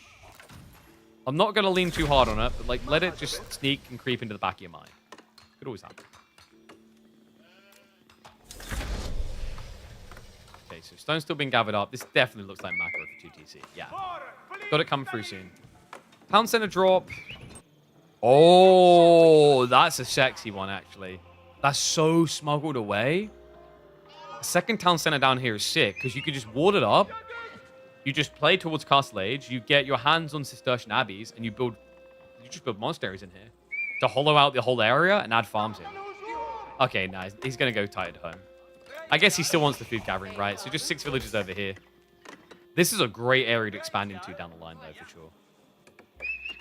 B is going to be taking up. Ryokan to be expected. Great choice here for this type of map. Because of the fish, he just wants the ability to run his knights and heal them between raids. Shinobi can be very strong too, actually. But, like, I think with how big the map is and how much mobility is going to be required here, the gaps between fights is going to give a lot of heal. And we do have Cerulean securing a pond, so he's back on fishing. This guy might not be the highest rank, but he clearly has a good understanding for how important and powerful fishing is. Yeah, like, a little bit surprised Wham didn't bother, but he had a different objective, right? Fast castle into relic grab now. And he's going to be much faster than Beastie. Yeah, he's snatching away already. He goes deep. So he takes the type 1s. No cut through here, so he has to run all the way around. But Beastie isn't moving quick enough to wall this all away. So all these relics are going to be a jackpot for Wham. Wham, who already, by the way, has 4 prelates. So what, 6, 7 relic game? Yeah, 7 relic game, guys. Alright, Wham might be a big fat target too. So you can either spam knights or go for like a Schwabia rush. What are we do? Are we... Can we... Alright, he's figured it out. He goes for the scan, so he now knows the lay of the land. B shouldn't be too long to reach castle. Nah, he's rushing gold now. He's got 21 fishing boats already. Bloody hell. And remember, your ties work on fishing, so he's generating extra food off of those. Nicely played. You want to be getting these your ties in, because eventually you're going to want the Matsuri buff. Right? Like, it's nice to have for your initial starting resources, but also the way you scale later on, you can try and, like, configure it to, like, just preempt the Matsuri up here, and then you buff it up towards the 30% marker. Shouldn't really need it for farming, because there's enough deep water fish to run in throughout the game. Oh, wait. Gento has come for Beastie. Wait, what? Gento, buddy, I'm going to need you to pay attention to your doorstep. There's a problem. I can't believe he just ran the Khan all the way over to Beastie's base when there's a castle drop right next to him. That is not his only gold, though, right? He's got plenty of his own. going to be spamming up Tortugud plus Keshix.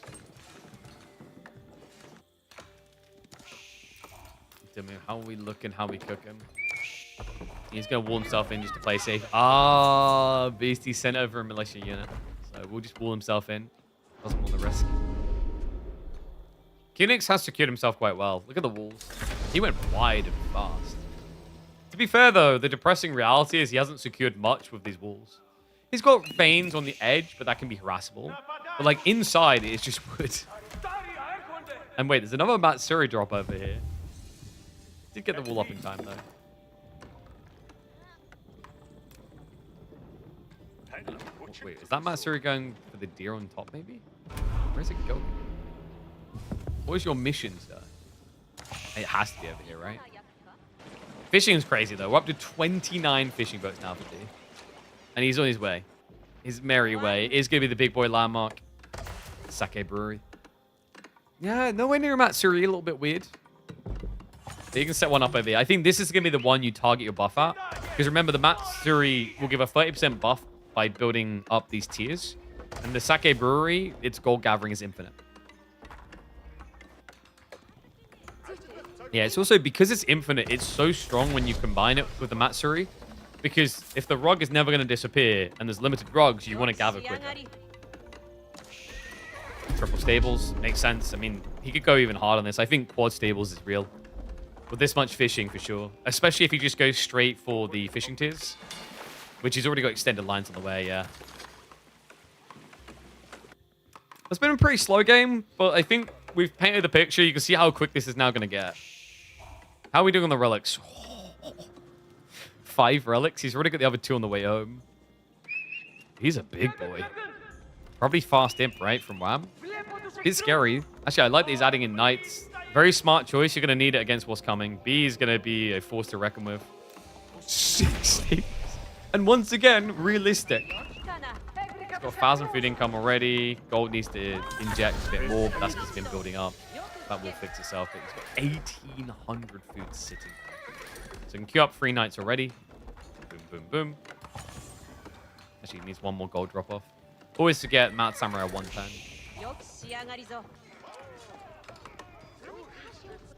Gento looks a little bit... Wait, no. What was that fight? Oh. The vet Keshik upgrade bumping in quick. Gento. About to -5 kill Yardi. Wait, Gento? What the... What was that? Yardi somehow gets away with 5. No comment. No comment. I've got a, what's it called when you can't say bad of someone?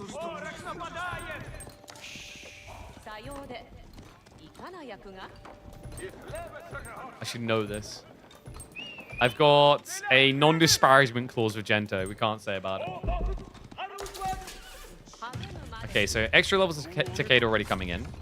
Honestly, it might be worth just raw rushing tier 3, which I think he's doing. He's got people in stone. The reason is, remember, if you raw rush, you get deflective armor on every fresh spawn of Mount Samurai. It doesn't affect existing ones. So unless you've got tier 3, your knights aren't going to have it, right? The existing ones will not have it. He's really got the speed coming in too. Just needs to sort his wood and then he'll have what he needs for the tier 3, right? Yeah, he needs 500 wood right now. Over here, how are we looking? Double relic grab coming in for Dumu. Is a Burgrave build. Hold on, but where are the boys? Wait, did we Burgrave to build 8 spin? Oh, no. I mean, in fairness to Dumu, he went to town center and Beastie blocks relics. There's no way you were ever getting them, right? Or, like, not a majority. But this does feel a bit underwhelming. Like, you built Burgrave to just then build economy. Oh, that's rough. I like this format, by the way. Ryokan plus all the stables lets it like this perfectly. It gives him the buff all the time. And you're right, red is dying. Wait, what happened? Okay, Cerulean, he was so late to Fishing Boom. It left him weak on his timing on land. I totally forgot about Cerulean, to be honest with you. He's just been kind of sitting here. This was 2nd place last game. He's going to be going out first this one. Good shout from Super Zero T. Thank you very much, buddy. He's just trying to buy time. There's nothing that you get out of buying time here, though, I think. You haven't got an army coming. You're not really scary. He just doesn't want to die too soon, you know? Sunken cost fallacy. Yeah, to me, this was like the least interesting area on the map. I just wasn't paying attention to it. This is just a bit of a weird one. It shows you the difference fishing can make on Elo a bit. That's not, no, like, I'm not trying to flame Cerulean. He done very well in the last game. But if you get fishing set up early, my god, is it a blessing. Especially when all the other players are brawling. It's his own superpower. Kyuyari, you filthy dog. Get out of here. It's not your kill. It's so cheeky. Wait. No, Gento, wrong side. Oh, but the king comes out. The king comes out. He goes back in. Now you're just trolling. You're 100% just trolling. He's got the damage buff. King comes out the other side. Gets back in. Do not ungar. No. Kyuyari's going to king still. Okay, there's half. And Gento gets it. Damn right he does. Get out of here, Kyuyari. Oh, my God. I would have been so mad at Cerulean for that if that played out towards Kyuyari. Because, like, the way he was ungarrisoning, it could have just been mischief. Like, I think when you're pretty much dead like that, just stop doing what you're doing and just let it eject automatically, because then it becomes strategic between the two players. You know what I mean? Like, there's no escape from that at all, ever. So I'm glad it came out in the neutral territory, but like it's frustrating when you're the two players clashing over that because you don't know it's going to be on the neutral territory, i.e. the default spawn when you ungarrison. Your fault is, oh god, he's going to screw me. I need to be on all sides. He's going to come out somewhere. He's finally made his move. 07s. This one is actually going correctly. The two lowest ranked players will be the first out. I mean, there's nothing stopping this, right? Like, you've got 5-man samurai constantly in queue. Kunix has one kill right there. He's dead. See, the strategy I need to see, chat, is I need to see a line of like 12 town centers from Abbasids, and I just need to see the micro god of like garrison on garrison to get from one side of your base to the other to escape this. Love the sinner. Every day I feel robbed. Okay, so looks like he's going to be pulling more villages. We have got Wham coming in for a king steal. B has the foresight to realize he has to clash with him. Yeah, you have to try and wipe out this army first. The problem is, those are elite all pike spears and elite knights. Oh, no. This is rough. Camelon is now removed. Both sides with more damage. I think B has the numbers, though. Like, he's going to wipe him. Wham! He just made an enemy. This was cheeky what he just tried. Actually, a little bit closer than you'd expect, right? 21? My god, yeah, about 17 left alive. TC's pretty low, but spears are trickling in now is the worry for Wham. He desperately needs this kill, because he knows if B gets an extra 50 pop, he'll just be able to out-spam him. That's the price you pay, right? You get insane Regnit's gold, but you don't have the food. He's bulking up now, though. Gradually. He has got the Schwabia to assist. Another reason why H3 always wants those early kills. Schwabia bulks you so fast. Speaking of which, I believe, did we get another one? No, we got an L's back out of him. He's playing the survival game right in the corner. Farms on land. B feeling like his fishing economy not good enough to carry him. Senna's like, ignore me, please. More Mount Samurai coming in. B, does he transition? It feels so sucky to have to transition here, right? It's also just an annoying comp to micro against. Like, your opponent is just spear knight blobbing. So the onus is then on you to target fire correctly with mass archers. Oh, this is smart. He backs away. He can kind of just bait Pink to waste his time fighting Purple and then go in for the snatch. And slowing down isn't the worst here, right? Like, if we look at the economy, Wham has 2k food income, 2.5k gold. What's B at? 2.3k, 1.5k gold. They're pretty tight. But Wham definitely is superior in age up and then also income. He baits him in. Smart micro there by B. Pulls back. So they end up potentially fighting each other. May have pulled too far back, though. Uh-oh. Town center now on fire. Knight's being forced to charge back in. He's got the position. Wham! He's going to snipe the king. Snatches it away from him. All right, B's game just got so much harder. This is meant to be the jackpot position, guys. Look at it. Only player in the lobby with fishing. And yet, it just got so much harder. Yeah, Wham is #1 enemy for him. With, was it 8 relics in the end? 3, 5. He got more. 6. Did he get the 7th? Okay, maybe just 6. I thought he got 7. But 6 is very strong. With Regnitz, there's a lot of gold, remember. His passive income is kind of nuts. He's got 35 active gold gatherers. He's approaching 3,000 gold income a minute. We've got Horse Archer raids. Not a good way of killing a king, but a good way of starving an economy. As Beastie dives in with his elite Horse Archer mass. We have got Trebs slowly sieging the base. Hovering defense strat. He repairs on cooldown. No. It's dead. I think that was a cannon emplacement too. Maybe not. It might have been Springald, so not as expensive. And where is Wham hiding? Because he does not have a castle. Ay, ay, ay. No castle drop for Whamski.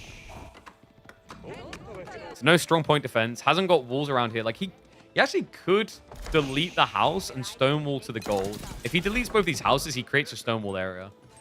I don't think he realized that, though, right? Like, that's a Giga Brain strat. Because then your opponent has to bring siege. And remember, B doesn't want to bring siege. He's shock and awe. 46 heavy cap. How many games is he sponsoring? This should be the final one. Cannon placements are coming in, but still, Horse Archers have found their worth. So much idle, so many kills. Beast teching. This is a big play. Smart play. Sword Hunt statue kind of pivots things here in a big way. He also, remember, has got tier 3 Takeda, so he's been getting the deflective armor. I think he can win a fight against Wham. Has Wham got elite army tactics? He has not. Has Wham got biology? He's got that on the way, at least. As well as concave lens. Always forget about that. New attack, right? For HRE specifically. Line of sight increase for units and ships by 2 tiles. I don't need to build scouts anymore. Gento and Kilyadi is still at it over here. We have got the Vidari trying to ride in. Mass crossbows. Wait. Nice use of the melee form there. Yeah, remember, the throwing axe was a melee, so the ranged armor is worthless for Trev. Pretty cheeky way to get rid of them. Wolves going up. Be a little bit paranoid right now, but good position overall. You know, he secured 16,000 gold in this area. Hasn't got Matsuri buffs, unfortunately. So you can either try for an easier kill, or he goes for Wham. But when you look at the map, like, where's the easier kill? You could sneak into Gento's base. That would be pretty clutch. Especially considering he's hiding the king. He's playing mind games. He's got 1 villager in the primary TC and the king in the secondary. But if B was to come around here and see this and just torch it, it's the easiest kill in the world. The problem is going there means that Wham has an open. That's the problem. Queued up biology. 1 minute away. Oh, wait. That's not good. No, there isn't a gap. He has walled it off 6. I love the security check. It's like, boop, boop, boop, boop. Okay, no, you're clear. You're clear. Now, you can come inside. Metal detector did not detect any gaps. Ooh, he's going to try to creep his way around through the corpse. And Wham has bad vision, but he's about to fix that. So, unfortunate timing for B. Good idea, just not the right moment, it seems. He might still be able to use this, though. Look at the steer. By the time he gets revealed, look at, like, he's going to get as close as he possibly could, minus the outpost factor. Problem is, Wham seems a bit paranoid, and he moves. Does need to fix his housing situation. He's 220 while being 250 popped. And Samurai for some sort of move, and oh, my apologies. That was a kill. Oh, Jimu, no! He was trying to move to the backup TC. He goes down. I mean, I was distracted by this. Let's get back to this. This is a big fight we wanted. We knew Dimu was kind of like dead at that point, right? BC been wearing him down for a while. But this is the question mark in this game. Like, this and the Northern fight. Who wins? And also, here's another scary thought for you. Backstabs, maybe? Yeah, keep in mind that BC has 1 clear target now. Kill Yadi. Nah, he actually probably will. Mad Samurai very strong. Has he got a Dachi? He has indeed, so he can deal with the Spearman more easily. We've also got the extra armor for the Knights of HRE. But it looks like Wham is losing. B with 49 Mad Samurai still. I mean, this is the power of the Daimyo. You attack so quick. Remember the Daimyo effect, it's huge. It gives you a boost of, I think it's 30? No, 40%, isn't it, at this stage? I think they nerfed it, if I remember correctly. Yeah, plus 15%. So you get 20% by default from the Daimyo, and an extra 50. You're 35% attack speed boost on these bad boys. It's crazy strong. And the movement speed as well, right? Yeah. The Knights, I mean, they're just so fast. You can't run away from your own Knights. Retreat just kind of feels like a death sentence. B's still got 50 Knights. Wham needs a lot of army fast, and he's not really getting it. The food income just isn't there. He's queued up 13 Knights. That takes time. Castle drop is at least there, so that's going to secure him a little bit longer. But now a very clear target. He has got some Warlord plays he can try to lean into, because this is the crazy thing with HRE. They have monks inside of all these monasteries for Cistercians, and they have relics too. So you have all the elements to equip yourself with a relic and a Warlord. Isn't trying it right now, though. Instead, Wham getting pummeled on his economy as B just floods the back line. And he's just trying to crush him, right? It's like, instead of going for a King Snipe that can feed the game back to Wham, he's trying to deny what comes next. And being at 250 pop potential, but being stuck at 91 workers, it does sound a little bit crippled. I love this. BC's like, oh, two of my favorite people in the north, Kilyadi and Gento. I think I'm just going to go and try and kill both of them. Makes sense. Oh my god. My ear cup popped off. That's going to be annoying to get back. I'll do it. Just makes listening to the game much harder.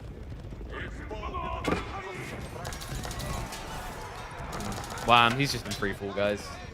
Lot of vital economy. Non-existent military. It's going to take a while to bring down that castle, but it kind of looks inevitable at this stage. He's just finding every worker. He's just crushing him mind, body, and soul.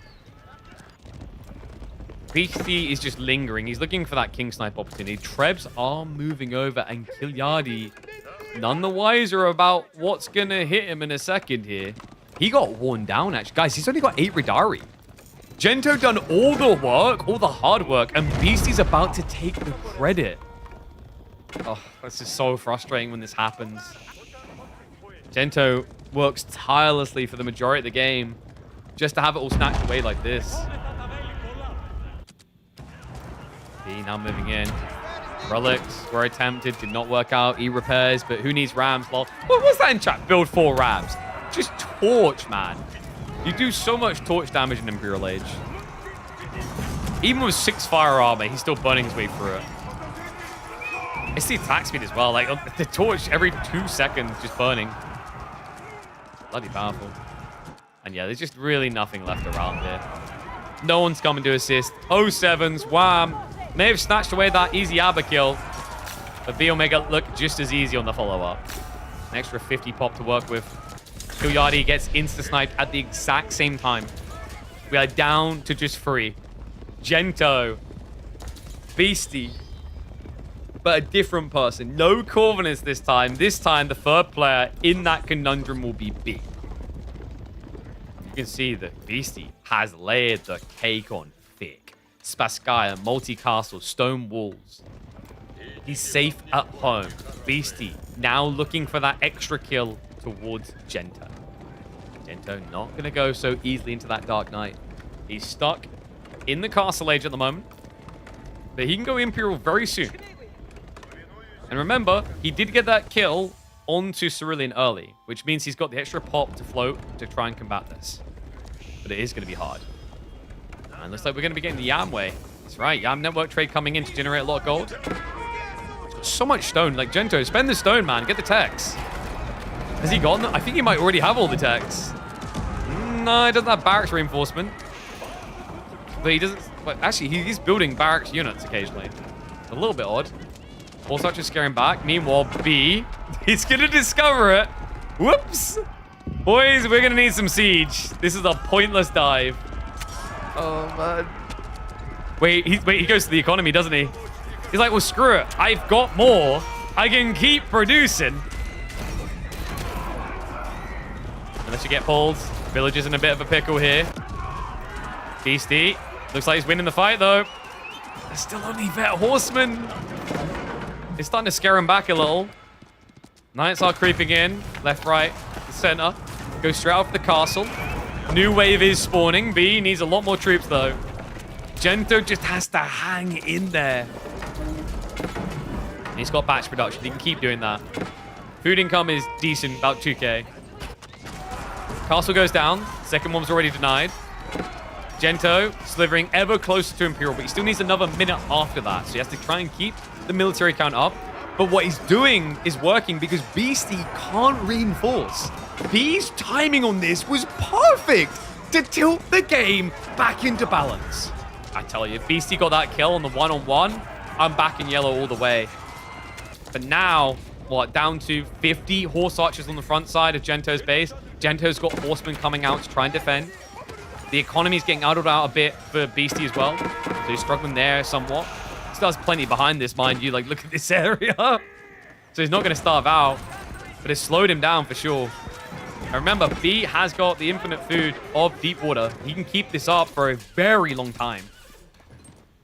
I mentioned the gold. He's still got the 8k gold. He's got another one in the corpse. And then more to the side of where Wham's base was. So probably like over 20,000 gold that you can harvest into still. Mount Samurai, especially from Sengoku, is so powerful. Exactly. Look at the health, man. Bio plus the Takeda effect, 371 HP. Also, remember, you get a Dart Chi, which gives you +3 against infantry. And then, of course, there's the movement speed increase, too. And then, of course, they do get deflected because of Takeda Estate Free. Very, very powerful Civ when they get there. Can feel a little bit one-dimensional at times, mind you, but very powerful once they get there. All right, let me see if I can get this gear cut back on. Hey, I need new Astros for sure. Oh my god, I forgot how I used to always get these on easily.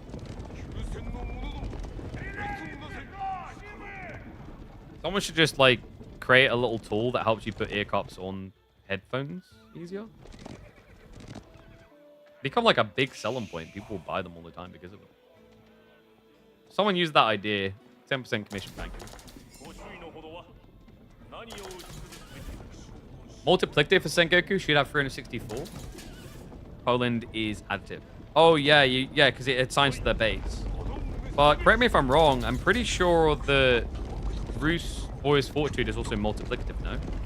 So, ironic that it's these two civs matching up. Like, freaking headphone ear cups.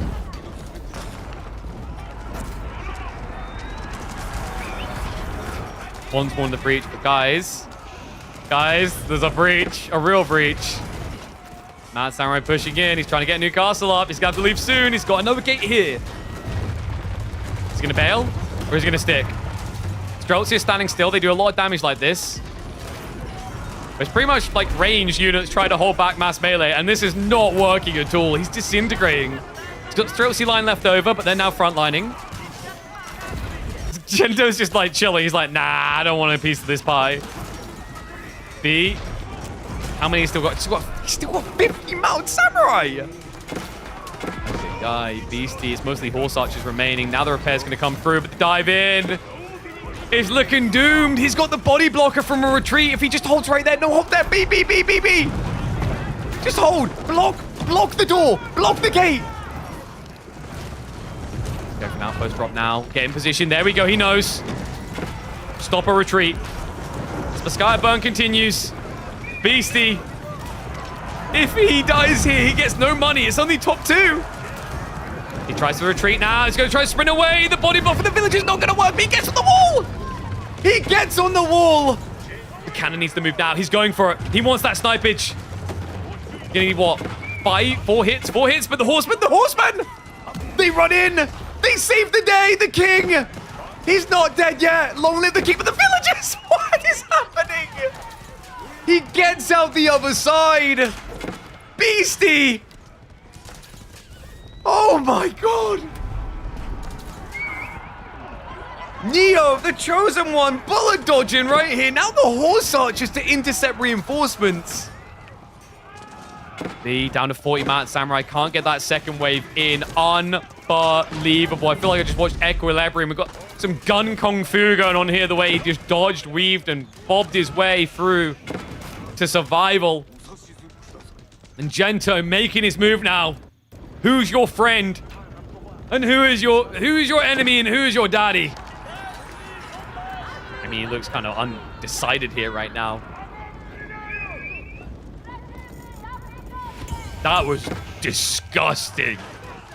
Outplay there. The play. The broken wall. The wall that B broke to get him out, to get him round to that gate. He looked doomed. B didn't preemptively move up the cannons. Like, you just probably assume he's going to run for it and your knights are going to chase. But what a cheeky shenanigan coming through there. B has to full reset. The Gento is now going to be a participating member. That's important to remember here, guys.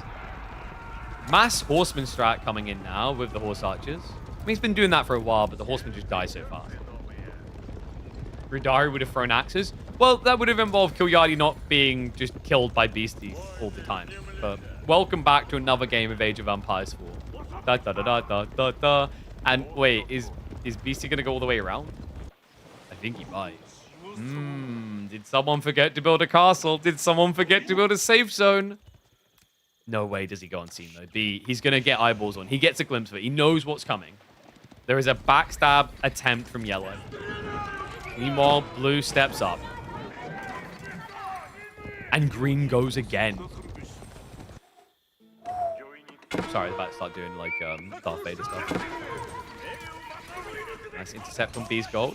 That's rough as well. He's down to 1,000 gold income. He's kind of just burned for his reserves now. He has a transport ship. Does he? I think are you imagining things? I don't see a transport unless it was here and died. If there was one, it's gone. Then. Oh, that's why he's not worried. It did connect. There's no way through. That's actually brutal. So you can't get around the back here. That's ridiculous. And now Beastie, is he in trouble? The army gets wiped. So defenders are gone. A lot of his population is far from home. If B pushes right now, with Mas Yari mounted samurai, he could snatch the king. He's not moving. He doesn't know. I don't think they're communicating. Feels like this is a zero comms game, you know?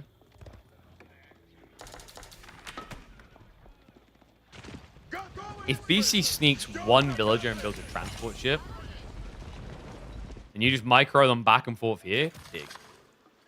As Gento's still alive? Because he's a conk level player. Respect on the name. He used to be a gold. He's what you could be if you just bothered to commit for once in your life and tier 3 sub to my channel. So that you can watch more of him and other players to get better. Wait. No, he is open! Oh no! The gap! He gets through! Unbelievable! Horse archers have found a back rotation. There's not many horsemen. And it's a good thing B did not go after all. Oh my god. Thank god he saw it. I thought maybe Beastie would sneak in unnoticed, but I think he attacked the dock. With I think a casual A-click, gave him away. Yadi will scare him off. Can he body block? He can body block, right? Yeah, do it. Jam him up. It's a traffic jam. Does it work? Does it work? For like 2 seconds. Oh, the horse archers will be able to get away. The fishing boats. Wait, he's trying to body block it. Please stop. Just go back to fishing. This is so inefficient. Oh, God. I mean, he bludgeons him, though. So now he can go for the stone wall. He will finally be secure. Scan comes in. Beastie now knows where they both are again. They haven't moved. Surprise, surprise. I think what Beastie was expecting is for B to take that high ground we talked about. But he doesn't know just how much of a jackpot area this is. Like a castle drop here, double stone wall. You're never getting him. So this game has just completely stalemated now.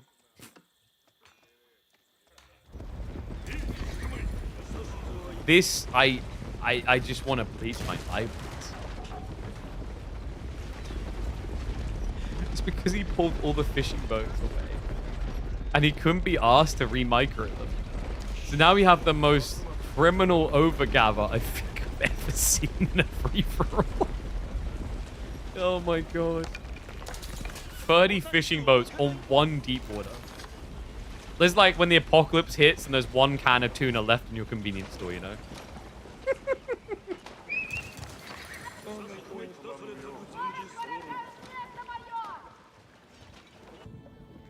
Okay, some full production coming through now.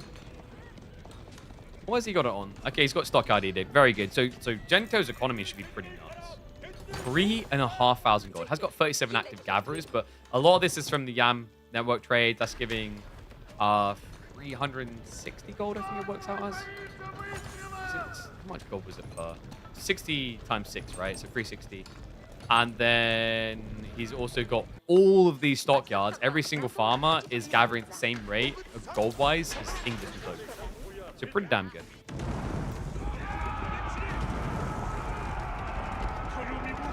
Creep up now. Looks like he needs more gold. He knows it. He's going to secure the castle. Game is slowed down so much now. They just don't know what to do. If there's no coordination, there's no kill. I mean, if B solves his gold problem, he can. I think he can kill Beast. I think this heavy cav comp carries. Especially now that he's got light cav in there. It's pretty crafty. Light cav's pretty nice here because you can get bonus against Streltsy. It deals with horse archers really well. And even if your opponent has got mass horsemen, your horsemen are better, right? Like his has slow, doesn't even have more health against Sengoku, but yours has more damage. I do find this intriguing though. 10k gold, he switches into knight. The pole axes? Yes, how many relics does B have? You'd think he would have pulled back a few, right? Let's double check it. Bit of a weird position for the horse archers to be in. 1? No. Did Beastie steal them all? You've got to be kidding me. There's no way, right? Okay, you got 3. I think Beastie stole the rest. I'm confused.com. Does anyone see them? Is there a relic stat here? There isn't, right? No way of checking. B must have them. I'm just blind. How many monasteries has he got? I forget which one they're on. Which building they show up on, chat? Well, it's an easy way. If I find a villager, I can check how many monasteries he has. So, he's got double. Yeah, that's it. He's only got 3. Who took them? It must have been Beastie, right? There's no way Gento somehow got these. That would be wild. Beastie's got double monastery. I just need to find them. High Trade House is giving 199 gold. Pretty nice. There you go. So he got 4 relics. So yeah, Gento must have got some of the relics then. He's got 1 monastery, so maximum 3 for him. Interesting. Yeah, I'm kind of shocked B didn't get more of those, considering like he basically destroyed Wham and had the opportunity to sink them all. I want Gento to win now, but he needs a king snipe. Yeah. I mean, if he gets the timing right, him and B at the same time. But I think B's going for the kill now. Look at this. This is ridiculous. 150 military. He's only got 88 economy. He's really maxed for the death push. Has to, right? Like Beastie with that extra 50 pop goes a long way. He's going to be pulling the relic. Okay, wait. That's where the other one is. He's got the relic with him for a wall. Once more to the breach. If I was Beastie, I'd be leaving already. Because I don't think you get that same clutch play 2 times around. Let's find out. Bombard's moving up. Backs up. Takes his time. Streltsy are on the walls. Makes sense. You don't want to get bloodbathed by that. Static deployment's going to start adding up the DPS. Wall breach is there. King vacates the... Am I blind? Where's the... It's back here. Okay. He's moved him pretty far back. Knights are waiting for the backstab. So, if Beat Hard commits, his siege gets sniped. Gento, he's marching up with a small group of horsemen, nothing major. This is good for him, right? Like, he's got bigger military, and now he's stockpiling the reserves. Beastie should have much bigger, though. 22,000 food. So hard. Knight's now backstabbing. Cavalry are going to pull off to protect, though. Remember, he has got that wall opportunity. Just be careful. Mass mangoes too. Weave adjustable crossbars. That's going to hurt. Wall to scare him back. Does work. He scarpers. Streltsy retreating too. Re-engage with those mangoes. Man, that damage is big. Bombard scaring back. He's starting to encroach, though. He goes for the creep around. Retreat just in time there. Beastie re-establishes in the choke point. Yeah, a lot of melee just being wasted now. B can't fight with his full army force. Bombards, however, are sniping out the mangoes, so range DPS is falling quick for Beastie. The knight count is what, 25? There's not many left in the front line here, so it's soon going to be frontlining with hand cannoneers. Bombards can also start sniping this for Sky from here, by the way. They can shoot over tree lines. But there is a backstab wall. Beastie has got a gate here. And B, he doesn't realize. Peel's last second. However, army is gone. Yeah, this failed. He doesn't have the economics behind this to push against. It's going to take him ages. Oh, big raid though. What? Okay, a lot of work to still do because this guy has fat reserves, but this is a nice hit. Gento with a small horseman raid coming in, butchering what, 20, 30 villages. Has access to the back farms. I don't think it's going to kill him straight away. It's going to take a grind down here. But if Gento starts hard committing, like he's got so much food and gold, he just needs to be sending units faster. If he does that, they break Beast 100%. Yeah, denial of relics, but he can't play there. I don't know what Gento's saving for, man. 26,000 food, 16,000 gold. The apocalypse, let's just say saving for that. This is the other problem with Beastie's comp, right? Like, him going for hand cannoneers, he has no way of reacting on both sides. It's so slow. It's so impossibly slow. You said horsemen. Knights, I mean, really, like, Beastie could just build a lot of knights on the stage. But Streltsy's the only way he's going to be beating Mounted Samurai. Like, if you put Roost Knights up against Mounted Samurai, they'll lose because the attacks be different. Bomb's going over now. But still, like, if they only knew how big the research were. It's going to set up new monasteries to re-grab those relics. And... oh, the fishing!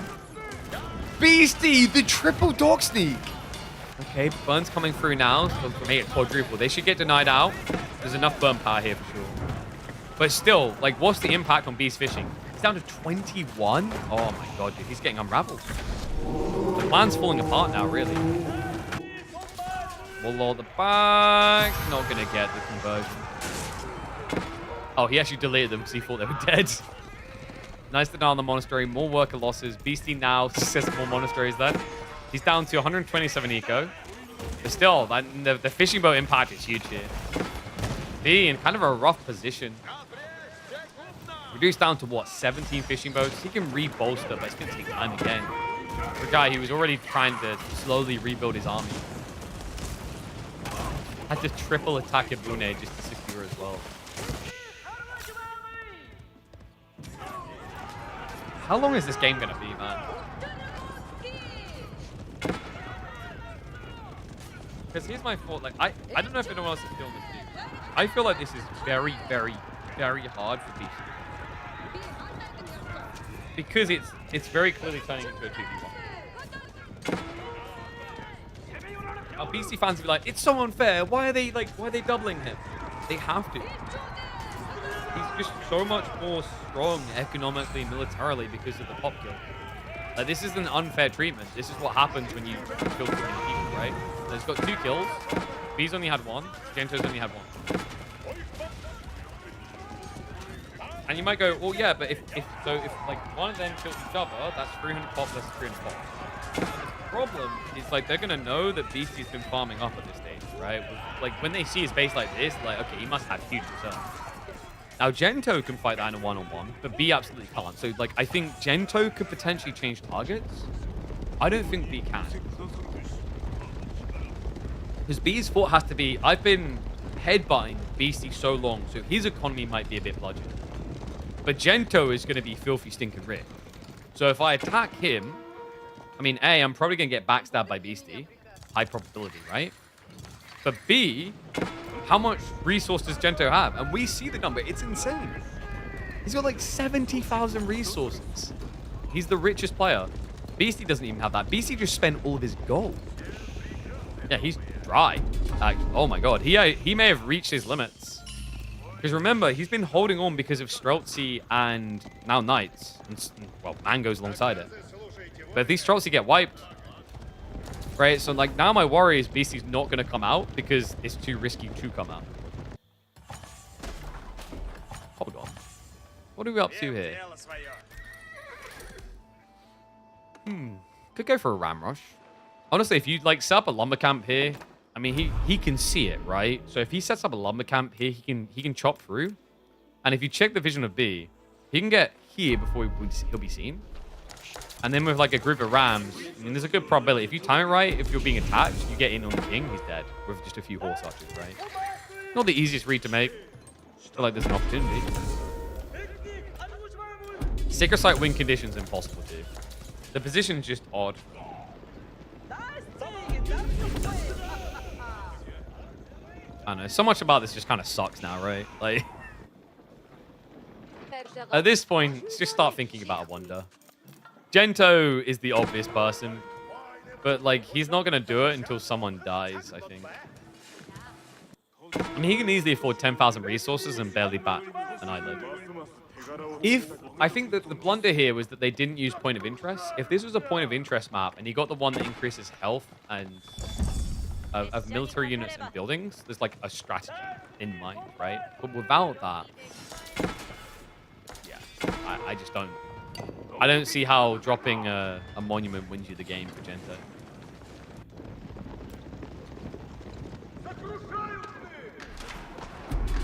So many outposts. I mean, he's not really thinking about it, right? He's got all these cannons, but he hasn't left room for a monument. He could always start... Now, this is interesting, actually. He could build a monument up here. So if he started building fortified outposts all around here, he has the stone to build like 20+ cannon emplacements in this area. And then you build it up here, you have a GG. That'll probably be his strategy if one of these players gets eliminated. But I'm kind of not expecting it before then. What's the pop situation? 250 for blue and green, 300 for yellow. Oh my god, dude, these little pieces of plastic that ripped off of the headphone go everywhere. They're so annoying. Hell. That's why I haven't got my headset on. Like, I'm literally, like, one earphone down. It just casually fell off. I've had these Astro A40s since university, so I've had them, like, over 10 years. They've done pretty well. I haven't won them all the time, but I've won them well.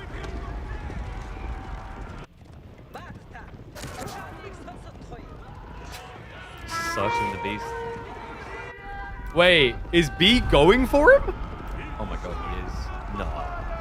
This is gonna make it.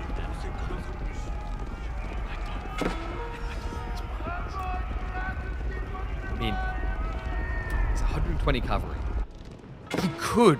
It's gonna take so much damage. He'd have to dive all these cannon placements and ignore them. There's also the enemy infantry to get through. I mean, props to B for making a move. Like, the other two are just not doing anything, right? BC's worried because he's getting two-manned.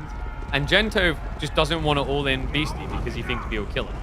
So, like, you just have this weird stalemate, and B's the only one who's willing to just try and break it. So props to him for that. Triple Sacred Site now locked in. He pushes into Gento. Burn through the gates. There is a small gap there, but easier to burn through. Cannon placements will make him think twice, right? Like, it's so toxic, man. There's... How many have we got on the screen? 15 cannon emplacements. You can't dive it, right? Like, you need siege. Yeah, I mean, you'll survive one shot from the deflective, and then just everything else will blow you up. It's just not a kill.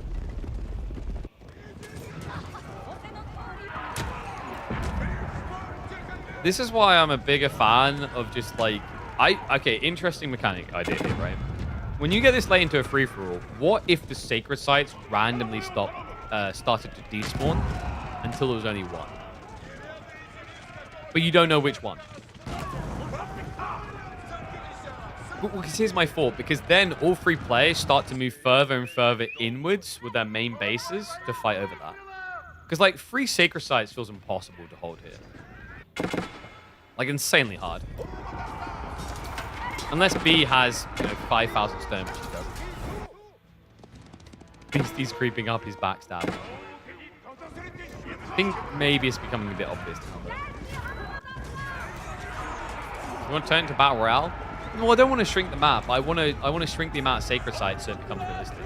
Because you can't have the map start with just one sacred site, because if you do that, then someone just camps it and goes, well, like we've seen people try that before. Sometimes it works. There was a map in one of the Outback Octagons, right, where it was mostly empty in the center, and I think it might have been Corvinus or State done this insane castle all-in stonewall strategy to get a sacred site win with like 6 players alive.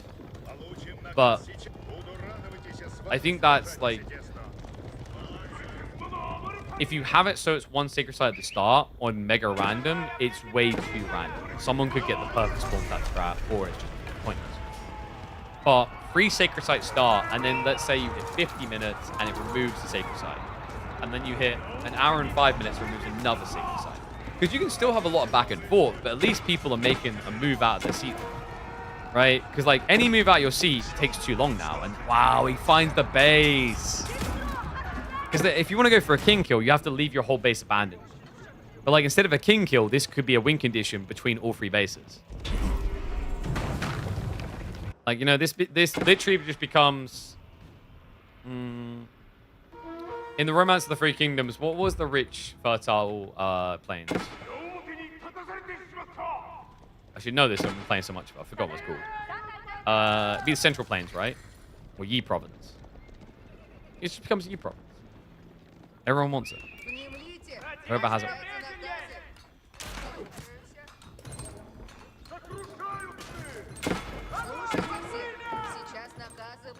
Now let's slow down. We have got a march though. Gento got angry about that. Gento smash.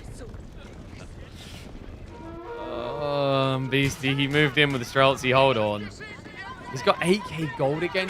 Okay, guys, like, just let Gento win. Tomorrow, both of you have to play, and winning that series is worth more money than winning this. The pay bump is worth more. I'm not exaggerating. The pay bump would be $400 extra. First place gets 75 bucks in this. Just kill each other and let Gento have the win. There, that's my solution. Need Age 5 mechanics like Titans in Age of Myth? For real, I've been begging for that for a long time, man. For a long time. Because, like, our Age 5 is... The way I was describing it is, like, Age 5 is university, which is true. But, like, yeah.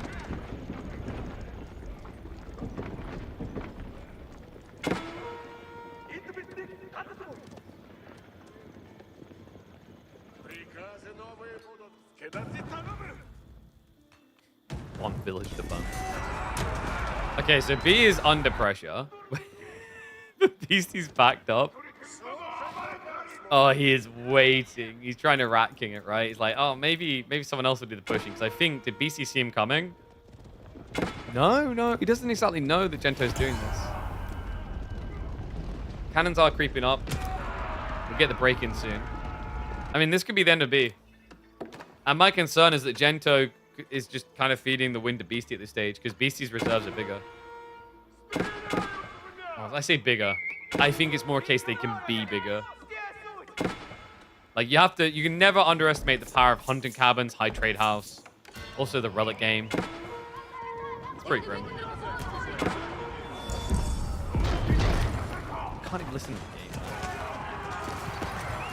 They now need to clean all the, like, black pieces of plastic off of that card now. I might have to switch back to the other headset. I don't think that ear cup's going back on. Bad. 07's in chat for my Astra A40s that have lasted, they've survived 14 years. And it's just an ear cup issue. Like, the sound quality is still perfect. Man, that is a munch down though. Is that all Streltsy dead? I would be worried if he didn't have 13,000 gold. It just doesn't matter. You know what, guys? You still got ages in this game. Why don't you click that Opera GX link and download with my link so that I get paid out for turning you on to an amazing web browser. Like, well, if you're watching this live on YouTube, there's probably ads that popped up. You could have dodged that. You should be saying that because I make money off those. But, like, you could have dodged it just by having Opera GX. Download it now. What? I'm allowed a casual CTA. We've been here over an hour. This game is not going to end in the next 5 minutes. Watching Opera right now. Excellent browser. Right there. See? Recommendations. Like the reviews are just writing themselves. Oh my god, I can't get these black pieces off my hat. Everywhere. And I'm like sweaty, so it's even worse. Gento built an offensive wonder that gives an army a big boost. I mean, that'd be an interesting mechanic, yeah. Early will love to be. Oh, hold on. Gento, wrong position, wrong neighborhood, brother. In from behind, no retreat there. So B boots both of them out of his base. Yeah, it's because they were like playing Chicken Little, right? They didn't want to commit at the same time. They didn't know the exact same times. They're kind of feeling each other out, going one by one. Well played by B. Guy with the smallest reserve, but the biggest heart, it seems. 156 military still. Beastie mirroring 150. Gento, 150. And in we go. It just feels like I'm playing one of those zombie apocalypse games. It's just not. All right, give me a sec. I'm gonna switch over my headsets while I got a sec. I want to hear the game again. But that other headset's kind of hard.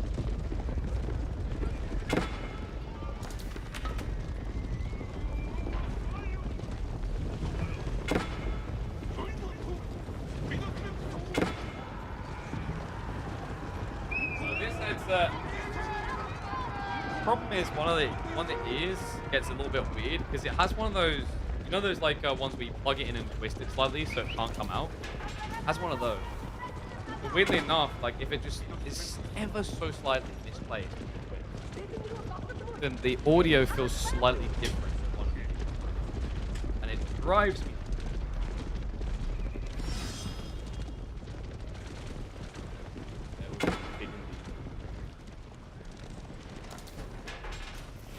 And I can hear again. Yeah, like right now, the left ear cup. That's why in the past, like someone asked the other day, why do I keep taking the headset off? That's why. It's been driving me nuts.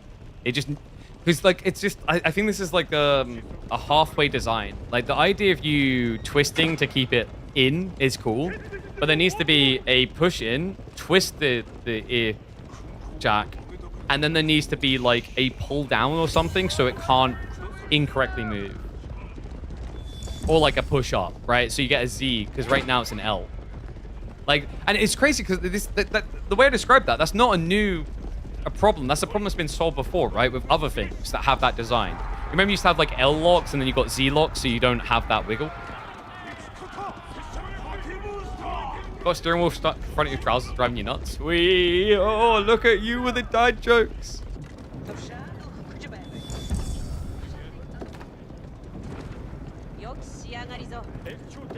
Alright, can I just go to sleep now?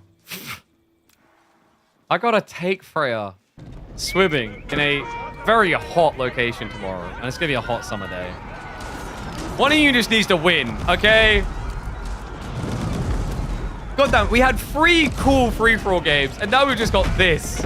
The never-ending stalemate. If I edit this video and it goes up on YouTube, there's like a 20-minute cutout, I think, of when did it matter? With these epic pushes, and then B was like, why am I bothered? It's not working.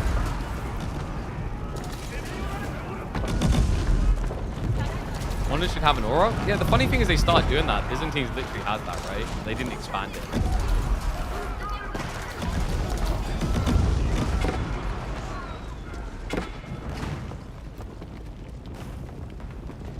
Snowballs. Hold on. We're going to need more of those. This is a lot of... That's 140. If he gets in, you need body blockers now. He needs to pull back ASAP. All right, the boys are on the way across. Oh my god, I'm so much hotter as well with like leather cup headphones on. I swear, I live, I breathe by cloth. Seriously, why is it? I get the whole idea of sealing so the audio is better, but in my opinion, leather sucks. Cloth-based headphones are vastly superior. They're more comfortable. They heat you up less. Yeah, you get a little bit of audio loss, but who cares? It's still good. Backstab. Hold on. The mango's on the high ground, but we are not Age of Empires 2. And Gento's pushing up again. They're teaming hard, man. I mean, this is mass horseman, guys. Like, BC needs to stop being a cheapskate. We all know what he earned in his last subathon. He's got 13,000 gold here. Come on. Where's the mass knights? I think he was just hoping for a war break into a king's knight. And horsemen are quicker for that. Yeah, now it just looks... I mean, it's like kind of working because the mangoes, right? But if you just had heavy knights, you're just A-clicking for days and winning. Still P. Heavy losses. Maintaining 150 pop on military. And 100 of that, samurai. Backstabbers are going to be held in that trade point. Mango's just getting the pristine shot, right? Yeah, those stack as they possibly can get. Maximizing the mango damage. Also, the Warrior's Monk buff. Not bluff. No bluff about it. There's a sick little buff at this stage. Just that extra piece of DPS. Also extra health, really, with the extra armor. Hold on a sec. What just happened to the count? He went from 100 Mounted Samurai down to 57. Damage finally adding up. Oh my god. Is he just dead here? Wallow coming in. He's paranoid about a dive. That dive is slow. He's dead. I don't see how he holds on. Look at the reserves, guys. He's got 85 Yari in queue. He can't afford Mounted Samurai anymore. So I'm now going to be making worse units. It looks like he's about to break through on Beastie, but remember, Beastie can just do this again. Instantly. He has the reserves. He's got 48 horsemen, 40 shells. Wait, no, come back, come back. Kill, please kill the mangoes. At least get them. The problem is, look at who's moving in. Hold the kill. Setting up a little stone encampment. Problem is, there are gunners here. There are mangoes. There's everything to kill. Gento. Needs to put the siege, though. Spread a little bit fit here. Oh, Yari! Om nom nom nom nom! We're playing Pac-Man! Gets the full surround. B will not die that easily. Unbelievable. Cinema! Soak it in, boys. B survives again. But at this point, he has nothing. Like, he can rebuild, but like... This game is freaking stupid. I'm dying in a very hot studio. Because, like, 2 players' economy is impossible to drain. And the other player is just a god holding on every time, but barely. We are in an infinite loop cycle. We just need a Bruce Willis to come and close it.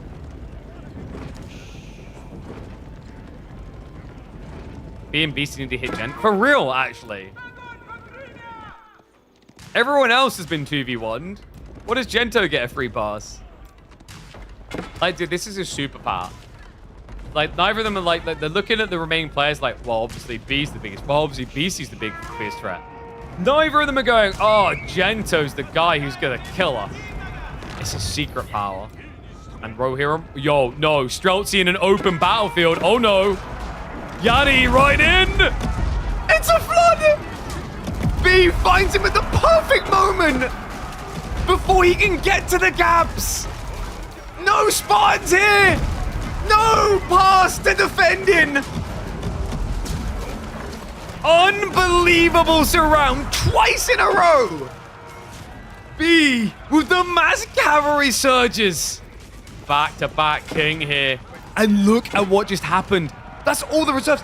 Beastie, 4 minutes ago, it felt like, had 13,000 gold. He's down to 200 in reserve. And 26 Streltsy and a mango to show for it. Unbelievable. But wait, Beastie. He went in. Where's the king? The king's on the wall. All you short people. Get taller. The irony after Beastie dodged death the same way. Well played. An ambitious idea with the backstab. But just look at all the options that B has here, right? He's got the castle here. He's got the nice little wall in with the outpost. He's got his yachts. He's got all the ways to escape, man. Might need him. Gento's coming in too. Guys, come on. Just... Honestly, like I like executive decision, give B the money. Like I know BC had a 2v1, but like I feel as if by now they'd stop 2v1ing him, right? Whereas against B, they're just still going. Just put a time limit on where you have to switch targets.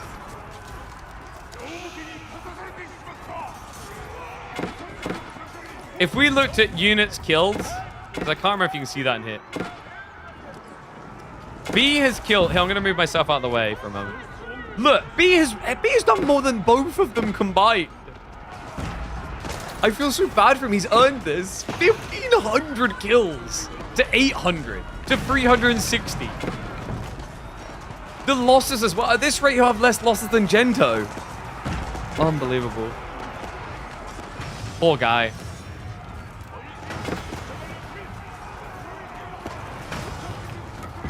Beastie's bringing the next army in.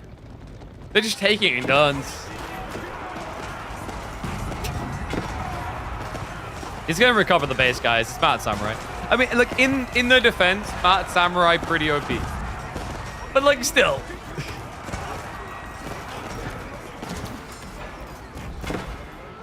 Oh, my God, Gento. Dude, he's just... The moment B dies, Gento will build a wonder. Look at this. Ridiculous. I can enter cheat codes and get less. Okay, so pushes him back. Gento just has 62 hand cannon installed. B's been tapped dry. He's down to 49 military, 790 economy. He's dead. The next wave's coming. And what I hate about this is now, like, Gento has pretty much grinded down B so that BC can get the kill.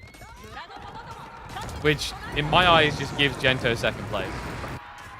Because, like, Beastie, I mean, he can mirror a wonder timing, right? Like, he's just 500 stone short. He'll have it at this rate. He's gathering about 200 a minute. An Outback Octagon Gento would have been bad. What, for crowning a king? I mean, but this is the BS of... This is genuinely the BS of free-for-alls. This always happens when you get down the final three and money's on the line. Because second place is better than third. And this is literally the complete difference. But this has always been the way. And what's up, Jones? Appreciate the raid, buddy. Like, this is literally... Like, this is what... Warcraft had the same problem. And they never fixed it in their free-for-all tournaments from what I saw. But I stopped watching it just before the very... Maybe they came up with a solution. Because, like, the way it works... I feel like I've broken record explaining this, but, like, it's important to understand it. When you have a power ranking of final three, first, second, third, your logic would be that second and third work together to beat first. No. That doesn't work, because what happens is if second and third work together to beat first, third might get second, or he might get third. But if third works together with first place, he guarantees second. It is logical by every measurement, right? And you're going to be like, well, that's not the winning attitude. But some games it's just obvious, right? Like on a situation here where if Gento Russell's Beastie's Jimmy's and sends him north and B goes north, he's dead. Right? And the thing is, like, if you think about what happened, Beastie defended so well here that neither of them felt it was worth it. Whereas B, they've pushed him back to the brink now. And this is like that classic never show weakness. Because the moment they see that they can push you that far, it becomes believable. You know, one guy wants to do it, all of a sudden won't want to do it. Confirmation. They can get... I mean, the weird thing is they got the confirmation of Beastie, but I don't think Gento's will. But both of them have seen the confirmation hit.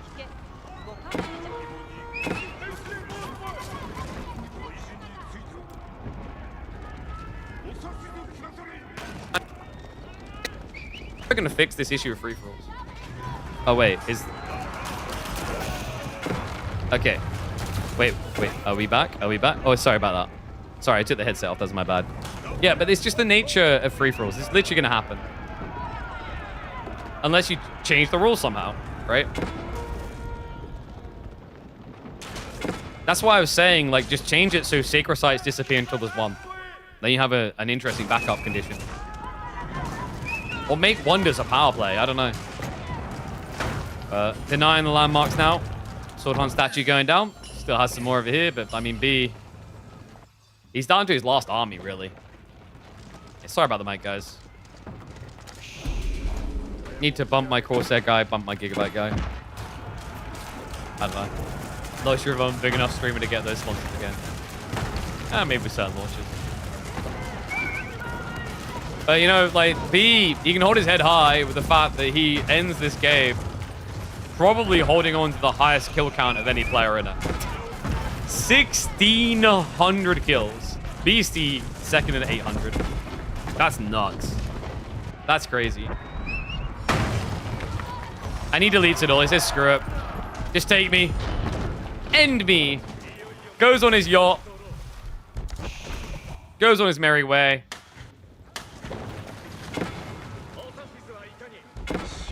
It is over. For the content! 2 Wallows and a dream. I mean, Landmark's gonna be going down. He's just gonna hide his king, right? But the scan should be coming in. They know about it. He Wallows just to let him know. I kind of respect that. He's like, I'm gonna pull myself away and give you both a small amount of time to come and get me. So now it's between you two.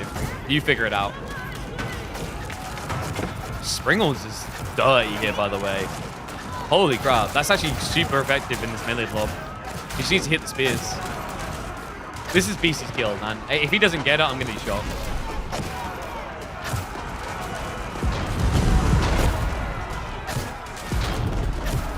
KDA is not a really important stat in RTS. Ah, that's not true. If you've got very good KDA, you've got very good resource trade. Very good resource trade. Also, it's more just a reflection of like how hard B had to work to survive even this long. It's actually crazy the amount of kills he done. So rounds breakthrough. Where did the king start? He walked here. Okay, he transported one more time, but Springles can snipe that. I don't see a world in which Gento wins now. He's going to be 100 pop behind, and Beastie's economy is just as big. Gento's only option is to realistically go for a wonder, and he's doing it! He's going for the wonder! Oh, and Beastie did not go for it himself, right? Okay, so there is a hope for Gento, but it's a hard one. A really hard one.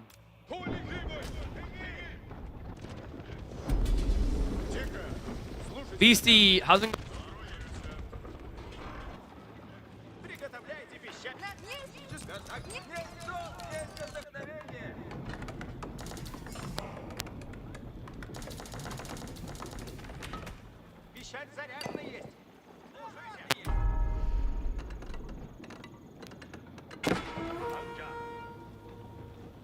Now it's... Please tell me it's not camping at home. No, I think he realizes there's a risk here. Remember, the wondered time, it needs to be under 10 minutes. It's not. It's at 14 and a half. So he needs a lot of time.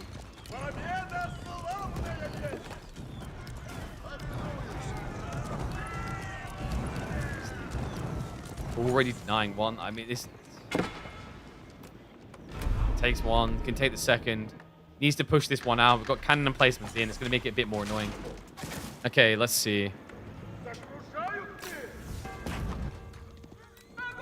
And he did find the king. There we go. So extra pop now for Beastie. He's able to go up to 350.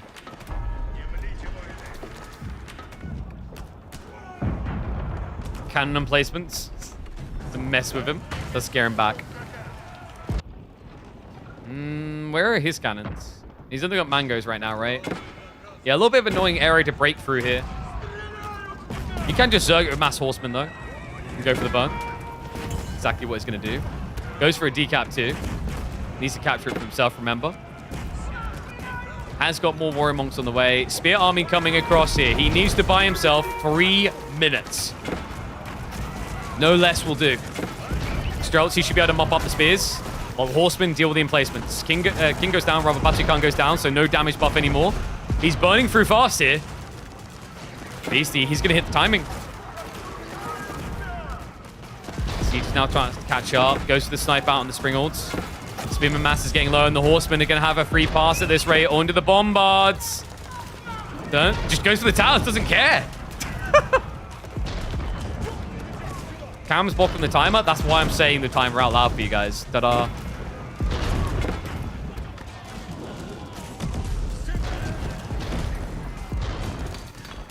Castle drop's coming too.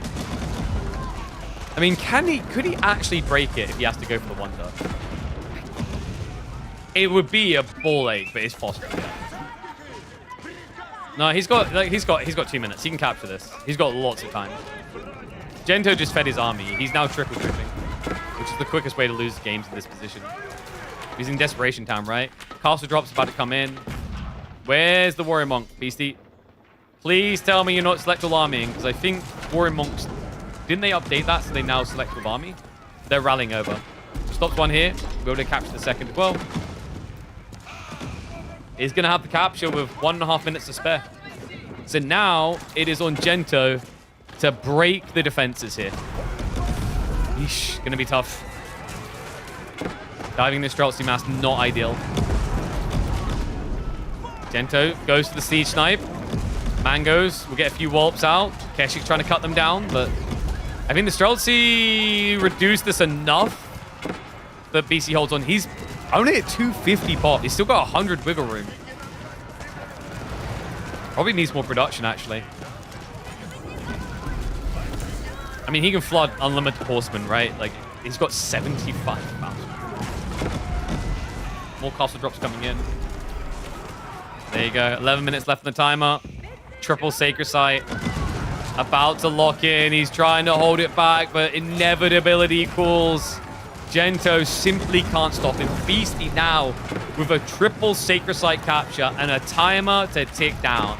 If we reach 1 hour, 33 minutes without a decap, the game is his. Maybe a little bit longer because he's going to pause. God damn it, this is annoying. There is literally no timer for this. Like, this, I don't know why. You can count the amount of Sacred Sites, but it doesn't tell you the timer.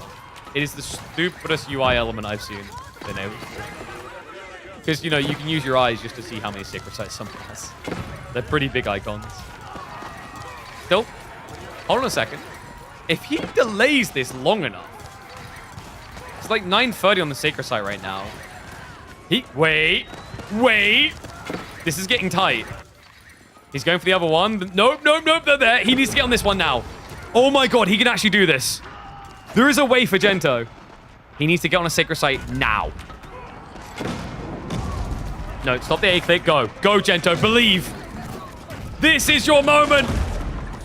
Tries to block him. He's creeping it. He's got enough troops to wipe out the defense force here. Needs to be fast. More horsemen on the way. Defends on the other Sacred Site too. Can he break him fast enough? More horsemen coming in. He needs to get on top of it though. He finds a way in. Beastie. He holds him there. But this is pausing the timer, right? That paused the timer. Does it pause or does he need a tiny sliver? I always forget with this. I mean, he's about to get that sliver. He's frontlining now with militia. Oh god, no. No, he's about to boot him off. Final wave. Just a little bit deeper. He gets it. He gets a decap. Oh my god. He paused the timer. Is it enough? Army gets wiped out. If he stops pushing it, he's pulling the mangoes back. I think it's enough. What? 9 minutes on the wonder. Gento just needs to defend. And what a bloody defense it is. 18 cannon emplacements. Unbelievable. A Hungarian living in Ukraine. Gold turn conk. Gento. Shock and awe. He was meant to be the third placer. He says no. You want to call this to end early? I want them to get a move on, which is a fair point. They waited until they had like 70,000 resources each.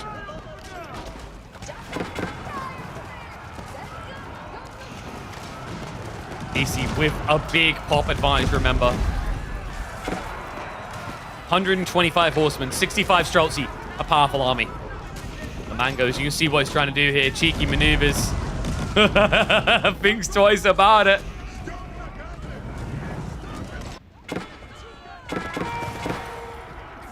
Another cool thought here. Underrated detail for Golden Horde in late game. If you find your army mispositioned, there's a quick way to fix that. There's an ability on your towers. It gets slept on way too often. It's insane. Glorious Charge gives you 50% more movement speed and makes you take less damage. It is sick for standing to defend against a bigger army. It is sick for repositioning when wrongly positioned against mobile cast. Just a cool little detail to think about there. Reinforcement cut here. Burn round on the flank. Beastie knows this is his only option now. An unlimited push of troopers. 189 in queue. Ridiculous. Gento, he's got his own backlog though. My god. 55 spears, 38 horsemen, 29 hand cannoneers. He's waiting to birth more too. And no, this wall is actually griefing PC so much. I mean, the backstab from the horsemen plus the hand cannoneers. Spearman intercepting on the breakthrough. Choke point galore, and now cannon and placements to follow up. I mean, there's no easy creep in here, right? Like, this is... He found the weakest angle, but this is still going to hurt on approach. Again. Torches are out, but it's 6,500 HP. It's coming in on the south side as well. Armage needs to pull all the way back. Villagers are going to be needed here. Villager repair now coming through. 6 minutes on the clock. Tries to rotate around the back. The damage already done. He's not getting that kill. Gento has 13,000 wood. He can repair all day and all night. Second wave coming on the front side. Much harder approach now with all those cannon placements. Needs to burn his way through because I think running past all these is just a death sentence. He knows it. Takes one down. Gento needs to reposition the army. Mangoes are maneuvering. Stockyards, mostly not working by the looks of it. He wraps wider. He's looking for a weak kill point. He hits the left side to try and break through. Timer check. We are down to 5.5 minutes. We reach, but at 33, 34 minutes, it's done.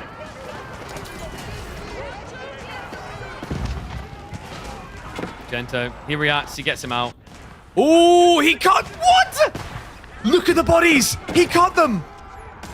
No wonder the push got weaker. Gento parked his hand cannoneers in the reinforcement line. Logistics feels like a scramble right now. And luckily the Rams are baying a lot of hand cannoneer fire, but now the Horsemen A-click over, kind of gruesome in a trickle. Offensive wave in the base, looking to hold on. Mangoes in choke points, feeling somewhat protected. Villager pull as well. BC just all hands on deck, it seems. Looking a bit rough though. Mangoes need to be careful on positioning. Can replace them, but still expensive. The hand cannoneer wave is still working, and he's got melee now to start dealing with the Rams. This is ridiculous. What a play out, Gento. Holy mother of pearl. He's wiped him out. Beastie, he can't afford more hand cannoneers, right? He hasn't got any in queue. He's queued up 39 knights instead. Wow. I don't see it. I just don't see it anymore. Wonder timer is down to 4 minutes now. 4 minutes.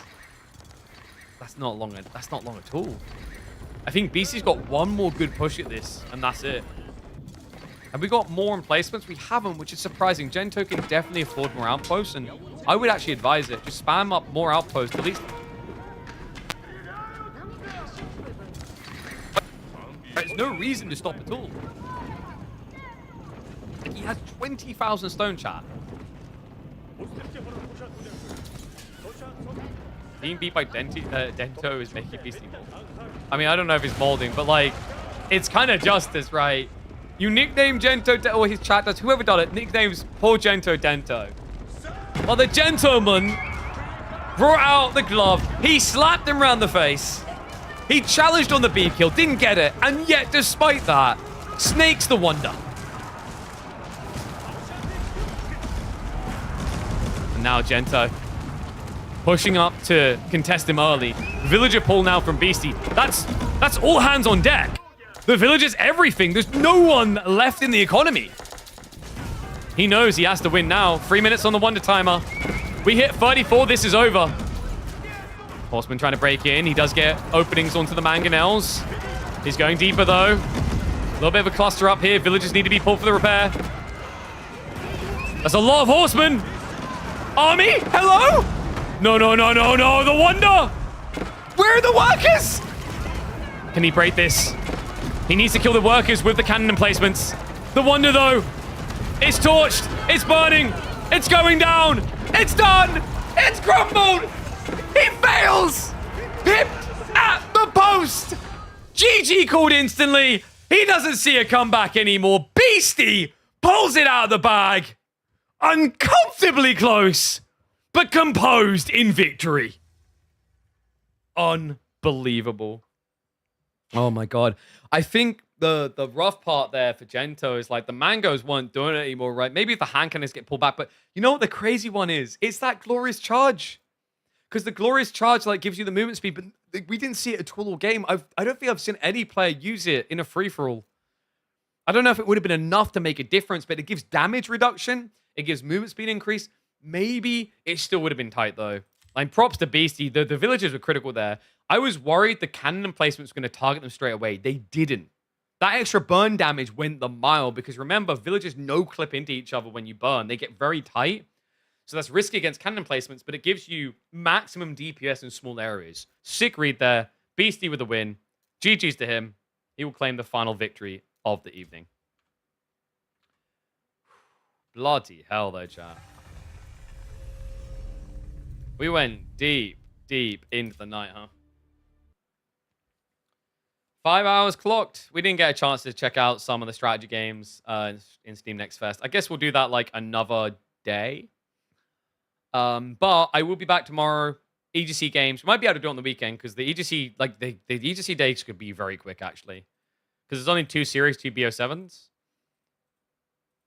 And if B Anatan plays out like it has recently between B and Anatan, that could be quite stompy. I don't think it will be. Vortex and BC could just be very quick games, potentially, with the way that Vortex inherently plays. So, like, we only got maximum 14 games tomorrow, which is down from the group stages where it was, like, maximum 20 games. So if we have quick days, what we might do is we might check out some of the upcoming strategy games from the Steam Next Fest, the demos and whatnot, and give our first impressions on those. But, guys, that'll be it for now. So I'll be back tomorrow and let me find the time. Did they post a start time? Let me check if we have a start time. Yeah, 14 GMT. So 14 GMT, I think it's 3 p.m. UK time. Tomorrow, B Anatan kicks us off, and then it's followed up by Beastie Vortex. So I'll be here casting both of those on this channel. This is the place to find me. You won't find me on EGC. I'll be here.